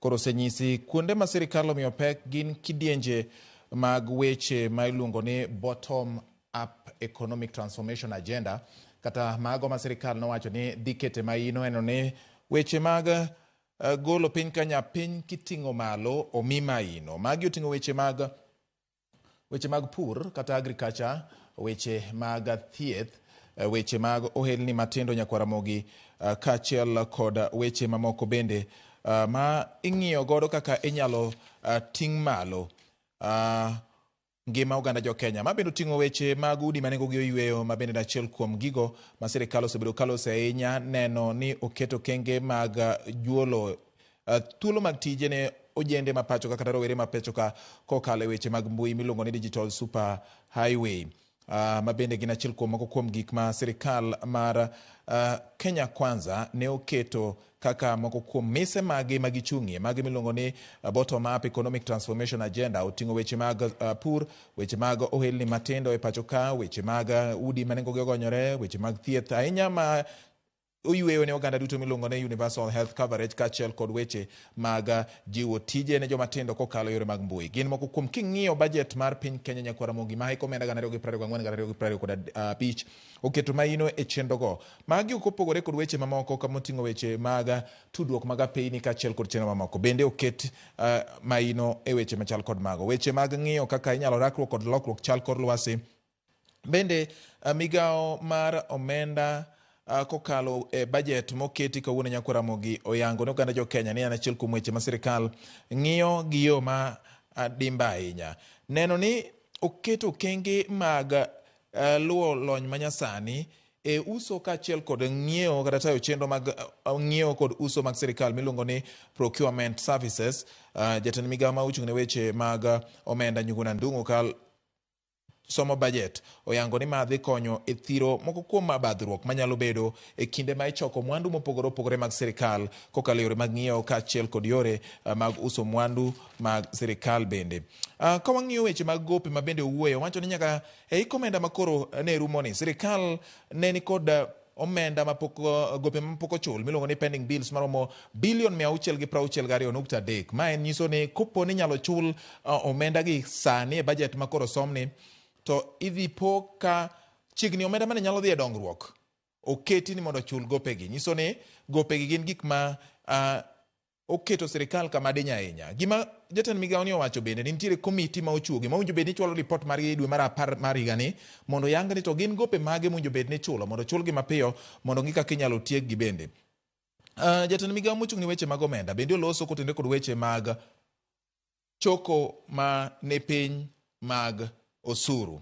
Owacho ni nitiere koro kenge moketi mag neno ni omed choko mag osuru ma oting'o weche mag medo osuru e kuonde mag go punda kata kembe mag go punda. Bende oting'o weche mag kawo osuru kuom gima samoro ji mang'eny ok ong'eyo ni ponono ni nitiere lendo moro mo itimo kata in kokalo e mbui, sirikal biro dwaro ni mondo mi choki osuru, mano miluongo ni social media and internet advertisements.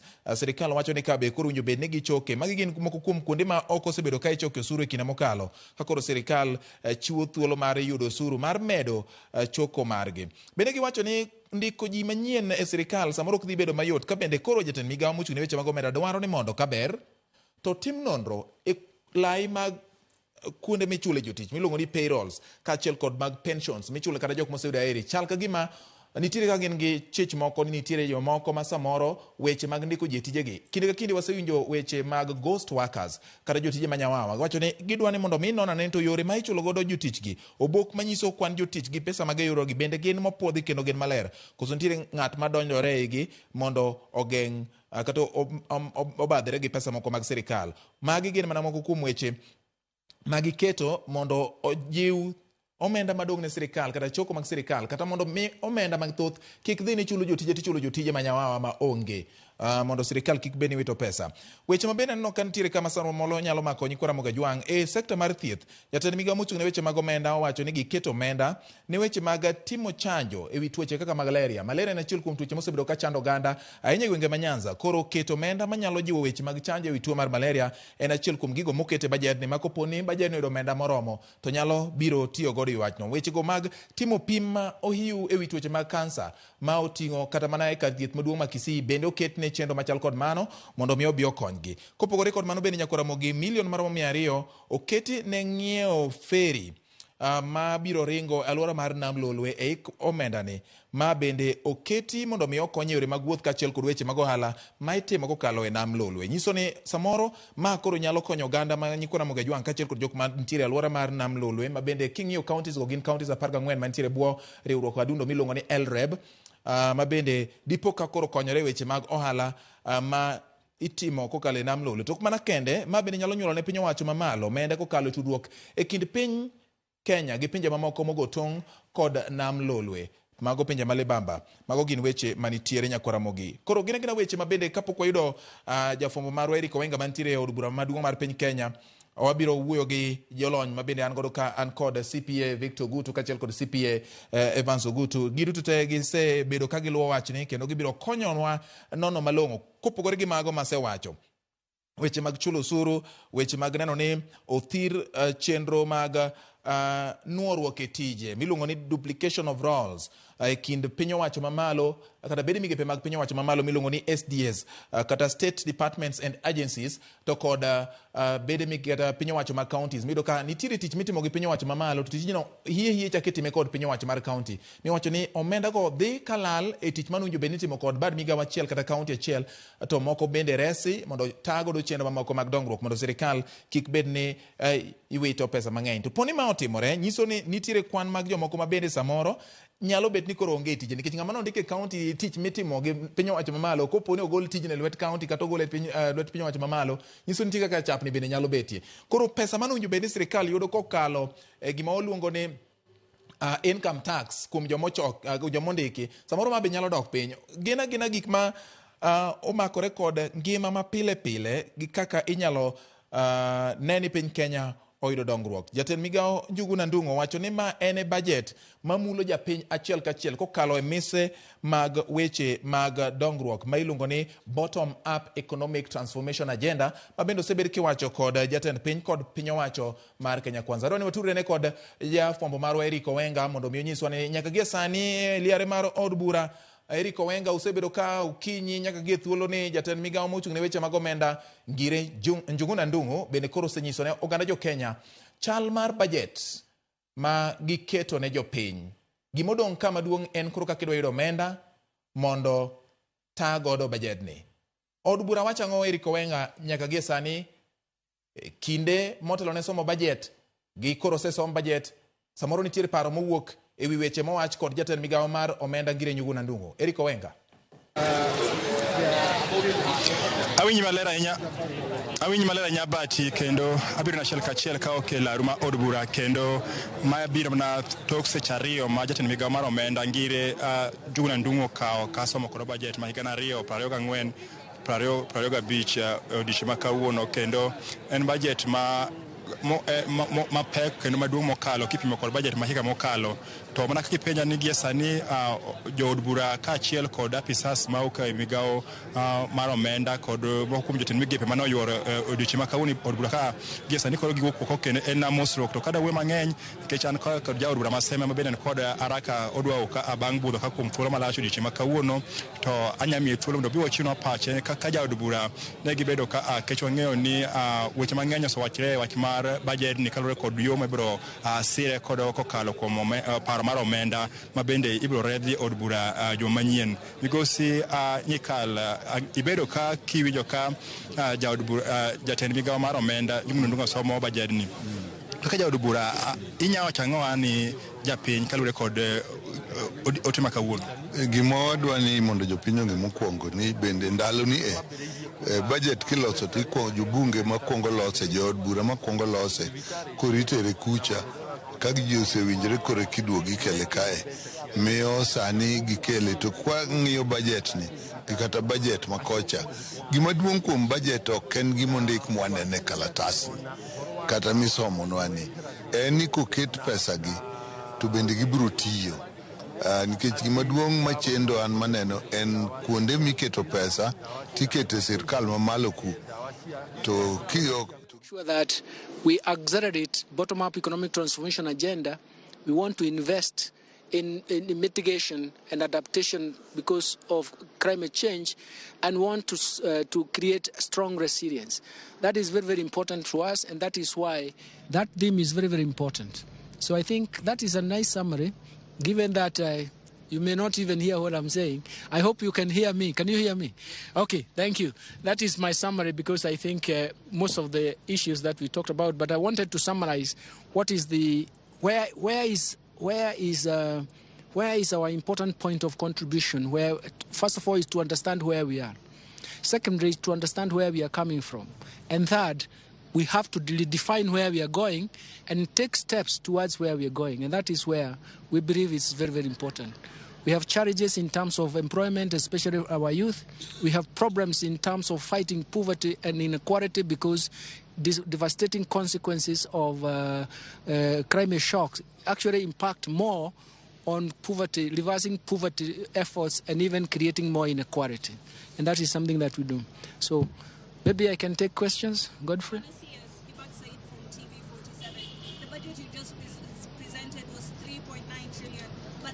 Chairman of the Budgets and Appropriations Committee did say that it is 4.006 trillion. Where is this discrepancy coming from? There is no discrepancy. We are starting from saying how much deficit can we manage given the times we have. You have to realize that whenever you have a fiscal gap, fiscal deficit, you are accumulating debt in future. We have no space to accumulate debt. So in a sense, we have all rationalized and come back to that figure.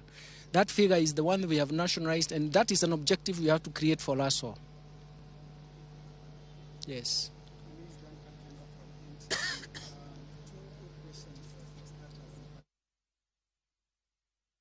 One, this morning, Treasury has given the physical deficit at 5.7 billion.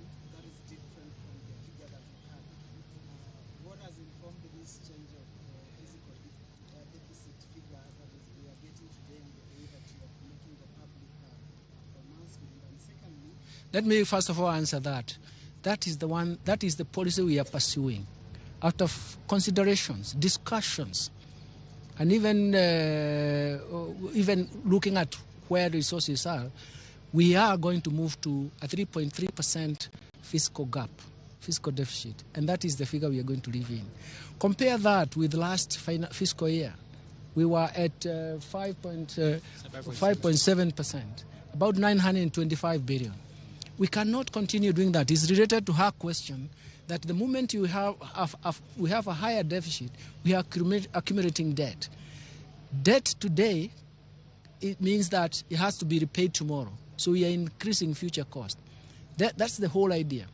Then the most important thing, and maybe coming from the private sector, you have to understand, the moment you see a larger fiscal deficit, it tells you that government is going to finance that budget through borrowing, or it is, and that can contribute to instability in future, because if you don't borrow adequately. The second thing is that you are going to see a lot of instability because you are accumulating debt in the future. So we have to say, how much resources do we have? How can we remit that gap? And that is where, after due consideration and going through and checking through all our resources, we have said that that is what we have to live with. That is what is likely to support growth. I started by saying we need to support that fragile growth. You don't support that fragile growth by running a large deficit, isn't it? You start taking stock in terms of where the pain points are. The issue of pending bills, the figure that you gave is what one would say does not even qualify to be termed as a drop in the ocean. But the question I want to ask, some time back there was an audit on the pending bills, which seems that it's clear that we are still deep in the hole. The question of the pending bills, what happened to the audit? I don't know about the audit. What I know is that we have a committee that is verifying that is legally going to do its work. The second thing is that we are starting from 2005 to 2022. What is it? We want to make sure that we stem that pending bills menace, isn't it? We don't want to know. We don't want to talk about how much will be the pending bills. What we have reported is how many cases came up and how much before the verification process is going on. But the bottom line is this: that audit is not equivalent to the committee that we have. We are creating a finality. There could have been an audit. It may have given some pointers in terms of where we are. But right now, we want to make sure that we cross that chapter. We cross that chapter because pending bills is a menace. On one side, those who are still holding debt on the government and have not been paid for years, as we are starting from 2005, you can imagine what it means to their suffering, what happens to their investment, and what happens to their businesses. That's why we want to say this is the end of that. We want to do this with a finality. We should appreciate that and look at history and try to live down that bad history. We want to live it down by coming to a finality. Okay?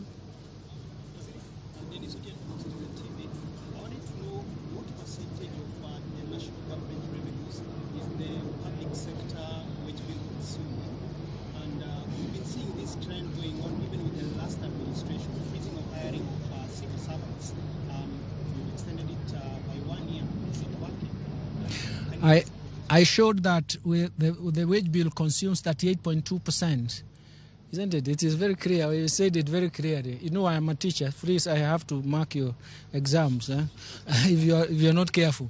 But the most important thing is that we have to move to the recommended rate of 35%, isn't it? The second thing is that we also need to look at the mix, the skills mix. And there is a ratio in public sector. That's why we want to go back to SRC and say, please, let's get back. First of all, we freeze everything. And second, let's go back to the mix. And third, let's also try to see what other measures can help us in terms of improving this. Efficiency in public sector is not the numbers. It should be the quality, isn't it? And that is the premise, and that is the pillars at which I try to show how public finance, the management or even the processes we are referring to SRC to help us in terms of this. It is painful, as you can see. If it's 38.2% in terms of total budget, total outlay expenditures is very high. But we are also moving an extra step to say we have to have the quality mix. Okay. Clarification on the Speaker has already said, and we would like to conclude this. Yes. Maybe since you have asked, I'll give no. Last a lady. Please. Yeah. Okay. We first want to will. No, sir. Okay, please. Okay.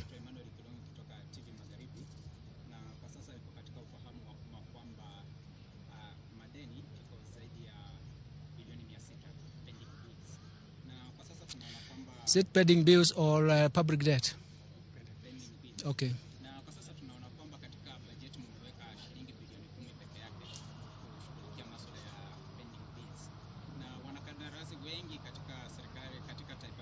Haven't put any allocation.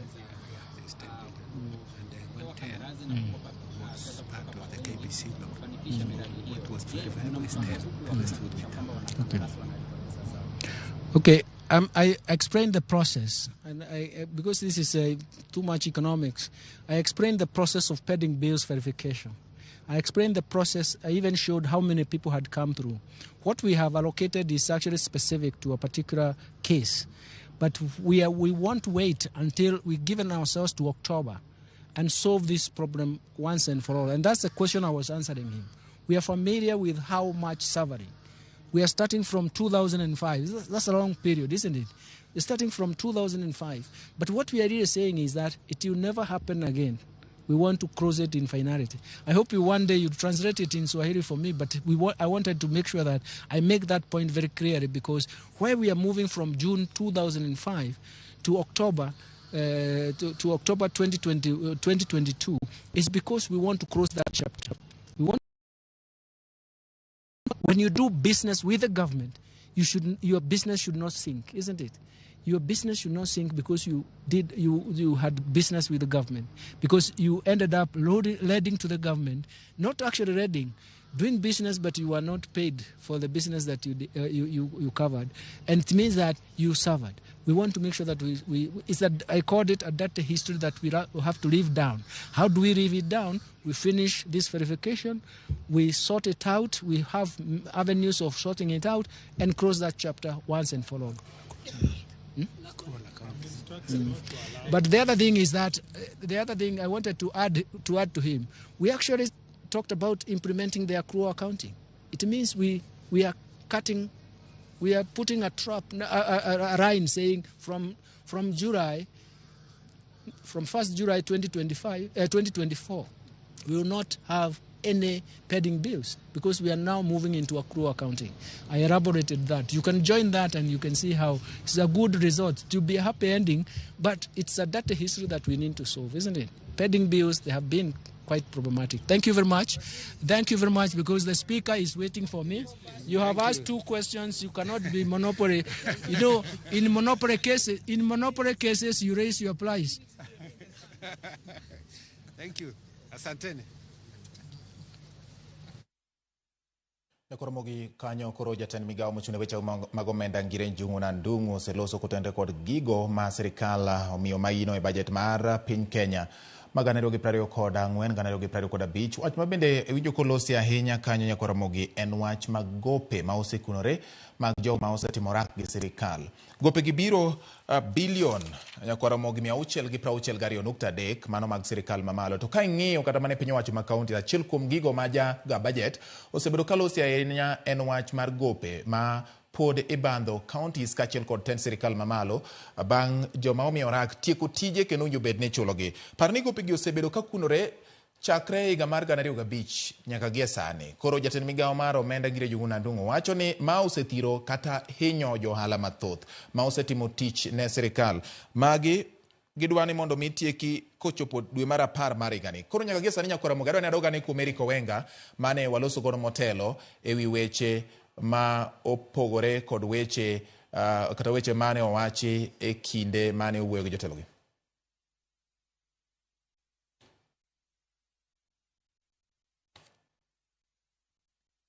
Daud bwana masema mabena nikoda haraka odwa bang' budho ka kuom thuolo malacho dichi makawuono to anyami thuolo no biwo chino pache kaka Daud nyawa changowa ni japiny kalure kod otima kawuono. Gima dwani mondo jopiny onge mokwongo ni bende ndalo ni budget kiloso to ikuongo jobunge makwongo lose, jood bura makwongo lose koritere kucha ka ji osewinjore kore kiduogi kele kae miyo sani gikele. To kwa ng'iyo budget ni kata budget makocha, gima duong' kuom budget ok en gima ndik mwanene kalatas kata misomo nwani, en ni koket pesa gi to bende gibiro tiyo.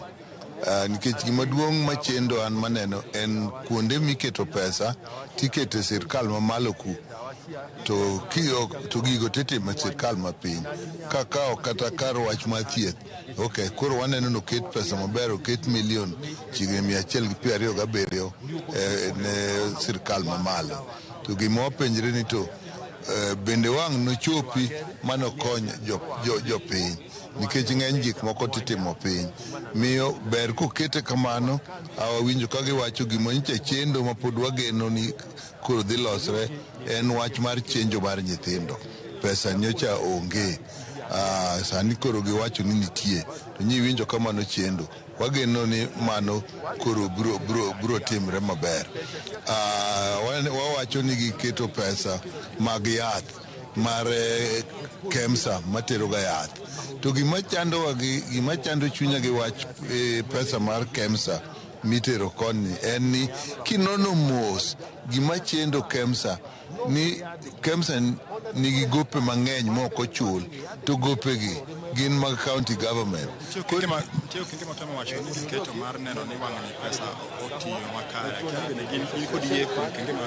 Mago to ok wanyalo wacho sani ni giwacho ni pesa biro tiyo makare, wabiro neno koseketgi. Koro kaka wawacho kwakaw mar KEMSA ni ok ne koket pesa nodhi KEMSA, to gima miyo KEMSA nigi chandruok en ga ni yedhe moter ne county ok chul.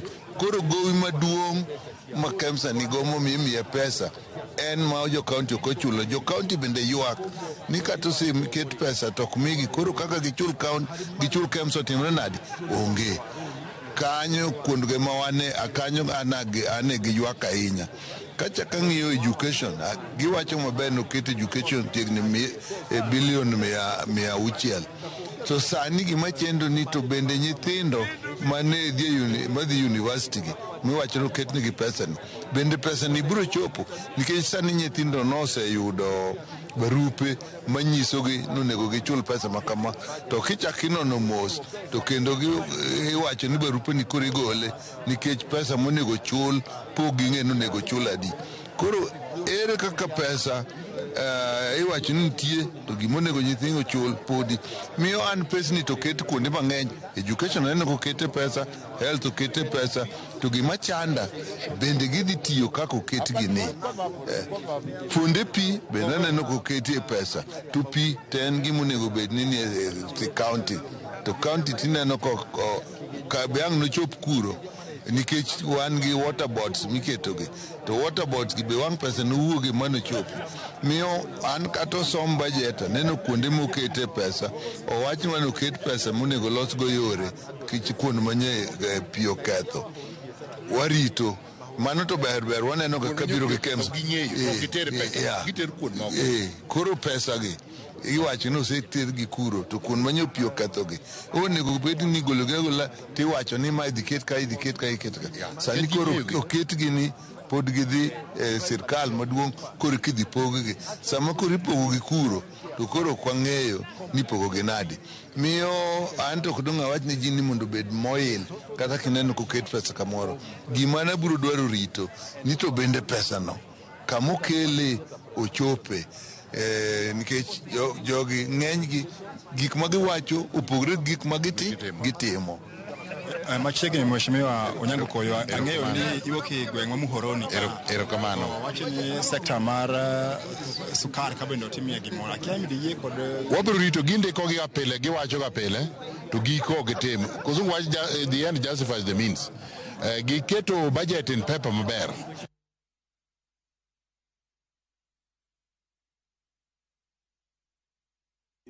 Kanyo ne jood bura mawuok e gwenge ma Nyanza ni loso kotenore kod wach kata paro ma otenore kod weche mag budget mosom kawuono. Jaod bura Maseme James Nyikalo loso kotenore kod weche mag thieth kachiel kod weche mag somo bende, ma bende wacho ni ka oponi omenda biro tiyo makare sama oseketgi to mae koro gima duong' manyalo miyo ja Kenya biro bedo gi geno gi chir ni kare kako ondik weche mag budget e otas to koro duoko nyalo bet. Duoko biro kaluwore kod wach mar tiyo makare gomenda. Wenga ne oloso gi jotelo go kanyo kendo wabiro tudre kode kendo bang'e ka wayudo thuolo chal mar duoko bedo gi ng'ikruok matin, omiyo wabiro bedo kode kendo e thuolo machielo. Ka ok kamano nyakora Ramogi winjo ka paro wuok mopogore opogore e wach mar budget matinende. Ne waloso kotenore kod weche mag chanjo ma bende oketne omenda mag ni othir weche mag tuoche kaka malaria e kind oganda. Ka wang'iyo gwenge ma malaria jachende en wach kata gin gwenge ma Nyanza ma samoro malaria osebedo ka chende ahinya nyakora Ramogi.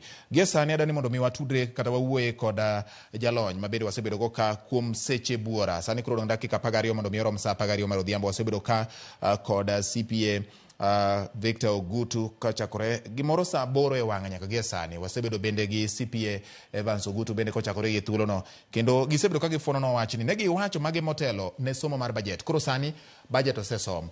Achiel kuom weche ma waneno ka jatend migawo mar omenda Ngire Njuguna Ndung'u owacho ni budget ni dhi ng'i ahinya gin weche ma sirikal luongo ni the bottom up economic transformation agenda kata beta e yo machuok. Ma en weche mag pur, weche mag jiwo ohelni matindo miluongo ni small and medium enterprises, jiwo weche mag udi manengo gi ogonyore miluongo ni affordable housing, kachiel kod weche mag thieth manengo ni oyueyo miluongo ni universal health coverage. To kopogore kod mano bende jalony weche mag chiwo kata nyuolo chuogo thuolo mag tije kokalo e mbui miluongo ni digital super highway bende gin gik moko ma oketie maina ahinya kaluwore kod budget masani. Mae nyiso nang'o? Sirikal oketo maine kuom gima nowacho motelo mar neno ni japiny mani piny cha oting' malo mokwongo koso gin gik midwa go mana gi malo. Erokamano. Wang'iyo gi and ing'eni budget kosom to some in summary. Yes. Moko mane wa preempt, moko aneno ka gitimo some little bit correction to digital world kanyo ma employment nitie mang'eny. Yes. Taneno ka giwacho ne gi focus on that aspect, but king'iyo to nitie taxes ma bende ne giwacho mag bende gi target godo area no. Is it deliberate? En gima otim gi dwaro moro moyiedhi, ok ni time ni koro nitiere gimidwa chuogne joma tindo. Sirikal bende gete yudo weche mag omenda kabisa. Maneno kanche gi kete ushuru mang'eny, but statements ma professor somo to kuwuoye. But a bill to inche waneno ka nitiere ushuru modhuro ma inche target that sector. Koro wabiro nena ni to are they still there koso golgi. But otherwise area mar digital no to nigi a lot of employment opportunities. Yes. Manyalo konyo jopiny kamano. Weche mag pur, weche mag udi manego gi oyueyo, ohelni matindo kaachiel kod weche mag thieth inyawacho ang'o? On affordable housing ne aneno ka nitie some small relief to the nitiere relief akiani wacho nango gi dholuo. Fuong'ruok moro. Fuong'ruok ya nitie fuong'ruok ne jomo ndik tich. Yes. Nikech giwacho ni koro gima employee biro chulo ibiro miye relief.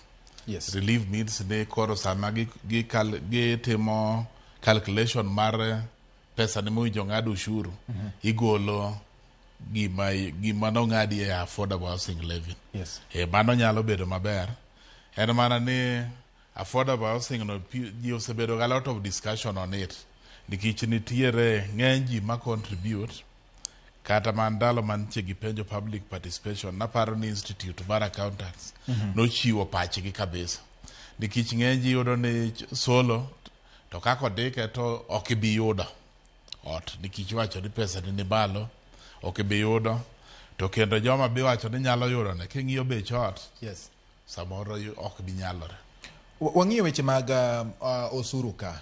Ilieko osuru mokwongo motenore kod weche mag lai mag tudruok mag mbui. Yes. Gi ohala mitimo kokale kuonde mag mbui kata internet. Yes. Nitiere gik moko ma jatend migawo mochung' ne weche mag omenda wacho ni samoro osemiyo piny Kenya ok odhi maber ahinya gi budget mage. Ma budget ma higa ni koro dhi get ahinya mondo choko mag sirikal obed makare. Mokwongo en weche mag oganda matin maluwore kod chike mag golo osuru miluongo ni low tax compliance. Yes.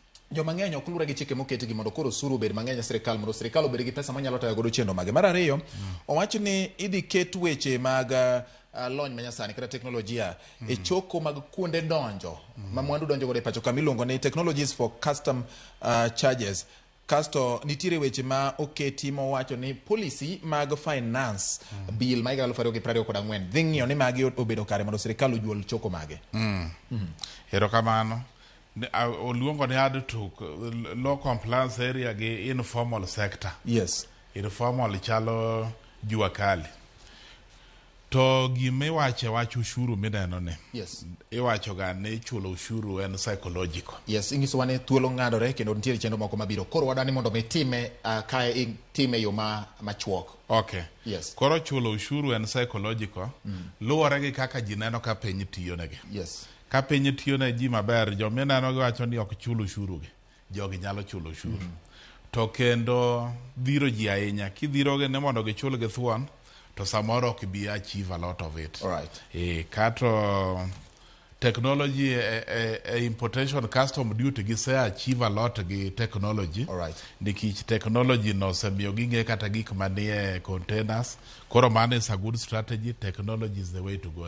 Erokamana nya CPA Victor Ogutu kuom biro kendo yudo thuolo mar nono koro budget. Erokamano bende ne nyawadu mane wasebedo godo yor lony manyasani CPA Vance Ogutu kuom en bende nogolo pache kendo nyisowa kaka budget chalo. Nyakora Ramogi in bende mikaw thuolo mari kendo kete Ramogi TV ne nonro mong'ith mar budget mag 2024 2025 poch gi pak ne jogo duto mosiro weche gi nyaka reporters mago manitiere od bura kaachiel kod dag tich kata log tich mar migawo mar omenda poch gi pak bende kuom gi kaluwore kod tich manimba. Nyakora Ramogi erokamano. Waromo kodi kende thuolo machielo kaw kamano to koro jogo kwano ewi budget mag 2024 2025. Nyinga en George Bati. Oriti Masani.